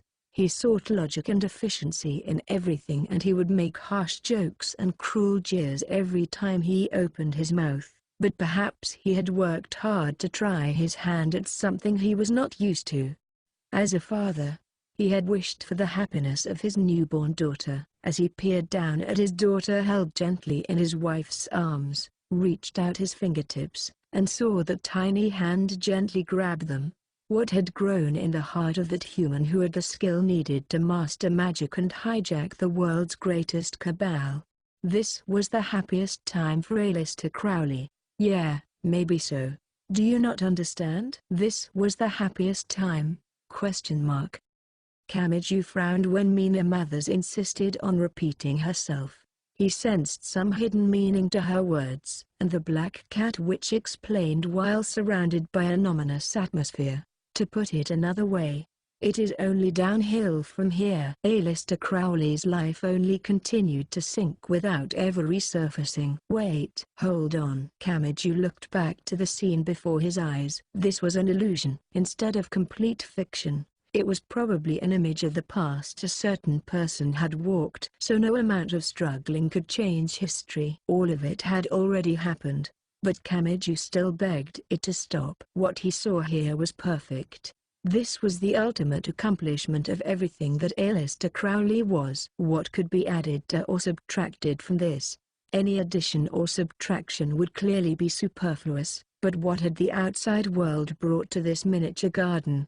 To assist with the birth and to protect the unstable mother and daughter with all his being, Aleister temporarily stopped his magical research, and to make up for that delay, he left on a trip to a great mountain once the mother and child's state had stabilized. He had a certain objective there, but that does not matter here. There was a single answer. Once he was done there, he learned of his young daughter's unnaturally sudden death by illness. That human had wished for his daughter's happiness more than anyone else in the world, and he had given her a name so long it was a pain to say. But he had not been allowed to come running and be with his beloved daughter as she died. That had begun the fall. It had been a trigger great enough for a human to curse the destiny of the entire world. 10. This was different from before. He was not groaning from the shock and confusion of the scenery and vision suddenly changing. The information brought by the foggy city felt like a heavy blow to Kamijutama's chest. Aleister Crowley, the beginning of his fall, the far too sudden loss of his young daughter, Lilith. Damn it. Kamiju could not steady his wavering vision. As an average high school boy, Kamijutama had of course never had a daughter. He had no way of knowing how realistic the feelings inside him were, but the boy had no way of resisting the emotion driven inside him like a thick steak. He curled up, opened his mouth wide, and let out a roar with all his might. Emotions provided by an external source were never good. In a way, they were more dangerous than a flamethrower. He knew that, but he could not stop the clear liquid that spilled from his tear ducts. This was what Kamiju felt while viewing it from a distance. No, even as her actual father, Aleister Crowley had only been a distant observer.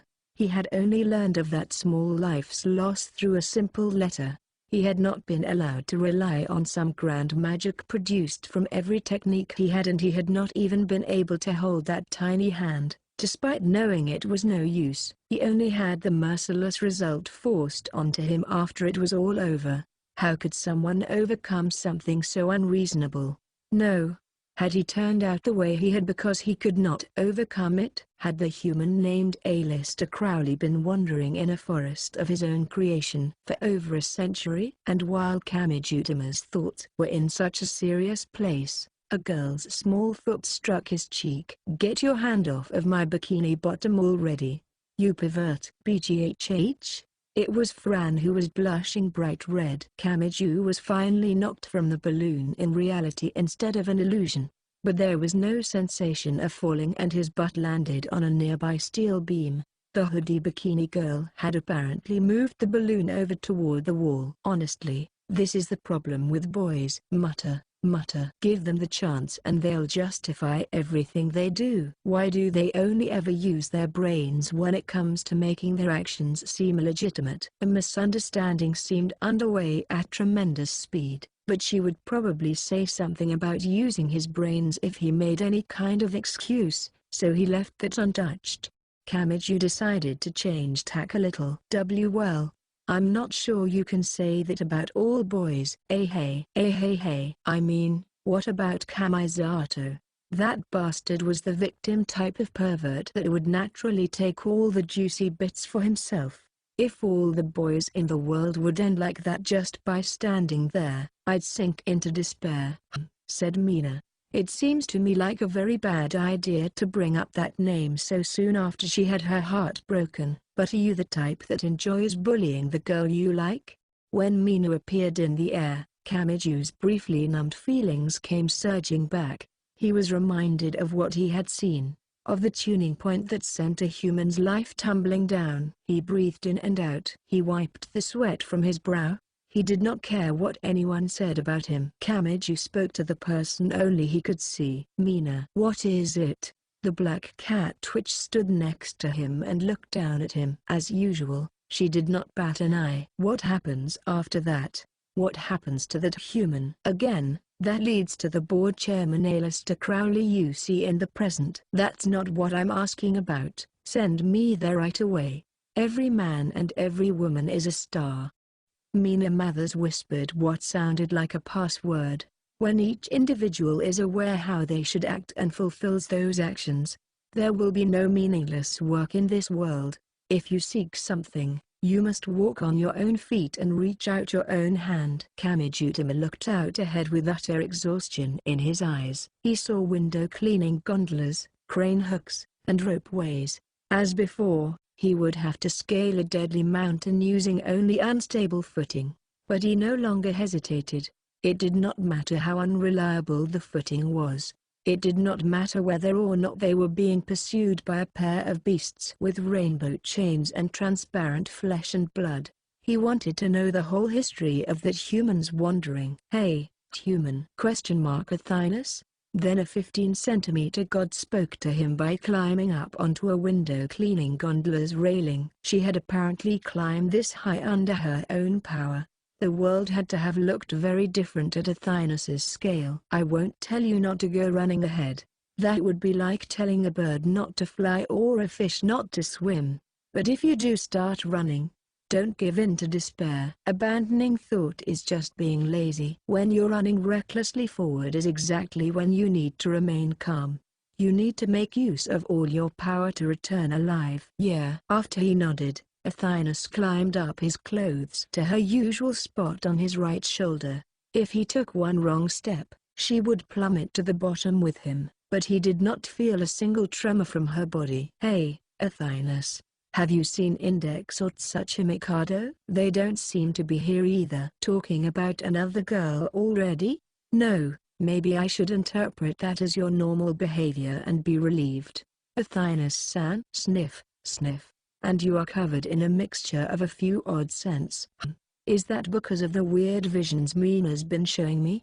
You held more than one girl in your arms on the way here, didn't you? Really? How could you not notice you were getting these indecent smells on you? Honestly, why are you so irritated? Let's get serious before you sink into a bog of your own making. Athynus was in a very bad mood, but she seemed intent on sticking with him to the end. Kamiju looked back toward Maker and Fran. If you don't think you can go any further, you don't have to follow me. If you stay on the narrow footing, those handcuff and gear beasts, human karma, mountain devilishness, or whatever there can't appear around you. I'll head to the top and see if the others are up there. I want to see for myself that my brother's okay, and I can safely get to the top with my spare balloon as long as you all don't get in the way. Those did not seem like logical or efficient opinions. If they simply sought safety, it may have been much better to remain on the window cleaning gondola. But Kamiju did not force his opinion onto them. Perhaps that was due to the lamentation of that human. Perhaps it was because he had indirectly felt that magician's intense emotion after being unable to see his daughter's death for himself. Understood. It's your decision. It's not my place to tell you what to do. Now that they knew what to do, they only had to do it. They were fortunate to have Fran and her balloon that could continue up no matter what. By passing her belt like makeshift ropes made from multiple layers of duct tape, she could pass the rope along routes they normally could not have reached. She could tie two crane hooks together to create a V-shaped wire, or she could use two horizontal ropes to attach a window cleaning gondola to a midair ropeway and place zigzagging tape between them to create a makeshift bridge. It felt a lot like athletically moving from one cliff face to another by clinging to the wire strung between them. But their odds of survival were much better than using the mid-air swings as they jumped from one pendulum-like hook to another. And there, in her chic-made uniform, Mako held onto a vertical duct tape lifeline as she reached her tense legs from one footing to another. "NNNN. The view from below is incredible," said Mina. "Yes, look at her tremble. This is a strange feeling you can never get from a miniskirt cafe model. The rest of us can't float, so if we tried that, we'd fall to our deaths." True to her self-proclaimed title of witch, she may have loved tempting people onto wicked paths. Either that or she was one of the unfortunate people who always messed with the camera to see how low an angle they could get in rebounds per game or shooting game. Placing a burden on all of your muscles in a specific order might count as a variation of yoga. Crowley focused on that while mountain climbing. "You hag, the way you place a hand above your eyes when focusing on something really does make you seem old. Was someone just insulting me?" Cut in the hoodie bikini girl's words like a curse. The trouble was about to spread, so Kamiju decided to stop speaking with Mina, who had a way of causing misunderstandings. As they climbed higher, the scenery changed again. Footing was still sparse. The mountain climbing route was still devastating and consisted entirely of objects hanging from the heavens by wires. But instead of window-cleaning gondolas and crane hooks, Kamiju and the others saw fairy tale five-pointed stars and cradle-like crescent moons. They were all a few meters across and it felt like jumping between gorgeous chandeliers. If not for the terrible fear of heights, they should have provided enough footing. But how high up are we now? Kamiju wondered aloud. Unlike true mountain climbing, the air did not seem to grow thinner and colder as they climbed. No matter how strange it seemed, they were still inside the windowless building, so the temperature, pressure, and humidity may have been kept at a certain value. The giant tower ignored three-dimensional space as it rose toward the heavens, and they had finally reached fake stars and moons. This should have been an impossible height. Checking the distance from the surface to the outer atmosphere in an online encyclopedia was enough to know that that was not a distance that human legs could clear in a day. But at the same time, this was an alternate dimensional space where Euclidean geometry did not apply. The distance of each step did not necessarily match up with the distance they had actually traveled. Plus, they were surrounded by giant walls on every side. With no view outside, there was nothing to judge the distance by. Would they really make their way to outer space like this? That absurd thought entered his mind. Oh? Until now, Fran had flown freely around with her balloon to create spider webs of duct tape for them. But now the hoodie bikini girl sounded surprised. Fran's butt was pressed against the size of a simplified star like the kind seen at the top of a Christmas tree. It was almost like she had fallen onto a soft cushion. Confused, Kamiju asked a question. What just happened? Some kind of adhesive, or a magnet? I don't know. But it felt like I fell toward the star. On the boy's shoulder, Athynus crossed both her arms and legs as she sighed. Artificial gravity. Curse that human. Is he working to acquire even the forces of the planet? Kamiju did not understand how this worked. Artificial gravity brought to mind a small room spinning around to produce centrifugal force, but he had no idea how people or objects could be pulled toward the surface of a small sphere like this. Or, if the actual matter was far denser than the apparent volume, could it be given the same powerful universal gravitation as a normal planet? No, that wouldn't work. It wouldn't make sense for it to be dangling from a single wire then. And if it was that dense, it would be a scorching hell like the Earth's core. There were exceptions such as a black hole that created gravity powerful enough to distort the surrounding space and had no material core. But that too could not explain this. Or rather, that would not allow one to adjust the gravity to the desired level. There were only two options. A micro-black hole that could only be observed through data, or a micro-black hole that would swallow up the entire solar system if it formed. Even an ESPA who could directly manipulate gravitons had only been able to produce explosions. Being able to convert the proper methods into any universal power does sound like his kind of theory. I doubt you will find the answer with the knowledge found in a high school textbook. Human. I'm not interested in being an intellectual. I just want to know if Imagine Breaker will destroy it or if it can support me. With that, Kamiju reached his hand out toward the closest crescent moon, and that acted like a trigger. He had already had a hunch it was about time. Reality and illusion crossed over.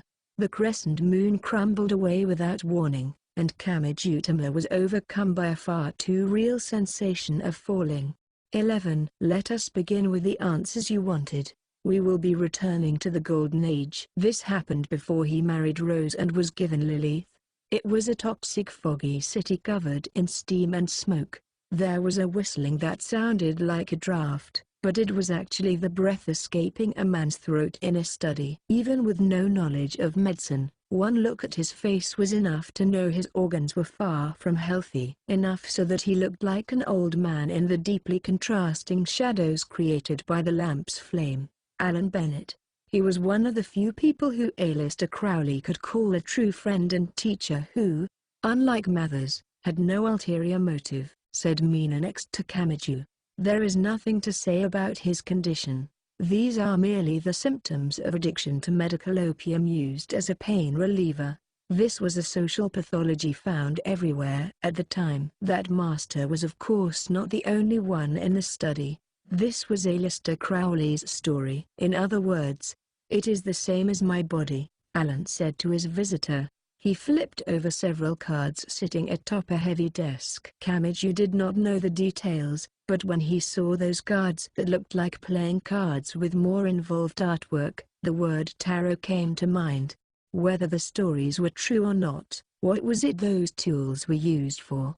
The man continued through his cracked lips. Everyone is a slave to miracles and fortune. Even the way you choose your daily bread interferes without your knowledge. And that interference can involve people's lives. Just as I chose the wrong medicine and it has stuck with me ever since. Kamiju gulped because he had cheated. He had already seen how this turned out. That was the meaning behind Crowley's journey, said Mina. He was searching for a way to protect his daughter who was at the mercy of the phases and sparks and who would suddenly lose her life in but a few years. And just as the cards showed, he did not make it in time. As she gave her smooth answer, the mourning clothes woman looked down at Kamiju's right hand. Imagine Breaker. Hadn't he heard a joking theory about it tearing apart invisible fortune and thus providing him with misfortune? Phases? Sparks? What are you talking about? What does any of that have to do with his daughter? Alan will explain.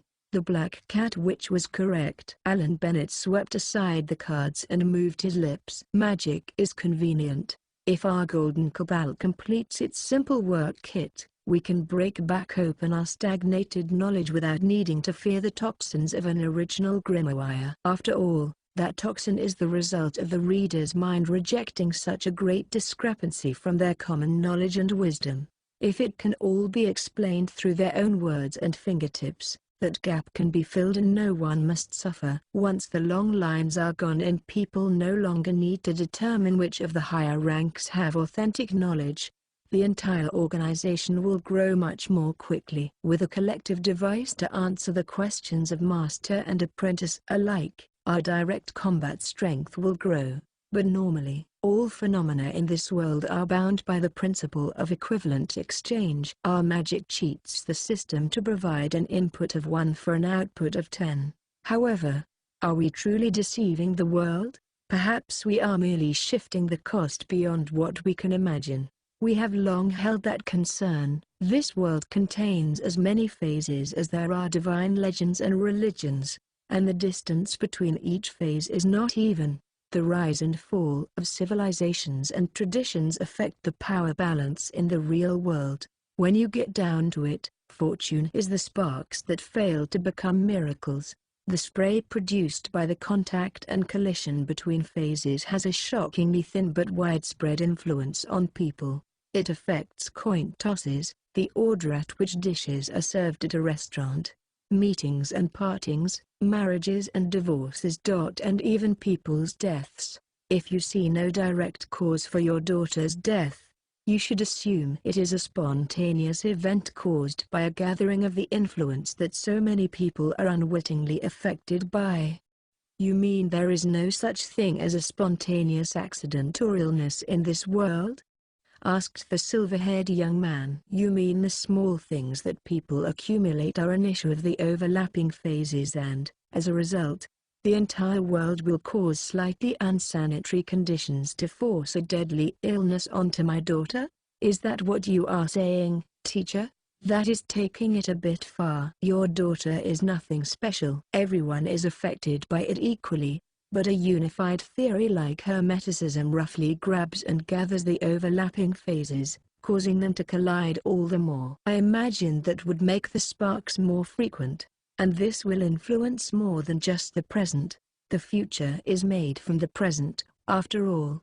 And the Golden Kabbalah understood that danger but tolerated it. A phenomenon which cannot be measured may as well not exist. That is what Mathers said, but it would be the weakness of our hearts that allowed us to let that opinion stand.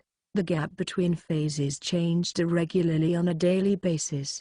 There was nothing an individual could do about it. Even as the nations fought for supremacy and glared at each other across their borders, the world's continents were slowly moving. Not even the greatest world powers could stop that movement. In that case, weren't the conflicts on the surface trivial matters? What if Mathers had continued his magical research with that sort of thinking? What if the collective anonymous questioning device began to function? There was a way of exorcising it, said Alan Bennett. Although Westcott and Mathers never publicly admitted it, there was an unspoken understanding that it was not a problem as long as they had the treasure at Blythe Road and that they would be fine as long as they possessed it. Edward, you two were protected by that. That is why they saw no problem with what you were doing. But that would only protect him, the magician. They said they could not pass their protection on to those who were not there, and they did not bother to reveal the protective charm already hidden in their pocket. It was like they knew felling the trees of the forest would eventually turn the planet into a desert, but they continued cheerfully with no concern for those who would starve in the future. Even now, all sorts of magic was being performed across the world. No one knew what emotions people would be given by the pressure between phases and the sparks that produced. When lives were thrown out of that shallow and widespread current, there may not have been an overall cause or conspiracy behind it, and that was why it was nearly impossible to nip the disaster in the bud. Yes. What if A-lister Crowley himself had so often performed magic below an invisible umbrella and thus with no sense of danger? But what if the two had been wrapped in the same wickedness as the magic of those he so despised? Are you going? If the sparks brought by invisible collisions will not end, then I see no reason not to take action. Then why did you visit me? The best way to overcome the disadvantage of being outnumbered is to use the element of surprise. I wanted to take a necessary item from you. You already have everything you need. Still seated, Alan Bennett gestured as if he were gently grabbing something. There had been nothing there before, but something odd flashed in the master's hand. They looked like sparks from a lighter's flint, but they scattered through the air as small numbers. 28, 4, 29, and then the master's hand held a twisted staff made of silver. I am altering the scene here, whispered the Black Cat Witch. Normally this would be invisible to all but Crowley, who it is directed towards, but I will place it here as an objective image. After all, nothing is as empty as an explanation you cannot understand. But that's all you've been giving me. But time passed as Kamiju made his exasperated comment. You should have already learned it all perfectly. Although it may only look like one of the abominable powers which will take your daughter's life and tear your family apart. Alan opened his hand and the staff disappeared once more. But this was not the blasting rod that Alan Bennett was known for. It was actually a usage of the technique known as spiritual tripping. The man tapped his bony fingers on the ebony desk in front of him. A war is about to begin. Will that power take your target's life or take away the possibility for life? In other words, even if they survive, they will essentially bear a curse saying that.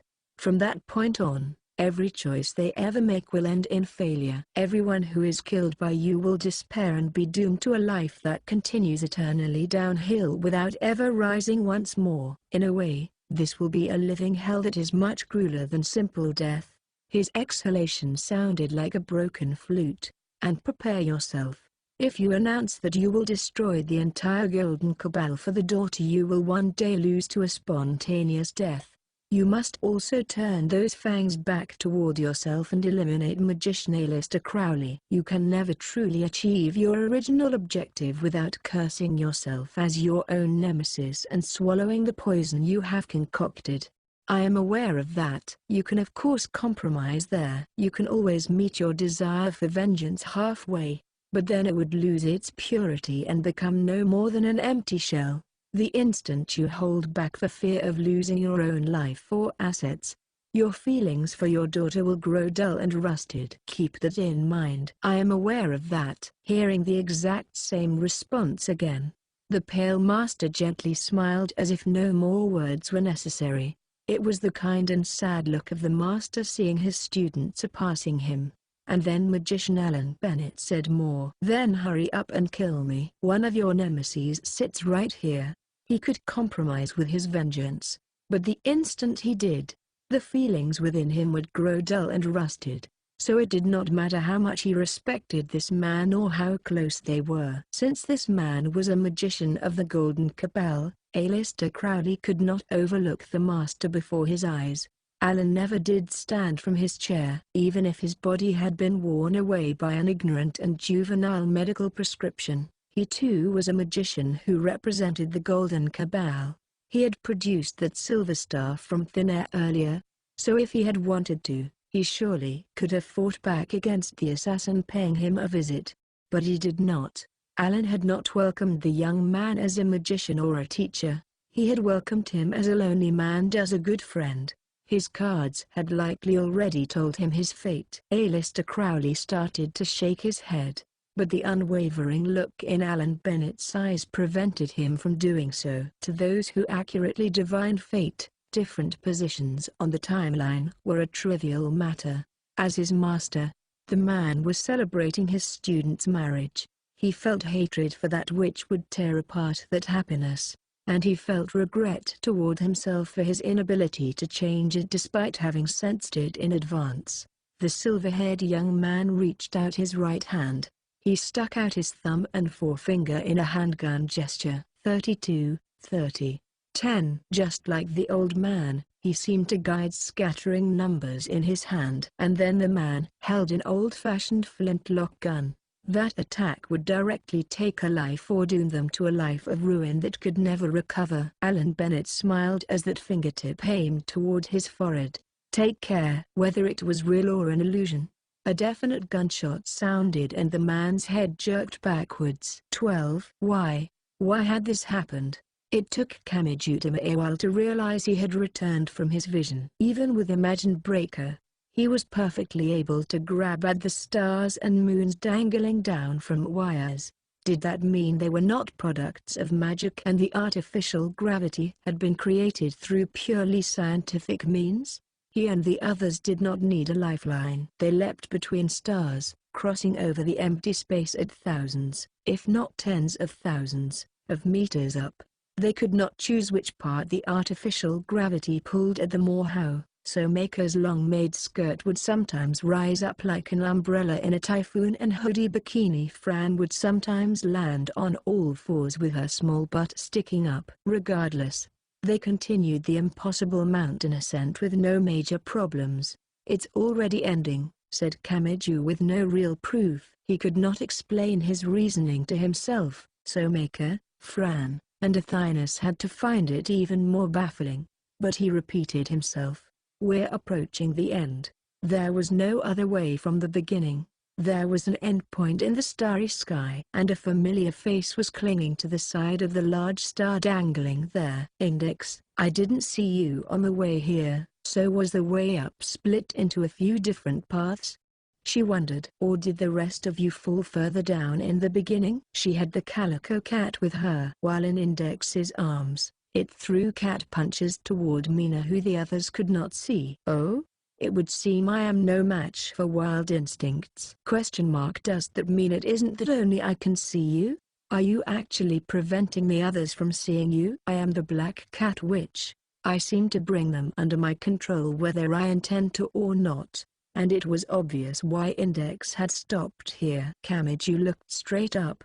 A black hole. Athena's sounded exasperated as she sat on his right shoulder. The scale here is as ridiculous as ever. Straight above, something like a black galaxy swirled around as if to indicate a presence on an even higher level. No human had directly seen a black hole, so they did not know if this was accurate, but with the artificial gravity produced by the previous stars and moons, it seemed likely this was a tunnel modeled after a black hole. I have a bad feeling about this, said Index. Why is this going so smoothly? If even a single ladder had been removed, we would have been stuck. It's almost like this is a form of training we have to complete in advance. If they jumped in there, it would take them somewhere. But Kamijudama felt like there was something he had to do before that. He leapt from the final star toward the black hole, but his suspicions were confirmed. The black hole did not suck him in. He instead plummeted downwards. 13. This was the appropriate form for a magic's battle. That was the whole of it. The foggy city's steam and smoke were sliced apart. Even the darkness of London's night was swept aside by the bright flashes of light. There were two magicians there. Those monsters had attempted to swallow up and take over the Golden Cabal, which was the world's greatest. Even the Jack who had terrified the public by attacking prostitutes in the dark of the night would have trembled and fled had he seen their clash. Magician Alistair Crowley. Magician Samuel Liddell McGregor Mathers. GHH. A rusty-smelling liquid dripped to the stone pavement.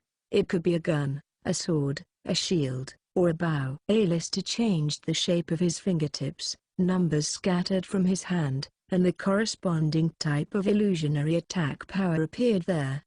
It could be a fire wand, a water cup, a wind dagger, or an earth disc.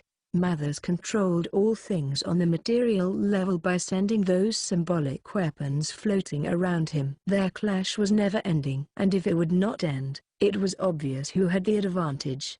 You fool! If you had stuck with me, you could have received the scraps of my success. Your future daughter? Isn't there a simple way of solving that without harming anyone? Just never have a child. If Alistair Crowley has no daughter, the fangs of death cannot close upon her. Then why did you marry Mathers? It could not have just been a means of bringing a talented painter into the organization. Even if you never verbalized it in your mind, there must have been a reason why it had to be the woman named Mina. Don't give me that look. Even if we know it will lead to definite failure or danger, there are some things we desire to a maddening extent. You cannot expect magicians to be stoics who ignore the workings of their own body. Mathers. Without even looking at the story of Tristan and Isolde, it is clear that love is a poison and family a narcotic. That is how people work, and that is why they have appeared in the lineup of the cards as an inescapable inevitability. This is a result that cannot be changed. I said don't give me that look. I am the leader of the Golden Cabal, roared Mathers as he wielded powerful explosive flames like a part of his own body. A cabal does not just refer to the individual magicians. If one of us rebels, the group will crush them. Alistair, you should have declared victory only once you were in a position to have the group do your bidding. Like I am here! Exclamation mark. Alistair was not reacting to Mathers as he fell back. Several people appeared on the surrounding rooftops. Dion Fortune, Paul Foster Case, Arthur Edward Waite, Robert William Feckin. My reinforcements are unlimited. All magicians must obey the Cabal's decisions. As long as I stand at the top, anyway. Mathers wiped blood from his mouth and put on a fierce smile. "It's time you learned what a hunted fox feels like, rebel." "The primary reason you lost was your inability to stop your battle from being rewritten with the word rebellion. So after all your talk of masters and apprentices being equal, you're still an authoritarian who looks down on everyone from a special position reserved only for yourself." The action Alistair took was simple. He immediately turned around and vanished into the steam and smoke. "Oh, foolish Mathers, my beloved," whispered the black cat witch as if reminiscing on the distant past. She viewed this ended world through her veil. That man was caught in the organization's selection process, had his beloved daughter driven out from the protective umbrella, and felt burning inferiority and intense emotion at having to rely on the same power as his hated enemies. And as he raged with anger, did you really think he would continue to rely on logic and efficiency and make a strategic retreat? "What? It is beginning," clearly stated Mina Mathers. Her tone seemed to say this was the moment for which she wore the mourning clothes and led around the black cat which symbolized bad luck. The Battle of Blythe Road. The quiet armed conflict in which magician Alistair Crowley directly faced the world's largest magic cabal. The stage changed. A man holding a twisted silver staff blended into London's darkness. Crowley was on his way to 36 Blythe Road, Hammersmith. The Golden Cabal's most important ceremonial ground was located there. Despite being referred to as a war, what he did was not all that flashy. All alone, he forced himself into the building, swept aside the few magicians who were maintaining and inspecting the equipment inside, locked all of the exits, and holed up inside. "What is he doing?" asked Kamiju. "Won't he just be surrounded?" That was acceptable for him. Alistair did not need to win this battle. What? Winning and losing meant nothing so long as the fact that he fought remained. "You will understand soon enough." A quill in the office area sliced through empty air. It grazed Crowley's cheek and raced across the stationery on a heavy desk there. Flowing writing appeared. Mina must have been providing assistance because the meaning of the words entered Kamiju's head. "What is the meaning of this, Alistair?" "I have already parted ways with you. I do not recall ordering you to occupy Blythe Road." When he read that automatic writing, Alistair Crowley silently formed a smile. After this, he would get married despite knowing it would end in failure, and his fingertips would be gently held by a tiny hand. This was an expression that would never be made by this human after that. "But that is the truth of this shallow world," he said. "All members of the Golden Cabal will assume that Alistair Crowley, a mere pawn, occupied the Blythe Road ceremonial ground on the official orders of Mathers, in order to take everything away from the Westcott faction. It's a strange thing, Mathers. They will think that even though you do not recall signing such an order, you can't mean..." "Yes, yes. Did you think I made a nearly suicidal attack on you for no reason? I wanted your blood, with a single drop." Forging a document was quite simple. In fact, didn't Westcott forge a letter from Anna Springel to give the organization more prestige when creating the Cabal? Damn you. The scene changed. In a location nowhere near Blythe Road, a furious-looking Westcott Mathers stormed into Mathers' headquarters. He was not the only one breaking through the thick door. Just as Mathers had his faction, the Westcott faction also incorporated half of the Golden Cabal. "What is the meaning of this, Mathers?" "Blythe Road is the foundation of the Cabal in London. This has gone beyond anything you can weasel out of by claiming it was the individual action of that failure Crowley, but it was. You know Scotland Yard is keeping an eye on me. They do not like that a civil servant like a coroner is participating in such suspicious meetings. Maintaining any connections below the surface is risky enough. So you are quite the strategist to intentionally create friction within the Cabal." "That really isn't it." "That document was." Mathers trailed off as he seemed to realize something. The black cat witch sighed. "If they had been meeting alone, Westcott and Mathers might have been able to cool their heads and reach a compromise. But with so many of their subordinates here, Westcott would never accept it if Mathers insisted this was the same forgery method Westcott had used. If he did accept it, his authority would plummet down to earth. "Then, yes," announced the widow dressed in mourning garb. A single intentional defeat pulled the trigger of a great war between the Westcott and Mathers factions that controlled the Golden Cabal. From there, a hellish scene played out. Flames danced, wind sliced, and not all of it was that simple. Strange beasts were unleashed while curses and diseases ran rampant through the London darkness. Even if this was the age when Jack the Ripper had used the curtain of steam and smoke to work in secret, how had the people of London accepted and comprehended these strange phenomena? And of course, Aleister Crowley's battle was not yet over. He never expected the two sides to entirely wipe each other out. One side was sure to win and the survivors would take over. All he wanted to cause was chaos. And then he could slip into the confusion to sneak in close enough to stab both sides before they saw him coming. To the end, Crowley only ever thought of fulfilling his revenge by his own hand.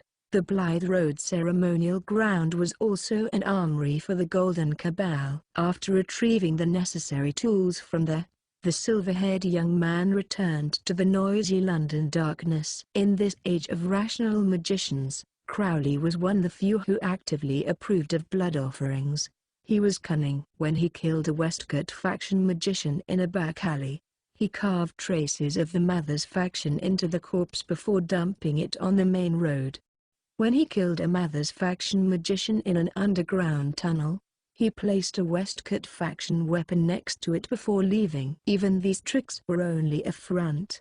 People will be blinded to the truth as long as they see the malice of trickery. They will assume there is nothing more than this. He was the one who concluded it would take covering the entire planet with blood to guide his great ceremony to success. The sight of washing out blood with blood placed Crowley in a state similar to perpetual motion. No, this went beyond a direct clash between the two factions. Scotland Yard would want to divulge everything that happened. Those in the New World would seek a version of the occult backed by greater tradition. The old witch lodges felt their place in the world had been taken by the Golden Cabal, and spiritualists with no sense of danger would want to contact them. Everyone who wanted to get involved in this would be drawn to London and the existing power balance would be entirely destroyed. The greater the organization, the more complexly its gears fit together. The vortex of indiscriminate destruction and chaos was like a marble pattern. It swallowed everything and chewed it up. The hatred produced more hatred. When blood was shed by magic, that blood would be used for the next attack. As the battle escalated further, it created larger openings. It produced an opportunity to secretly enter areas that would normally be unreachable. This was a path of carnage in which he killed an enemy, changed weapons, and continually resupplied in that way. And eventually, a dull sound burst out somewhere. "BH?" The first one to produce a dumbfounded expression was Westcott. He slowly looked down and saw that piercing his side. Westcott's magical ability was said to be not all that great, explained Mina. At least when compared to true eccentrics such as Mathers and Crowley. And yet he still managed to control a powerful faction as one of the three founders thanks to his quasi-immortality. Quasi-immortality, I will omit what exactly that entails. But I will say that he specialized in forging documents. And as a coroner, he had the opportunity to contact more corpses than the average person. Also, in our world, parchment was used to converse with demons and transfer souls. But Crowley stabbed straight through that assumption with an attack using the treasure he had brought from Blythe Road. A single arrow was piercing the old man's side, but it was not made of metal or wood. It looked like muddy-colored wax. The tip branched out into 5 twisted prongs, almost like a hand trying to grab at something. The arrowhead is made of bone, the feathers are made of leather, and the shaft is made of wax. But not just any wax, the grave wax created from flesh and blood. In other words, imagine Breaker, the ultimate exorcising spiritual item created from a certain saint's right hand. It was originally the most secret of weapons, meant to drive an uncontrolled being back beyond the magic circle after a failed summoning. Even as a mere spectator, Kamijutama felt his breath catch in his throat. Bibo. Westcott had never doubted the absolute strength of his quasi-immortality, and he was unable to even pull out the thin arrow now that it was taken from him. Aleister Crowley's eyes did not waver. With the arrow still in hand, he formed a handgun gesture with his other hand, and several numbers danced from that hand like sparks. 32, 30, 10. Then the illusion gun fired an impact that sent Westcott's body flying backwards. "I have altered the scene again," softly added Mina. "I am sure you understand after seeing it before. But that is a weapon that can only be seen by the one it targets. I am merely placing an objective view of it here." Meanwhile, time continued to pass. As non-existent gun smoke floated around him, Aleister whispered words that sounded like a curse. "An arrow holds the meaning of a spiritualized attack. It should have thrown off the yoke of the physical once it was launched. But as it negates all supernatural powers, it ironically seeks the physical instead." Westcott.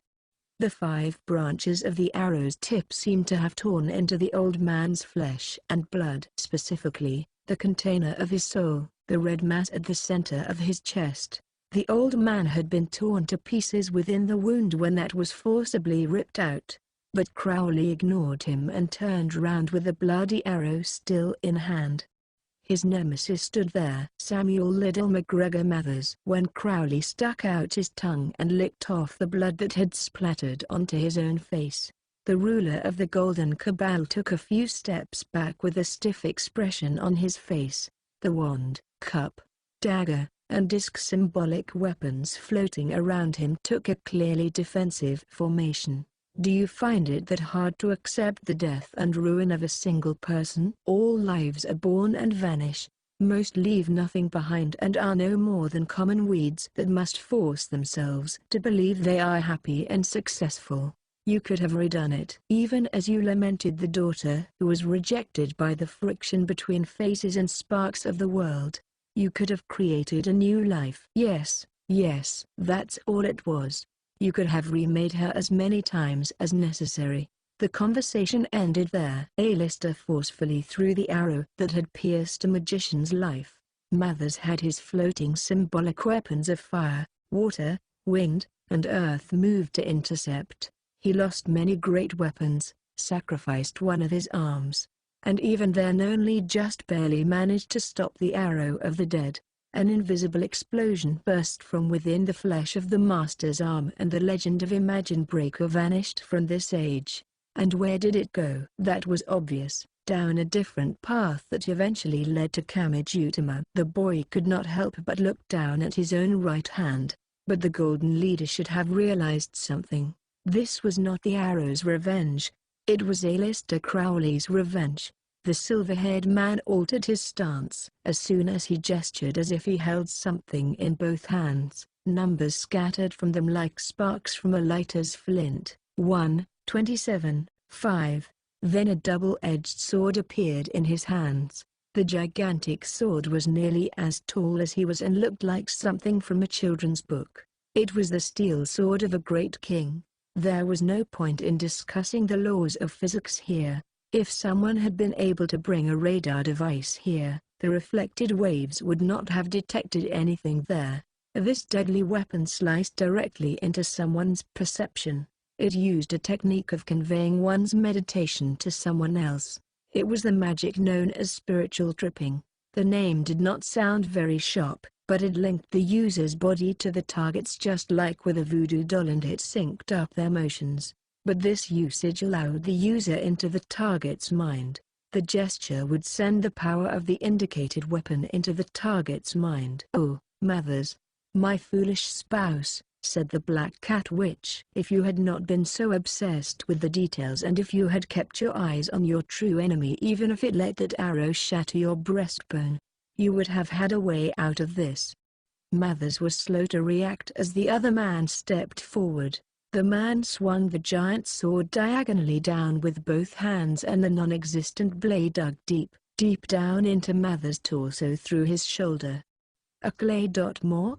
This is a tribute, so rejoice, self-styled Highlander. I finished you off with the sword you so loved. It did not matter here whether or not it physically existed. Either way, it tore through Mather's body and dark red liquid erupted from within. Only one man remained standing. Alistair Crowley made a quiet announcement to the end of his ideal. Now you will either die or have all possibility of success stripped from you as you live out the rest of your days in despair. It is time you withered away, sinner. Crow.ly.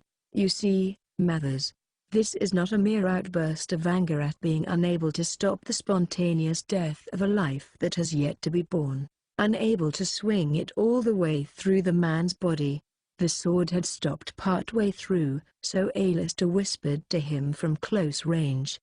The world is filled with such tragedy. The sunny parts of this world are simply overflowing with tragedy. Everyone should be enraged and stand up against it. But they claim it can't be helped and they give up. That is where my sorrow lies. Alistair Crowley.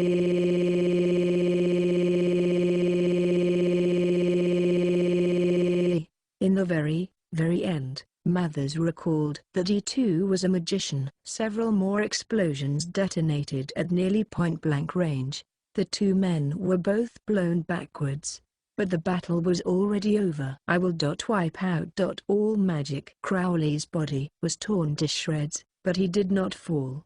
He had destroyed Westcott and Mathers, the true rulers of the Golden Cabal. But his battle was not yet over. There were still countless magicians in the Cabal. No. He was looking at something even larger than that. I will shatter every last phase and put an end to all mysticism. It can be helped, and we need not restrain our tears and bite our lip when faced with tragedy. I will bring back the pure world in which everyone can feel anger like normal and question it all like normal. He had to know the truth. Alistair Crowley was also a magician of the Golden Cabal. If he was to curse the entire Cabal, he could not disobey the rules, saying he too must swallow the special poison he himself had concocted. That ''S.Y?" asked Kamiju. Yes. Success and failure don't matter. No, he works under the assumption that nothing he attempts will go the way he wants it to. Is that because he too walks a path where all possibility has been taken from him? This was not a clear end to the Golden Cabal. Even after the large organization broke apart, it broke into smaller cabals claiming to be its successor. They tied on splints and spent a long time like a large tree rotting away. But as they declined, nothing remained of its former glory. Many people attempted to bring back the Golden Cabal, but as history shows, none of them succeeded in regathering the personnel and materials. They all worked to achieve their goals, but every last one of those dreams was shattered before completion, and they sank into disappointment and despair, just as Alistair Crowley had announced. Kamiju knew Birdway's Cabal claimed to be of the golden variety, but would it be hard to say it was the pure form of the golden? And, added the Black Cat Witch. Alistair Crowley himself was deported a few times and was unable to maintain an environment for any major magical research. Finally, in 1947, his death was announced on British land. At the end of his quiet war, the Avenger who had hunted down every last one of the Cabal's magicians stayed true to his own rules and turned his blade on himself in the very end. His battle had not yet ended. That was why he was in Academy City and standing in Kamijutima's way. Which meant, even after conquering the Battle of Blythe Road and turning his blade on himself, he still could not overturn the common disease that took Lilith's life. That was more than enough for him to thoroughly give up on the laws of God that he had already cursed since childhood. As the enemy of all magic, he had spent 50 or even 100 years creating a new term, the science side. Modern science had robbed the occult of its legitimacy, made scientific investigation and examinations the symbol of correctness, won the position of widespread acceptance. and spread a mentality akin to science worship in which the scientific was considered correct and the data was considered absolute. Everything he did would fail. Even if he tried to use that to his advantage, it would still work against him. But even as he was forced onto that hopelessly harsh and thorny path, and even as the entire world worked to trip him up, he had advanced his game pieces this far. Aleister Crowley would never stop. He assumed he would be obstructed and he expected to fail. After coming so far with that mindset, that magician would show no surprise and continue on as normal no matter what obstacle might stand in his way. "He intends to destroy all phases," whispered Mina Mathers, someone else who had once lost to Crowley and vanished in the depths of disappointment and despair. "So that everyone can laugh like normal and cry like normal, so that every man and every woman is a star. So that the people can be freed from the sparks created by the collisions between phases and from the spray that failed to become miracles. So that he can build a world that is built up by the accumulated efforts of individuals and not influenced by prayers or divine punishment. Only once he achieves that will he believe he has truly fulfilled his duty as a father." 14. Kamijutama had finally seen it all. Her role must have been complete because the Black Cat Witch was gone. Kamiju did not hesitate. Along with the others, he jumped into the object overhead that resembled a black hole.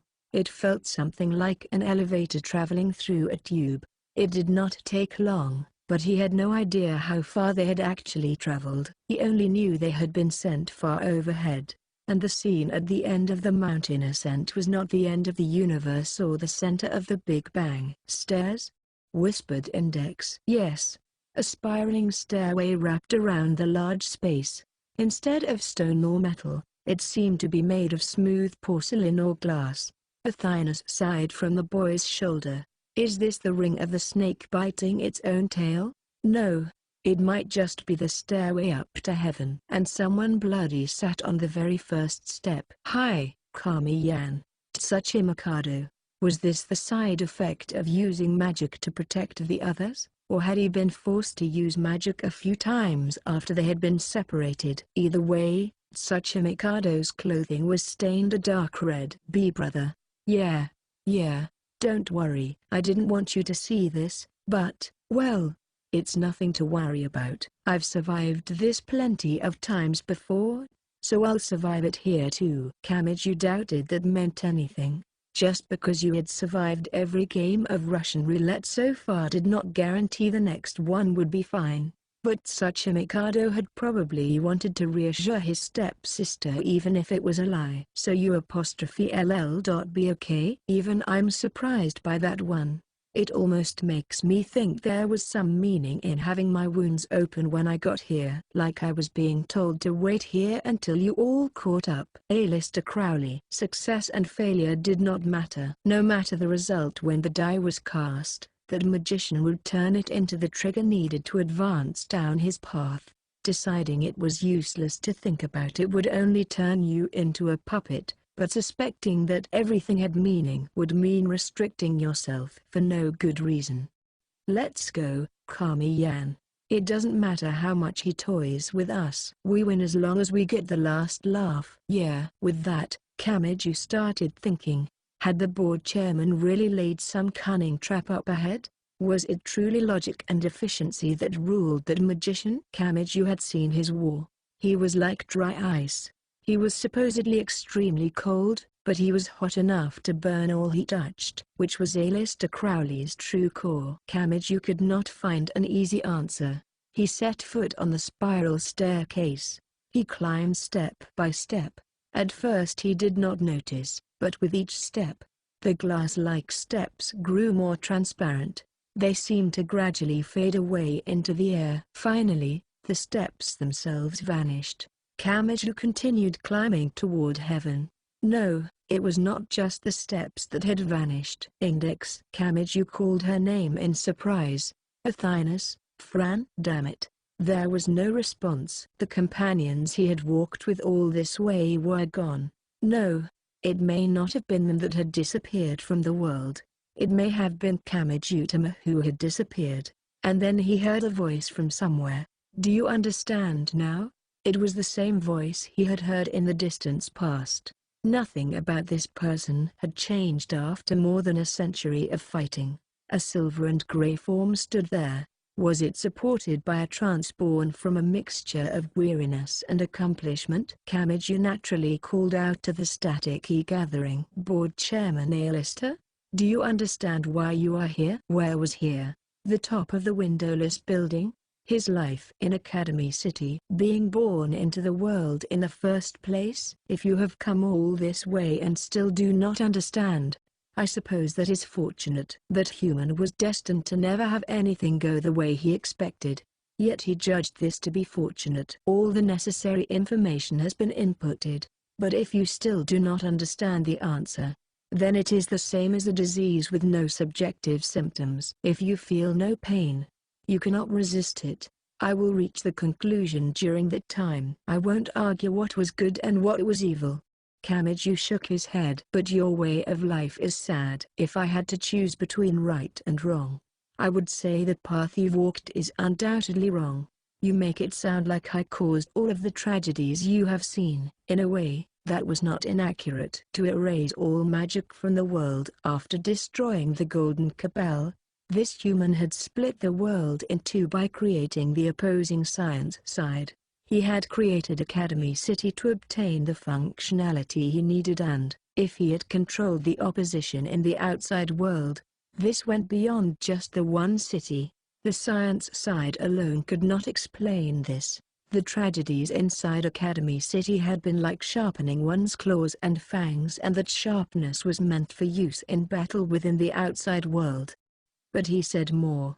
He was a mass of silver and grey, and he was a shadow that seemed to give human form to every worldly thought. And Alistair Crowley made a definite announcement. You are the one that stands at the center of all this, Kamijutama. What? I lost the arrow in that conflict, and I needed to acquire it once it appeared again. So it would be no exaggeration to say I built Academy City in order to attract the Kamijutama who would eventually be born. Imagine Breaker's power is only noticeable when surrounded by people with supernatural powers. Kamijutama will not express his tendency toward conflict if no one needing help is within arm's reach, and yet you were able to make your presence perfectly known. Why was that?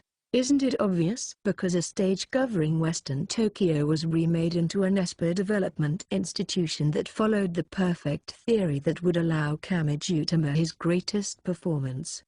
Why were ESPA powers seen as perfectly normal? Because someone had set it up that way. Why had students been able to wield supernatural powers in the streets without anyone questioning it? Because someone had set it up that way. Why were there holes in the system which allowed frequent incidents which would enrage this boy? Because someone had set it up that way. Why had the adults repeatedly plotted to fulfill their selfish desires within the city's darkness? Because someone had set it up that way. What about when Kamisato Keikoyu had entered the city from outside? He had not been from the science side or the magic side that someone had drawn out. He had truly come from outside. Hadn't Kamijutama felt like something was terribly off about that boy? Hadn't their conversations never quite fit together? And hadn't it felt like something unpleasant was shifting their words out of place? Hadn't he been angry that the other boy had continued wanting to talk about such confusing things? But Kamiju had been wrong. Kamizato's way had been right. It would have been strange for them to reach a true understanding after just 5 or 10 minutes of conversation. There was an invisible barrier between people, and it was normal to not truly see someone unless you spent a long time breaking down that barrier. It was normal to not understand someone, so wasn't Kamijutama's discomfort with failing to understand someone proof that he had been raised in a greenhouse that someone had created? Having lived and lost his memories in this city, Kamiju had no knowledge outside of what was found in Academy City. This city was like his hometown. He had assumed the way things felt here was the same everywhere, and understanding that was enough to have something in common with everyone in the world. But what if that had been prepared for Kamijutama before Kamijutama had even been born? Of course it would feel so very comfortable to him. It was like creating a baseball school where baseball was everything so that a baseball boy could be sent there. Meanwhile, if you were not that way, Academy City would not have taken this form, said A-lister's voice. If you could be activated by different conditions, there would have been no need to construct the tragedies that make you shine. If Kamijutama had been an intellectual boy who loved shogai, this city would have been filled with people sitting at shogai boards and moving shogai pieces. If Kamijutama had been a sensory boy who loved cooking, this city would have been overrun with cooking battles that stimulated the senses with flavors, colors, smells, sounds, and aromas. If Kamijutama had been an athletic boy who loved mountain climbing, this city would have been packed with climbing duels in which contestants climbed up the walls of the high-rise buildings. But that boy had entrusted his life and lifestyle to his right fist. Thus, Academy City had taken this form so that it allowed his violence to bloom to its fullest. I was the one that prepared the board, lined up the pieces, and constructed the stage. But, Kamijutama, I modeled it all after your free thelema. Which one of them was the primary offender and which one was the accomplice? Why had the human named Kamijutama only had his right fist? If he had had other means of resolving things, Academy City might not have specialized in violence to this extent. He recalled the experiment in which Academy City's number 1 was made to kill 20,000 military clones, the method to summon an angel via last order and using Kazakari Hyuka as the triggering mechanism, the military cyborgs of the freshmen, the anti-Academy City Science Guardians, and the Agitate Halation Project, which intentionally constructed a weak person needing protection in order to mass-produce countless heroes. It had looked like it had all been started by hopeless villains and the mysterious leaders of the city, but if Kamijutama had chosen a slightly different path, none of those tragedies would have had to happen. Why? Kamijutama thought and thought and thought before facing forward, and he let out a roar. I don't need to ask why. So what? You piece of shit. He was aware he was hoping for something far too convenient here. But asking what if would not change anything at this point. Kamijutama was currently here. There was no changing that. Academy City had been in this country long before he was even born. There was no changing that either. Even if it had all been built in preparation for Kamijutama's arrival, there was no way he could have stopped it since he had only arrived later. So if he was going to argue, that was not the key point. He had to face forward to ensure he avoided any further tragedy. He did not have time to hope for what could never be. He had to think about what he could do now.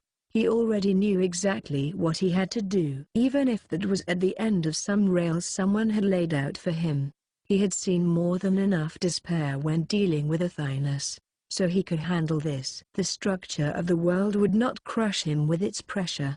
I can't let you get away with this. I see. Whatever may have caused this, and even if I share part of the blame, you clearly chose the wrong method. So I will stop you. Even if it means wielding the very power that made this city the way it is, correcting a mistake with a mistake. If that is how you will grow, that too is fine. Your life was always doomed to fall, and it is rare for someone to understand the words they speak. A-lister Crowley also remained unchanged. There was no waver in the voice of the one who had built Academy City. In fact, this may have been the voice of the villain he had created in preparation for the future. He had a single reason: the collisions between phases and the sparks they created. They had taken his young daughter's life for no real reason and torn his family bonds asunder. And the world was willing to accept such tragedies as no more than cruel coincidences that could not be helped. He wished to strike back against that world, so that human made the wickedest move available to him. But perhaps you are too focused on yourself to reach the proper conclusion. You are the only one allowing yourself to do this. Your position here will never change. There was no more need to respond. He did not need to be an embodiment of justice. He only had to be a fighter who clenched his filthy fist. Even if it meant breaking some rules, even if it meant bearing some bad karma, he had to stop this human. Even if no one in the world would accept him, he had to do this. And with that in mind, he continued up the invisible spiral staircase, as if charging into the depthless darkness. But a moment later, a deafening roar blew a giant hole in this dead end of a world and obliterated the silver and grey form. 15. The AAA. The machine's core was shaped like a strange magic circle, and that core linked it to someone. It was like looking at the sun through a telescope.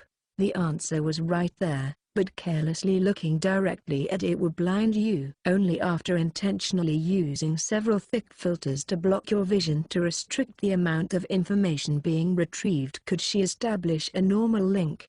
Of course, the amount of information she received was limited. She was at the center, but she could not quite grasp it. She could not shake the hesitation, like someone preparing to pull the bombing trigger based on pixelated aerial footage.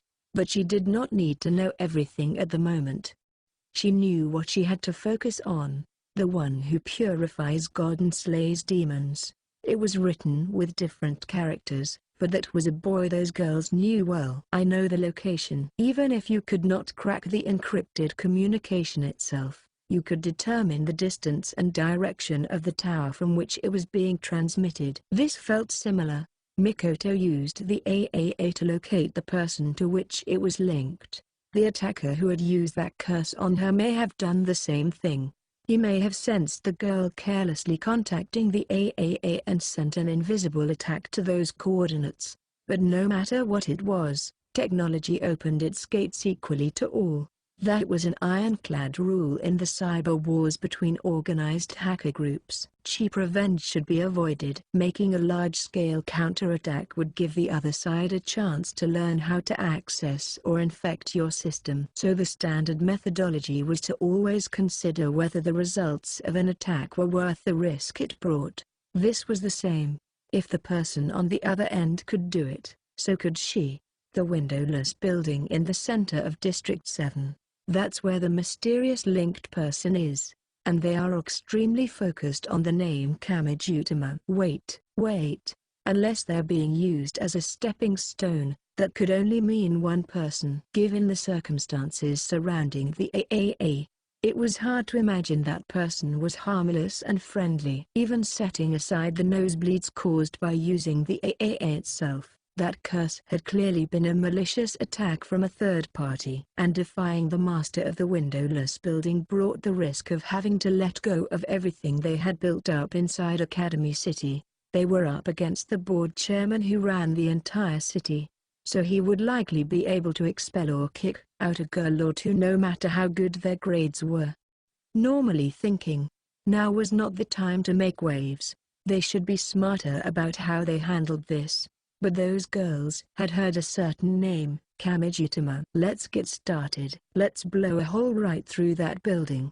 You never change, do you? Metal could be heard fitting together with ominous sounds. Even if it had been turned to scrap and dismantled by its owner, the AAA was still the AAA. Once it had accepted someone as its owner, it would move like a living creature when they desired it, and it now attached all around the slender girl. It may have been designed to cause harm, but when it was this obedient, it actually felt quite admirable. Shokyu Misaki breathed an exasperated sigh. But are you sure this is okay? You might have learned the AAA's core is something like an antenna, but you still don't know why you get the nosebleeds. We don't know how it's putting a burden on you, but it probably has something to do with your head. Rely on it at random and it might trip you up when you really need it. But holding back isn't going to help here. To be honest, I'm several laps behind and I can't stand on the same stage as that idiot. I feel like I can only just barely catch up if I accept these risks. Like I was saying, Shokyu placed a finger on her own lips and winked. She seemed to be joking, but she was showing her respect for the girl who had exposed her own weakness instead of hiding it. If I control your mind, wouldn't we at least be able to share the burden? Mikoto had never even considered that. She looked confused and answered the question with a question of her own. Why would you go that far? I will never tell you that alone, she said bluntly. My number 5 mental out can't control your mind because your number 3 railgun rejects it. But that's because you're subconsciously rejecting my invasion ability. Although that's not too surprising. What about it? Question. Is that rejection still in place? Will you still reject me if I'm trying to help you save him, no matter what my reasons might be? I don't know how to remove the wall. It would certainly be nice if we could all control our subconscious.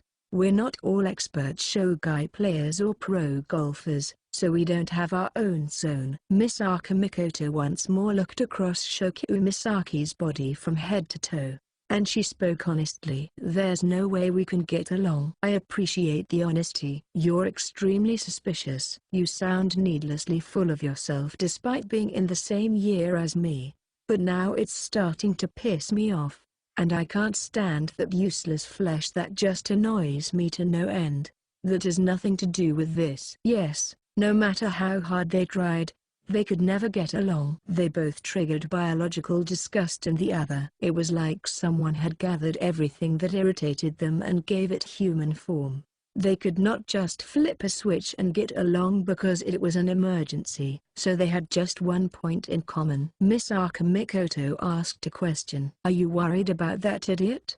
That's what I've been saying. 16. And then two locations overlapped. With the rumbling of the air being compressed, Misaka Mikoto once more sliced through Academy City's blue skies while wearing the AAA. She had a single destination, the center of District 7, aka the windowless building. ! That is one hell of a headache you have. Now do you understand my pain? But, Misaka-san, do you just have bad posture? Your shoulders are really stiff even though you don't have much of a chest. Why must you be so annoying even when you're linked to my head? It was not just Misaka Mikoto and Shokyu Misaki who were linked. The thoughts of whoever the AAA's core was linked to were mixed in as well. Although those were only fragmentary indicators that could not be converted into clear language.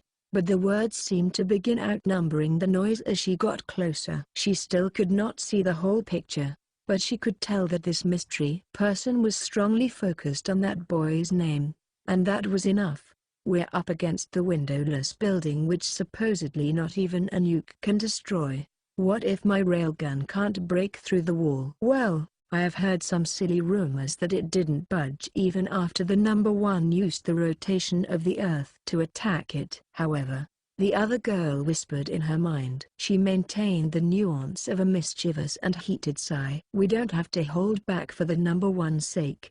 Let's work together and make an unprecedented record. Shokyu Misaki's power controlled people's minds, but she technically did so by controlling the miniature bits of liquid in the body. And since adjusting the salinity could provide conductivity to that liquid, it could also be influenced by electromagnetic powers such as the Lorentz force.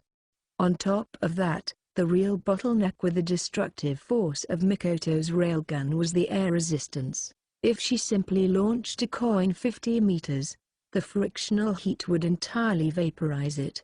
But that conversion of speed into heat of course caused a loss of kinetic energy.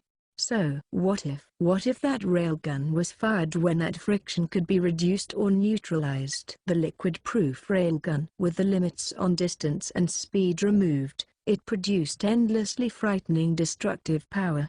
She no longer used the frictional heat as the brakes. She reversed that way of thinking.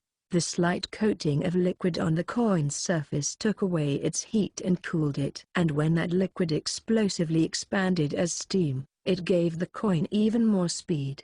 Instead of simply being carried by its initial speed, it accelerated more and more as it flew.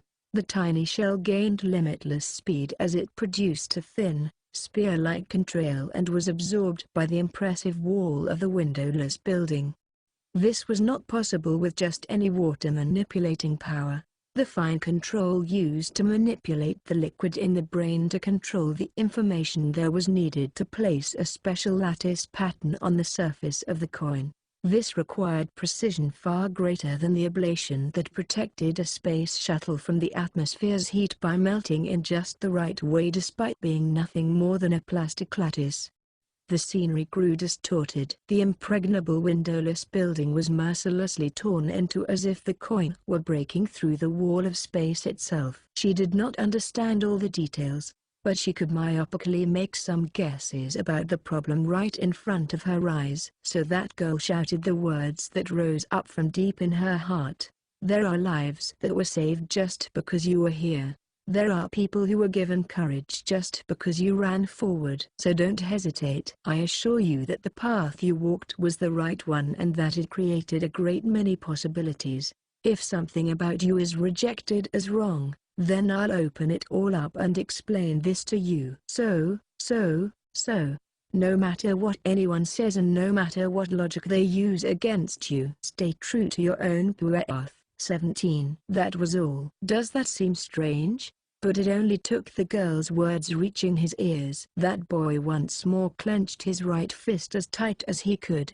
The empty vision of silver and grey was nowhere to be found. The person waiting for him now was the true Alistair Crowley. 18. In truth, not even those girls may have known which one had done it. Phew. Shokyu Misaki, Academy City's number 5 level 5, aka Metal Out, sighed in a distant location. Nothing she did would allow that boy to remember what she looked like. They could not share their memories and he would forget her no matter how much time they spent together. Not even if she made full use of her powers as the number 5. But this was different. It would all be remembered as Misaka Mikoto's words and Misaka Mikoto's actions.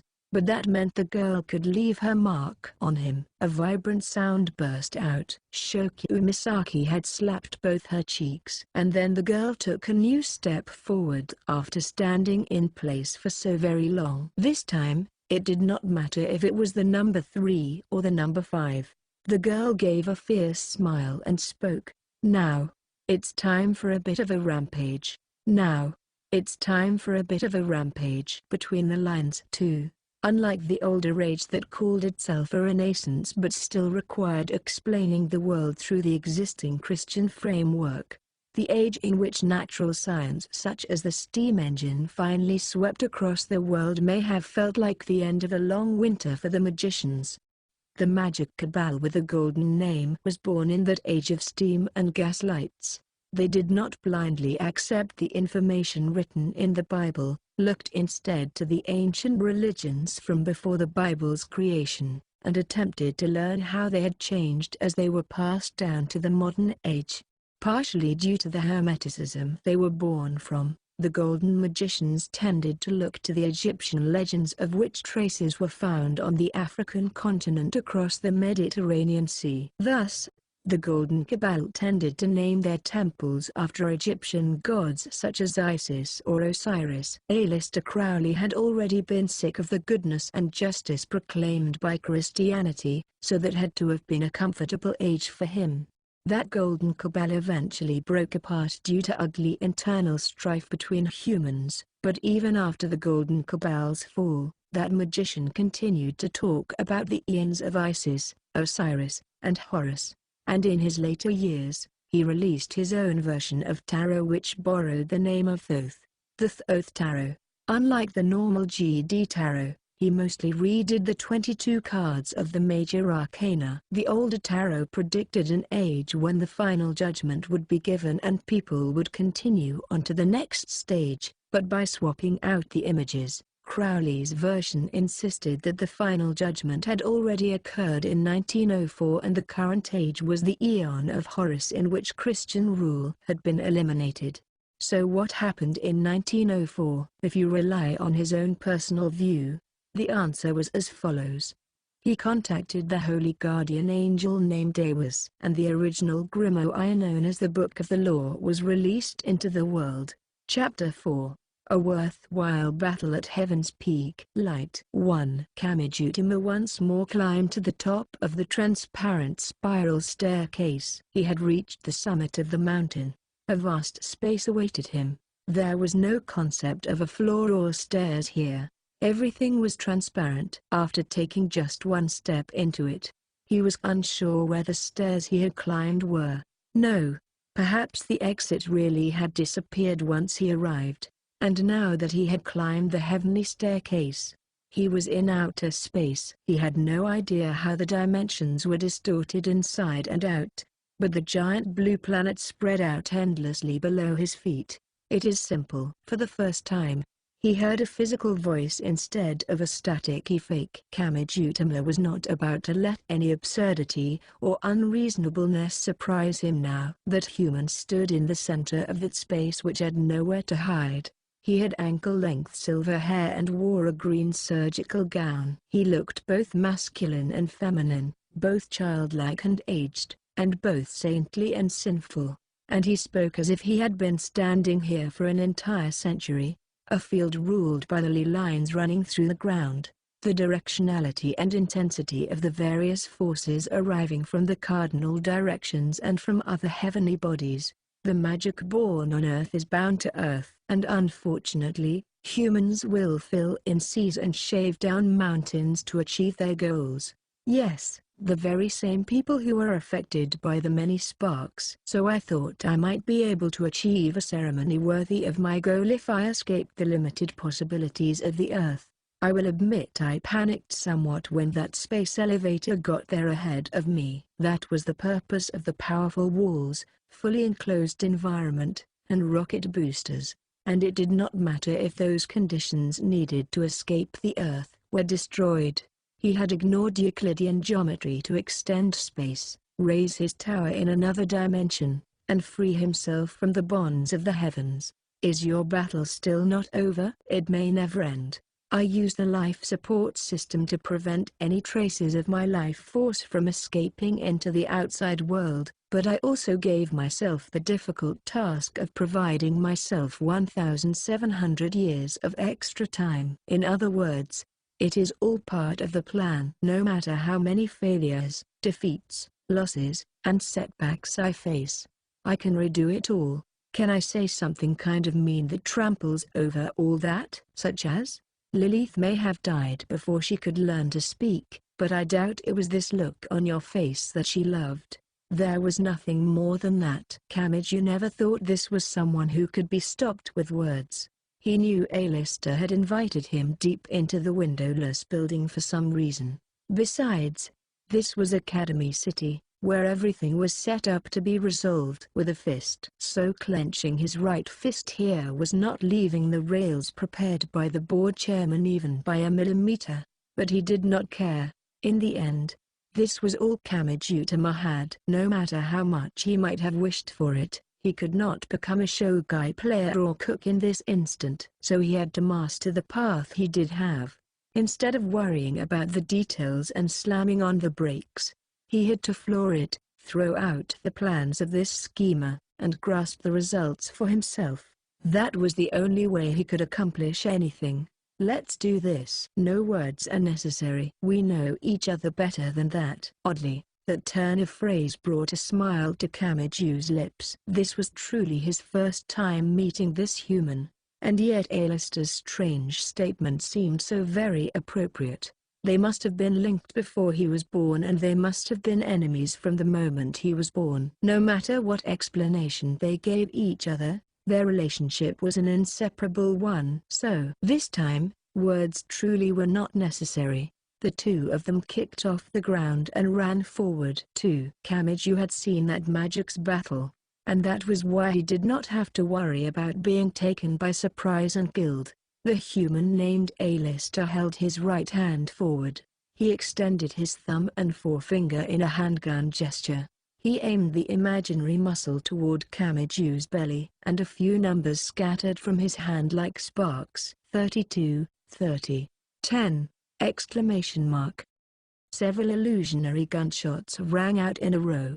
It did not matter that the gun was flintlock. If these had been actual lead bullets, there would have been nothing Kamiju could do. But this was magic. That meant his surefire right hand would work against it. Having to perfect an image of something could be both a good thing and a bad thing. He deflected the bullets and moved right up to Alistair. Or he should have. Spray. Wah. Kamiju's confused voice did not actually leave his mouth. Had sound before it could. An unpleasant cracking sound stabbed into him from the side. He doubled over as an impact tore into his ribs. He had been running forward, but he was knocked sideways. Blood burst from his mouth as he breathed. Unable to cry out or scream, he rolled again and again across the invisible floor. Who are you looking at? The person standing here is the magician who has decided to live forever because he loathes the collisions between phases more than anyone else. Bar? Are you saying you've constructed a way to gather together the unpredictable sparks and spray so you can target and fire it? Do not act so surprised by what is no more than a lightning rod. And it is limited to the magic that I launch myself. But if I had completed this spell 100 years earlier, I might have been able to show some kindness to an innocent baby. Kamiju could not just crawl around on the floor. Alistair had already changed his stance. He held out his right and gently grasped the empty air. The spark-like numbers scattered. 13, 5, 32. It was like inviting fire by scraping a lighter's flint. Kamiju had rarely ever seen the real thing, but for some reason the sharp point of a fencing sword appeared in the back of his mind. Spiritual tripping. This magic forcibly drove the desired image into the viewer's mind. This spell gave the value of the real object to the pantomime. I'm going to be stabbed. Kamiju immediately tried to roll away, but Alistair jabbed into empty air regardless. No, no. The blasting rod. With that short warning, a pleasant sound stabbed into Kamiju's right shoulder. A dark red hole as thick as his little finger was opened there. An invisible blade had stabbed him. Even without an explanation, his instincts and the intense pain told him the answer. Yuguawich. The range was clearly longer than the image in the back of his mind. Could it change this much just because it had no physical form? That was Kamiju's guess. But something was not right. He had seen that conflict magic only appeared to have infinite possibilities to those who did not understand how it worked. He only had to recall the magicians from that golden age. They had always followed some kind of rules to produce a limited power that they then used to decorate the world as they saw fit. Say you wanted to extend the length because the attack could not reach. To do so, there had to be rules or a theory that allowed it. The blasting rod. Is that what did it? It amplifies the magic's power to 10 times what the target thinks it is. That is the surest and simplest symbol of power that my one absolute master, Alan Bennett, specialized in. Although to avoid jealousy from foolish Westcott or Mathers, he disguised it as a trick that sent the target's refined magic power out of control to knock them unconscious without harming them. Kamiju did not have time to wonder if the initial attack that had hit him, such a Mikado, and the others had been amplified like that. 13, 5, 32. In other words, the sword again. He dodged based on the assumption that the length of the rapier would be 10 times the image he saw in his head, but a dark red hole was opened in his side. GBH? When you assume the length will be extended 10 times, the blasting rod uses that as the basis for the 10 times amplification. Thus, the blade is extended 100 times. At that length, the blade could slice across this entire space. He could not pull it out. To avoid being held in place by the imaginary blade skewering him, Kamiju grabbed it with his right hand. It shattered and vanished into the ether and he regained his freedom in exchange for losing the plug keeping the wound closed. If Alistair had intended to eliminate all magic, he must have planned to fight the magic gods on his own. Had he had any realistic chance of that without an exception like Kamisato Kageyu's world rejector? Kamiju had his doubts, but this seemed to be the trick. If he could not do it as a human, he would draw out the destructive power from the magic gods themselves. Drawing out the power of a god and defeating a god while remaining human was the way a summoner thought. Instead of becoming a god, he would control them and rule them. Nothing could have been more arrogant, but that just showed how much hatred he had in his heart. However, that methodology actually showed some promise of working against full power Athenians. How to mentally cut down a magic god who had absolute confidence in their power was still a major question, but this still had far better odds than using any kind of human power against them. And, do not think this is all there is. Alistair Crowley pointed toward the empty heavens. Why did I drive you on with the chain assassins and mountain devilishness which reaches for human karma and pushed you onward? Why did I have you climb the alternate dimensional mountain of the third tree? Why did I have you pursue my past? Why did I reveal the spiritual tripping and the blasting rod? All things have a reason. If you do not know what that reason is, then it means you have not studied enough. ? It is all a single ceremony, he announced. Then the spell user spoke a powerful name.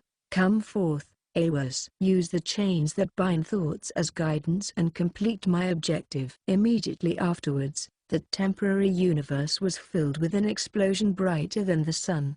3. In that instant, an entire city pulsated. You? Still back in District 11. Shokyu Misaki groaned at the eerie throbbing below her feet. Biological disgust ran down her back like the ground was covered in slugs, but the ground remained hard asphalt. If anything had changed, it was the girl herself. Her muscles relaxed, she could not gather any strength, and her feet grew unsteady. An unpleasant feeling different from pain rubbed at the organs inside her stomach like an invisible hand, so she doubled over and rubbed her inner thighs together.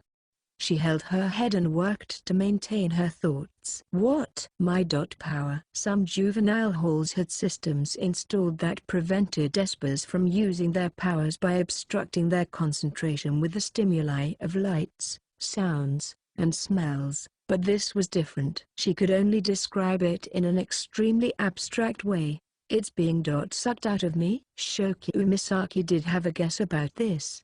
Not counting the chairman, the board of directors had only 12 members. One of those was Yokimi Hisako. When she had enacted her agitate halation project, she had been served by Rinza, an esper cyborg who could use any of the level 5's powers. What kind of technology had she used? Yes, she had not created the powers herself. Hadn't she made her physical features match those of the existing level 5s so she could remotely draw out their powers? So did the board chairman use his authority to place artificial nerves and blood vessels across the entirety of Academy City? Does that let him forcibly link to every esper raised here and gather their powers in a single place? It was quite the trick, but it had to be an extreme gamble on Alistair's part. After all, the heat wave that had recently attacked Academy City had been caused by a large-scale microwave attack. He had won out in the end, but if things had gone just a little differently, the city's network of nerves might have been torn apart and failed to work. And it was obvious where the powers of 80% of the city's 2.3 million people were being gathered. The windowless building. Shokyu felt incredible disgust as if she were being forced into a giant biological abdominal cavity. But what for? He descended. Did this being even know what it meant to all to himself for the benefit of others? So it was not that the sunlight had weakened. Kamiju's eyeballs must have been forced to adapt. Awas, the holy guardian angel that Alistair Crowley summoned using his beloved wife's body. He had long, golden hair and radiant skin, but that skin was endlessly cold, so perhaps it should be described as a pale platinum. He seemed beautiful, but perhaps that was because he was such a distant being. He seemed like a jewel, but perhaps that was because he seemed so inorganic. A play at Thelema. You should have known from experience that someone would interfere even if you left England and built a temple. It can talk? That alone was worthy of surprise. Kamiju had seen angels before. For example, he had seen the one known as Gabriel a few times, but they had never made their presence known quite so smoothly. In fact, they had seemed more like machines the closer he got to them. I see. So my voice can reach you without distortion this time. That may mean the world had recalled the truth to some extent. Awas's shoulders shook in laughter. but no emotion was visible on his face. "And is it that strange, boy?" "What?" Fuse Kazakuri was used as a model for me, but she managed to maintain her mind even in her final angelic form. He had been created from the ground up by human hands. From the earliest stages, he was different from a normal angel. So what? Was that the correct answer? And this is no time to be concerned with such trivial matters. Something impossible happened. The angel smiled. This was the look of someone who had stumbled across new hobby while bored out of their mind. "At the moment, I am your natural enemy." It exploded. What did? Before Kamiju's mind could catch up, he swung his fist forward and his right arm was bent at an odd angle from the shoulder. Not even the intense pain could keep up. Then something invisible burst from his shoulder and Awas grabbed it in his hand while still smiling. "Ha ha. It seems to have grown some, but it still has a long way to go, and its purity leaves much to be desired." "A-lister, you've been making detours, haven't you? You talk too much." "Very well. It happened in the span of a breath. It was just like with magic god Athynus back in Baggage City." Awas squeezed his hand and easily crushed whatever it was to death. "Ga?" The pain finally caught up. Kamiju staggered back while holding his wobbling right shoulder. "Ignorance truly is a frightening thing," said Awas. "Are you really entrusting your life to three-dimensional distance in a miniature garden where Euclid never applied in the first place?" Something was coming. Kamiju clenched his teeth, grabbed his destroyed shoulder, and mustered all of his strength to force the dislocated joint back into place. As soon as he swung his arm, his body somersaulted backwards. He had just forced his shoulder back into the socket in exchange for so much pain that his vision dimmed, but the joint was dislocated again just a few seconds later.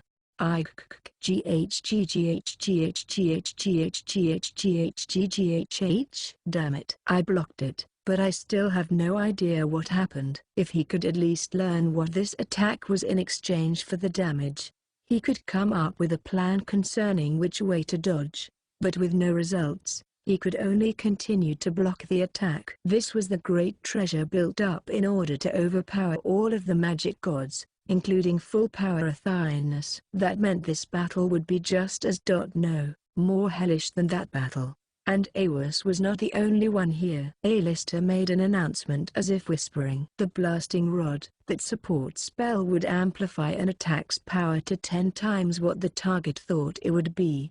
It was now a solid wall. Holy Guardian Angel Awas had been amplified 10 times. Kamiju did not even have time to fix his dislocated shoulder. He grabbed his unreliably dangling right wrist with his left hand and forcibly pulled it forward just in time for the direct clash to hit. His feet rose from the floor. His body flew through the air and his back slammed into a colorless and invisible wall. G.Bh. Bwah. A dull sound he had never heard before burst from within his body. To be clear, this was what happened after Imagine Breaker negated everything it could. Even if the limits of what a human could imagine had been extended 10 times. This destructive power could only be described as unbelievably great. It gave credibility to A-lister's arrogant intent to declare war on the magic gods while remaining human. Pant. Was it a hand or a wing? It was too large to imagine the overall form. And even after it moved away, Kamiju could not move for a while.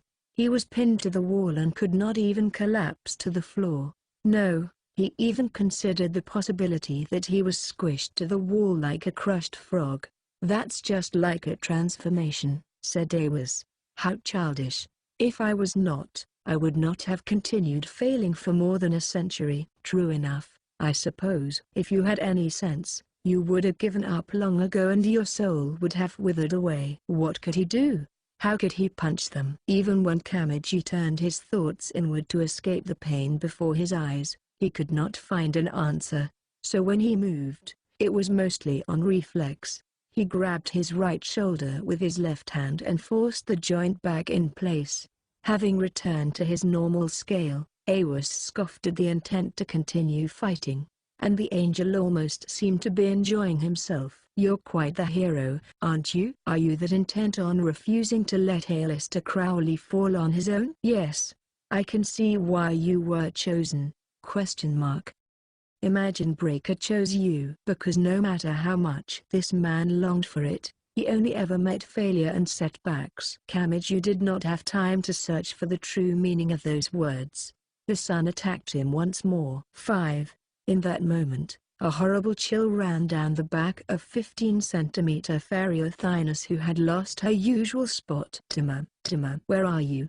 She looked in an odd direction as she listened to the white nun continue to shout the boy's name after he vanished into thin air while part way up the large spiral staircase. "Awas, that name is appearing here." "What?" asked Fran, who picked Athynus up so she would not be trampled underfoot.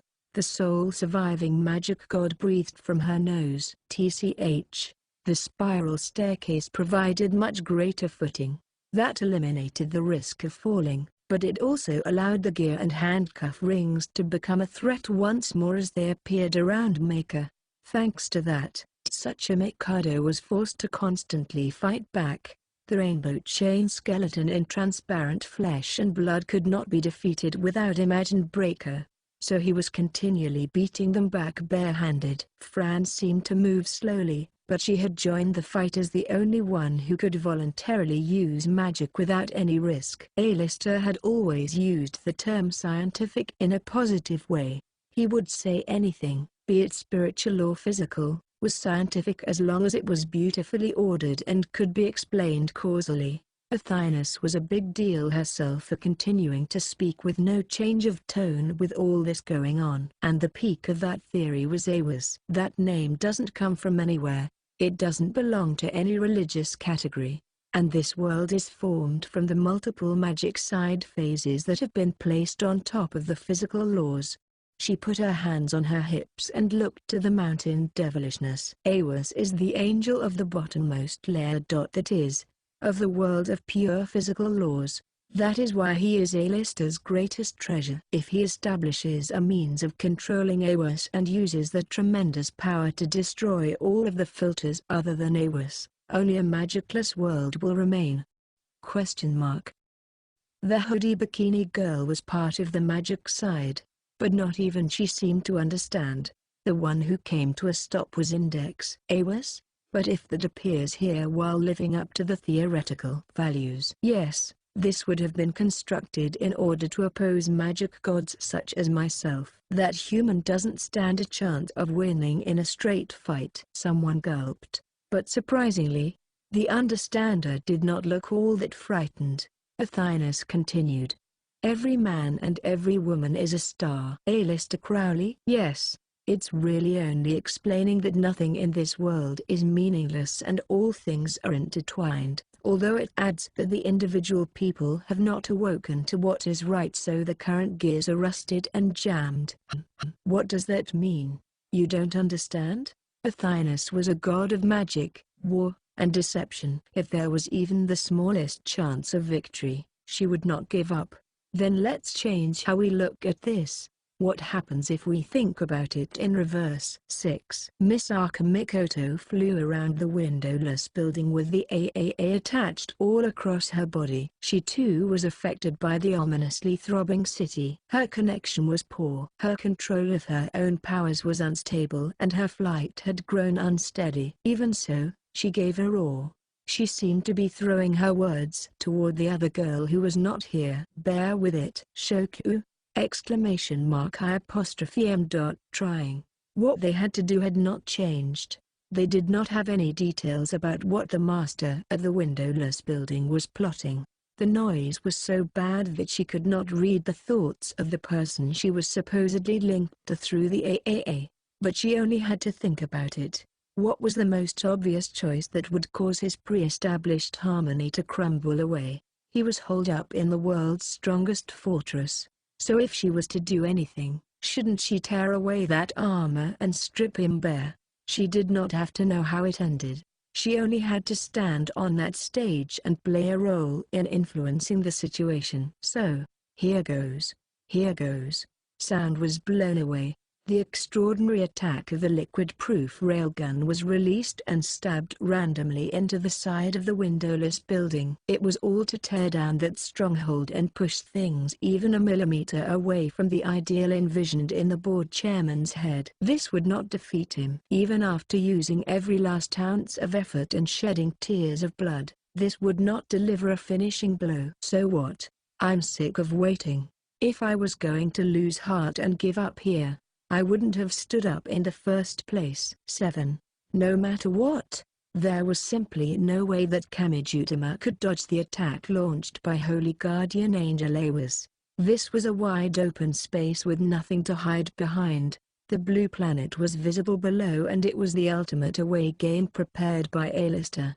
But the boy did not die. He reflexively squeezed his eyes shut when a deafening roar exploded nearby. But the pain and impact never arrived. Once he slowly pried his convulsing eyelids back open, Kamiju regained his sense of sight, and he saw something in front of him. It was Mina Mathers, with her mourning clothes, cat ears, and tail. The black cat which looked horribly out of place as she stood in the way. What? The first one to voice surprise was Alistair Crowley, who had supposedly prepared all of this. The witch held a silver palette knife. It looked useless as far as attack power was concerned, but it was the ultimate source which had drawn, colored, and constructed the many cards and ceremonial tools used by the Golden Cabal. Mina Mathers' weapon was art. Perhaps that made her like Prometheus, who had given fire to humanity. Her skill had given concrete form to the uncertain inspiration held by so many magicians. The rainbow line drawn in space by the palette knife was her everything.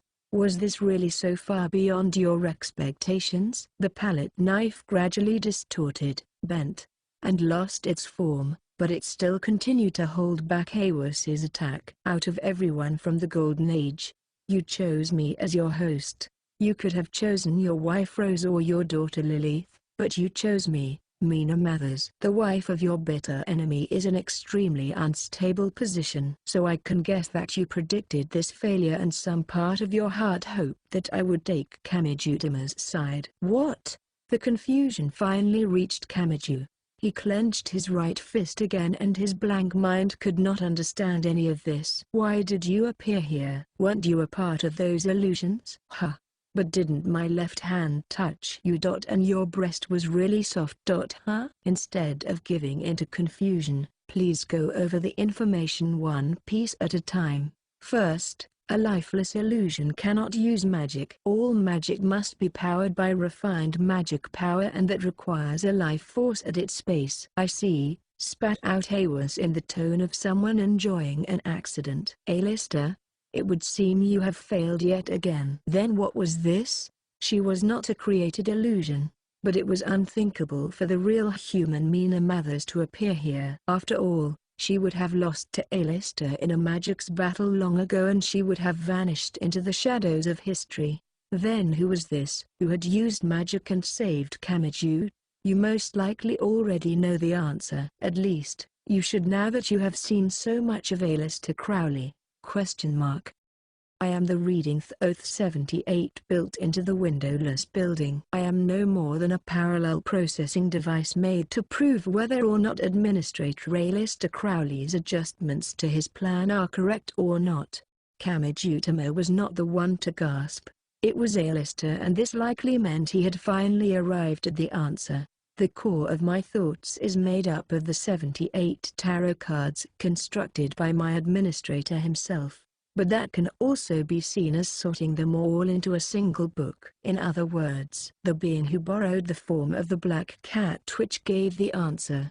I am also an original grimoire I named the Thoth Tarot. Even if I cannot refine my own magic power as a living being can, the forbidden writings absorb power from my surroundings to automatically use magic for self-defense. A few rumbling noises burst out. The rainbow art deflected the heavenly tyranny, the distorted palette knife and Holy Guardian Angel's wings collided. But the black cat witch was still not defeated. They were both Alistair Crowley's greatest masterpieces. No, The Toaru is an alternative sorting derived from the official GD model, and it contains the essence of Holy Guardian Angel Awas within it. The 20th card of the Major Arcana is named the Eon. That card originally symbolized the final judgment, but you changed the Arcana because you decided that judgment had already occurred when you contacted Awas in 1904. Meaning, haha, this is just like Rinza. Does that grimoire contain text that can draw power from me? That was why she was capable of striking back. Even if hers was only borrowed, both sides were wielding Awas's power. And the validity of the fundamental theory had already been proven by Alistair himself, by using an Esper cyborg to draw power out of the 7 level 5s. But borrowed power is no more than that, warned Awas. It will not last forever. I do not mind. Even as he stands and watches here, Alistair Crowley is constantly failing. I only need to buy enough time for the conclusion to arrive. Was there more? Kamiju wondered that. But that was the wrong question. Why was the black cat witch? No. The Toaru turning on Alistair, her master. Every man and every woman is a star. The mourning clothes and cat ears lady whispered through her veil. My administrator's ideology states that no one is unnecessary to the world so long as they behave as they should. But that also means that the entire music box will stop playing if even a single gear is missing. And, Alistair, you are already watching your house of cards crumble. A low rumbling reached them, but the source was far away. This was the sound of destruction in some other place. Alistair shouted the answer. An attack from outside. The AA's usurper. With this, it will all collapse. I described it as a house of cards. Even slight damage will cause the whole to topple. Your failure will not stop at just one. Once it begins, it will trigger a chain reaction as more and more of your plan collapses. Just like you once lost the Temple of Thelema due to a single accident. Yes. Why did this innocent boy come here? The question naturally had an answer. Namely, to find a way to safely remove the magic sword stabbed into such a Mikado maker. If you used it all to ensure the stability of Awas's summoning, then doesn't that seem like an important risk concerning the collapse of your plan? 8. The answer had been in front of their eyes the entire time. Athena spoke while still held in Fran's hands. Expand your perception. This was a mysterious space where Euclidean geometry did not apply. But that condition had partially collapsed at the moment. An attack from outside had cracked the wall, so the space was no longer enclosed like it was meant to be. In an amusement park's house of mirrors, breaking just one of the many mirrors would destroy its perfection. Focus on the scenery outside of the broken wall and use that to build up your picture of the whole. Yes, damn. We should have done this in the first place instead of letting those rainbow chains distract us. We entered the building through the giant hole created by the damage to the rocket boosters. Once Fran looked at the world from the proper focal point, the fantastical scene was entirely gone. The entire scene was swept away like clearing fog, and she saw a space of steel and rare metals that was lined with computers the size of industrial refrigerators and had countless thick cables crawling along the floor. What is this? We revealed the temple, but Timur didn't come back. He went in too deep. If we're going to have a chance to rescue him, we need to start by destroying the perfection of Alistair Crowley's structure. What did they need to do? Why had they risked so much to enter the windowless building? Pull out everything in storage. If there's a spell for safely removing the sword in this girl's chest, that will be our greatest weapon. Every man and every woman is a star. If he used everything for this, then losing even one of the gears means to lose the entire world. So even if we're here, we're still fighting alongside Kamijutama. Pulling out the data was a task for Tsuchi Mikado and Fran, who were good with machines. Data like this would normally have been protected by strange encryption or even stored in a format different from any known programming language, but they were surprised to find plain text that anyone could read. Almost as if someone had prepared it there for them. Fran-chan, wait. Don't look at that. The hoodie bikini girl groaned and Tsuchimikado wrinkled his brow behind his sunglasses. This was the infection of an original Grimoire's toxin. Only one of them could fight that. It's not so much the foundational theories of magic as it is a dictionary or correspondence chart of symbols and numbers. Hermeticism, Rosicrucianism, the Golden Cabal. No. This goes beyond that. Liber 777 or the manuscript released into the world before that. Is it just scribbled out notes? The 7 stars of Olympus, a conversion between the Eastern I Ching and the Western 4 great elements, unique tarot cards, Egyptian gods, how to create symbolic weapons. Oh, I see. A virginal magic sword. Yes, this should work. But who was it that had drawn out all that knowledge? Grimoire Library Index. But he would have known that she lived in Academy City and had entered the windowless building. Which meant, it wasn't Alistair, said Athinus. He does not care if he succeeds or fails, so he will cast the die for real. It isn't like him to intentionally self-destruct by showing off how to defeat him. Then who? The information at hand was not enough to find the answer. But there was one thing they could say. This too must have been something Alistair Crowley had not expected, and Athinus spoke calmly to Tsuchimikado as he dealt with the rainbow chain beasts that glowed like LED suits or mountain devilishness that drew out human karma. Hey, bloody Onmyuji. You're up. Seriously? You don't hold back. There's a girl right there who can use magic without any side effects. You're trading roles. Fran can handle the chain beasts. Yes, and don't depend on the fact that the coloration change will send her magic out of control. If we fail, that sword made from a combination of multiple meanings will shatter and a life will be lost. Well, I should be able to fight just fine as long as I use spells that don't involve a coloration. The hoodie bikini girl and Tsuchimikado Motoharu stood back to back and then spun around. They changed which way they were facing as if they were passing each other in a revolving door. I have no reason to feel concern for any human besides my understander. The 15-centimeter god sighed. It may not be logical or efficient, but don't give someone else the job of saving your family. Got that? TCH. The sunglasses boy's shoulders relaxed and he spoke. Fine then. It's time for the brother to show off just how cool he is. 9. Holy Guardian Angel Awas had looked so perfect, but an impurity had clearly entered him. Something ran through him like static and his outline wavered unpredictably. A small triangular prism could be seen in the center of his head. Hey. But he seemed to be enjoying it. Something in this world could still harm him. That should have been a bad thing for him, but he seemed to celebrate it. So it ends in failure this time too. Honestly, the world looks so simple, but it is a surprisingly large place. Isn't that right, Alistair? That was as far as he got. Like an unreliable candle being blown out, the supposedly strongest Awas entirely vanished. At the same time, the Thoth Tarot, which was using the Black Cat Witch's appearance, lost her greatest power since she had been borrowing it from him. Too great an attraction can distort even the flow of one's life force.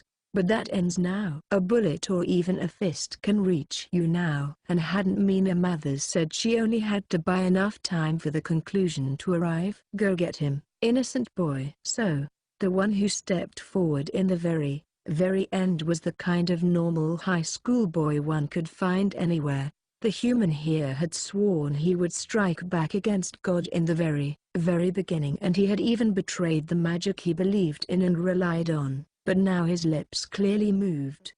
I will wipe clean this false scenery covered by the countless colored glasses of the phases. Alistair Crowley had experienced failure countless times. Even if he faced a crisis, his stance would never change. I will destroy all of the phases and correct this world that manipulates people without their knowledge. This goes beyond Lilith's death. I will remake this world which buries those tragedies by saying they can't be helped. And to do that, I will. Did you never stop to think that all that formless stuff might sometimes protect people's happiness? This may not have been something Kamijutama was meant to say. He was a resident of the science side, and this city tended to interpret legends and religions from a scientific perspective, so this argument may have been out of place coming from him. But who was it that had placed the division between the magic side and science side? And what had he been trying to accomplish by dividing the world in two? That was obvious. Aleister Crowley had intentionally restricted people's freedom of thought for his own ends, without any of them noticing. He had set up the entire world to criticize the thing he hated. Academy City's way of thinking was formed by the rules that Aleister had decided on, so Kamiju was not obligated to follow them. He needed to spread the wings of imagination further than that.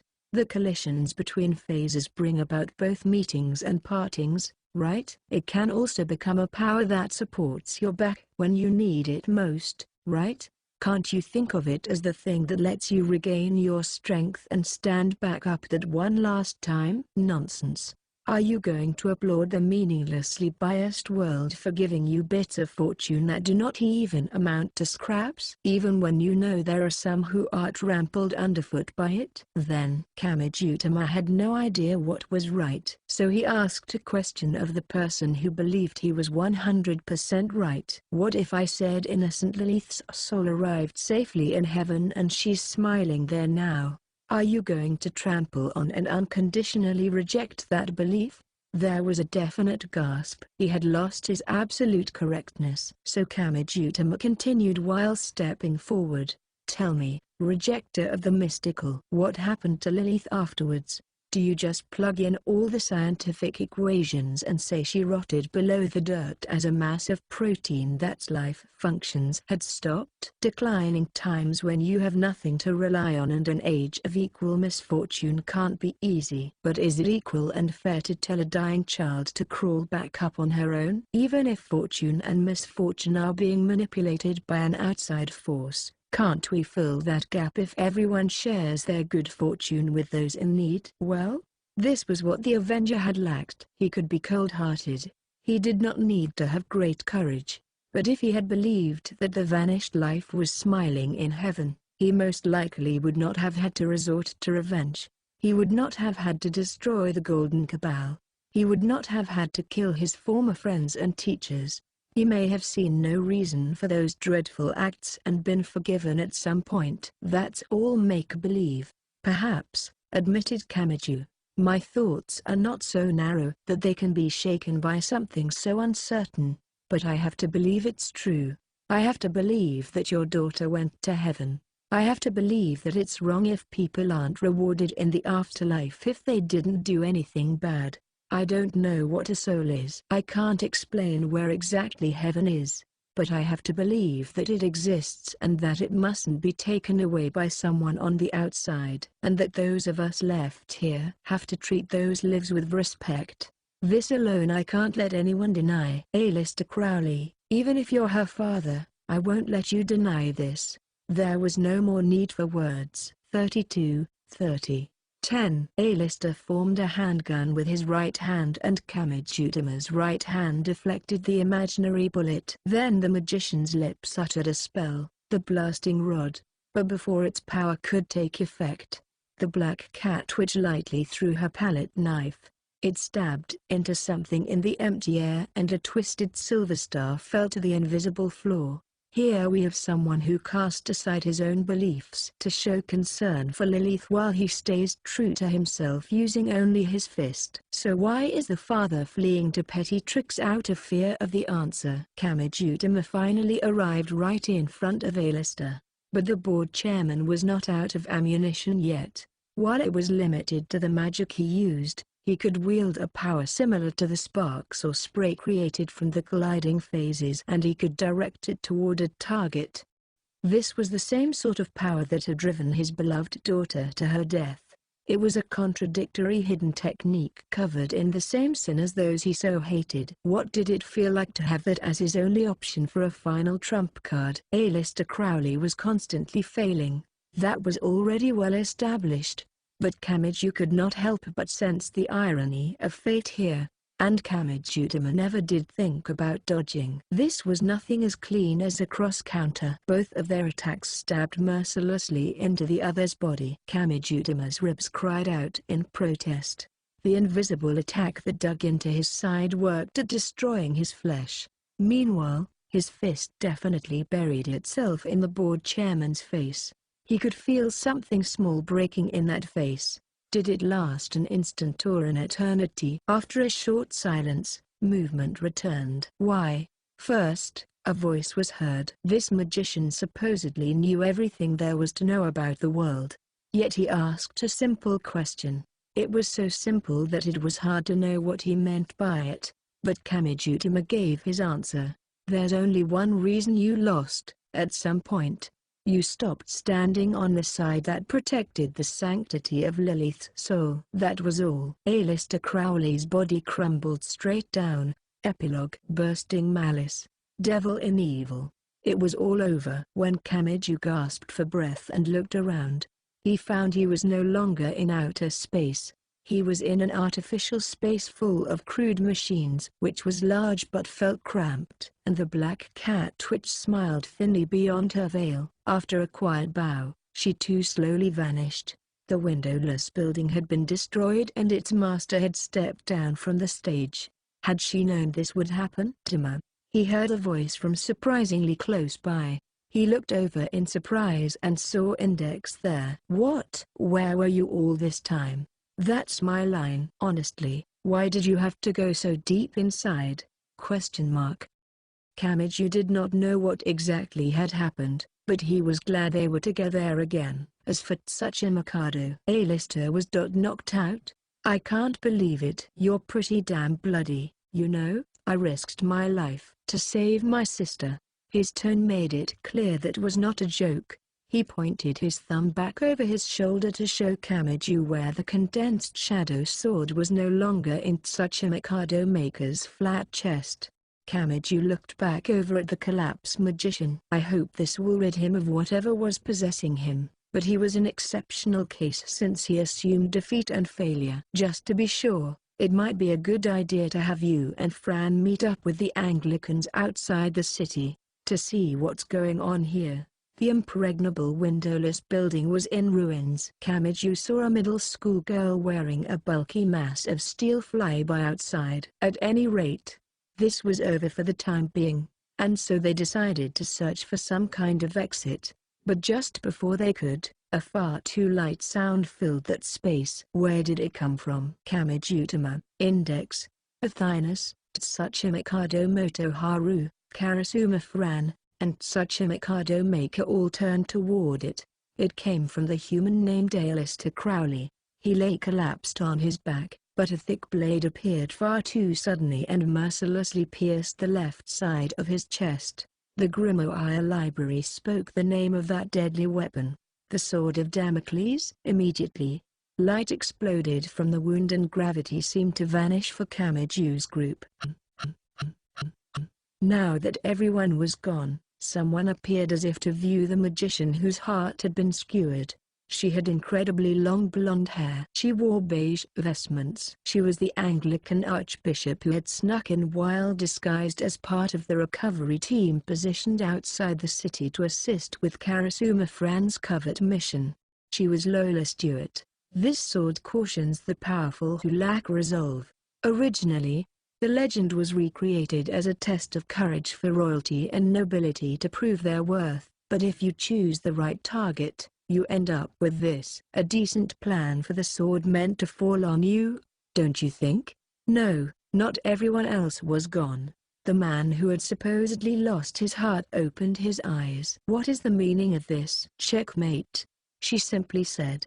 You seem to be just barely staying conscious with the blood remaining in your veins, but as the blood flow to your brain stagnates, it will only take a few minutes for your thoughts to grow muddy and ultimately stop altogether. At this point, I doubt you can even refine your life force into magic power, nor can you maintain a quasi-immortal state by distorting the circulation of your life force using the attraction of an extremely great being like Westcott did. No one knows who Academy City's board chairman is, No one will notice if the individual closed up in the windowless building changes. I will make good use of what you have built up, the science side, half of the world. Once I have that, the power balance with the Roman Catholic Church and Russian Orthodox Church will be decisively overturned. The magic side and the science side. And the magic side had its own internal power struggles. Just how ugly was the human world? That was all Aleister Crowley could think. This woman did not even know why he had split the world in two. He almost smiled at the fact that she was several steps behind a mere high school boy. But then the holy woman said something the magician did not expect. "Hey, Aleister, didn't you find it odd?" "Find what odd?" My name." Aleister was unsure what she meant, so the woman wagged her slender finger. "You can whine about your daughter all you want, but aren't you being a tad cold-hearted?" "Aleister, I know you're well aware you were far from the sort of moral man who would wed only the one wife throughout his life. You married multiple times and you also had mistresses. And so Lilith was not your only daughter?" "Well, do you still not recognize my name?" "It can't be. You look like you can't figure out how you never remembered it before now. Now, one more thing. It's time for a review. You absolutely detested Mathers. Not only was he an excellent magician, but he also called himself a Highlander and hoped to restore an old royal house. So much so that it troubled the other Cabal members. Now then, which royal house was that? The House of Stuart? No, it can't be. No. Well, reflecting his desires when choosing a temporary name was more of a special service for him. You seem to have thought you summoned me at a later date, but I was actually already summoned before that. Only one thing came to mind here. Memories of the desert came flooding back, after discovering an abyss which could not be passed even when binding the tarot cards with a path. He had summoned a demon to cross that abyss, but he had realized his own failure and commanded it to leave. In a way, that name was as meaningful as Holy Guardian Angel Aewus's and perhaps even more so. I was given just the one command from Mathers: pretend I had been summoned by you, Aleister Crowley, and then guide you to ruin. I hid within a mountain of papyrus to travel from northern Africa to England and manipulated the powerful historical side of the nation more than the mystical side. But while I was granting people's wishes for fun, I was bound by a contract. Aleister, he is often overshadowed by you. But Mathers was quite skilled. It laughed with a mocking tone.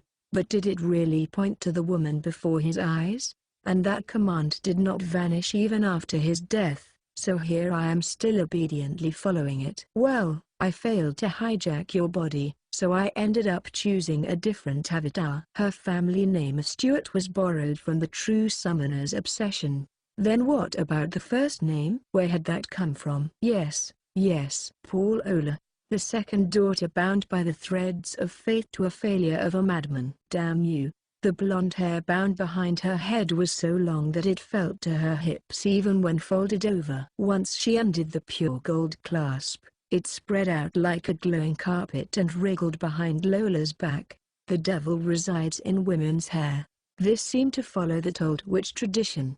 A giant and sinister demonic face appeared in the golden waterfall like a tattoo covering her entire back. She wrapped her arms tightly around the bewitching body contained inside the beige vestments and her back shook profanely as she laughed in mockery.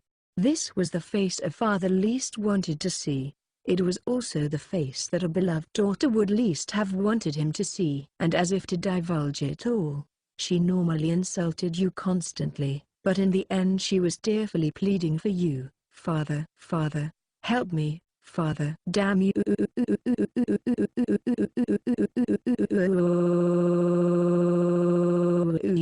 Reality showed no mercy.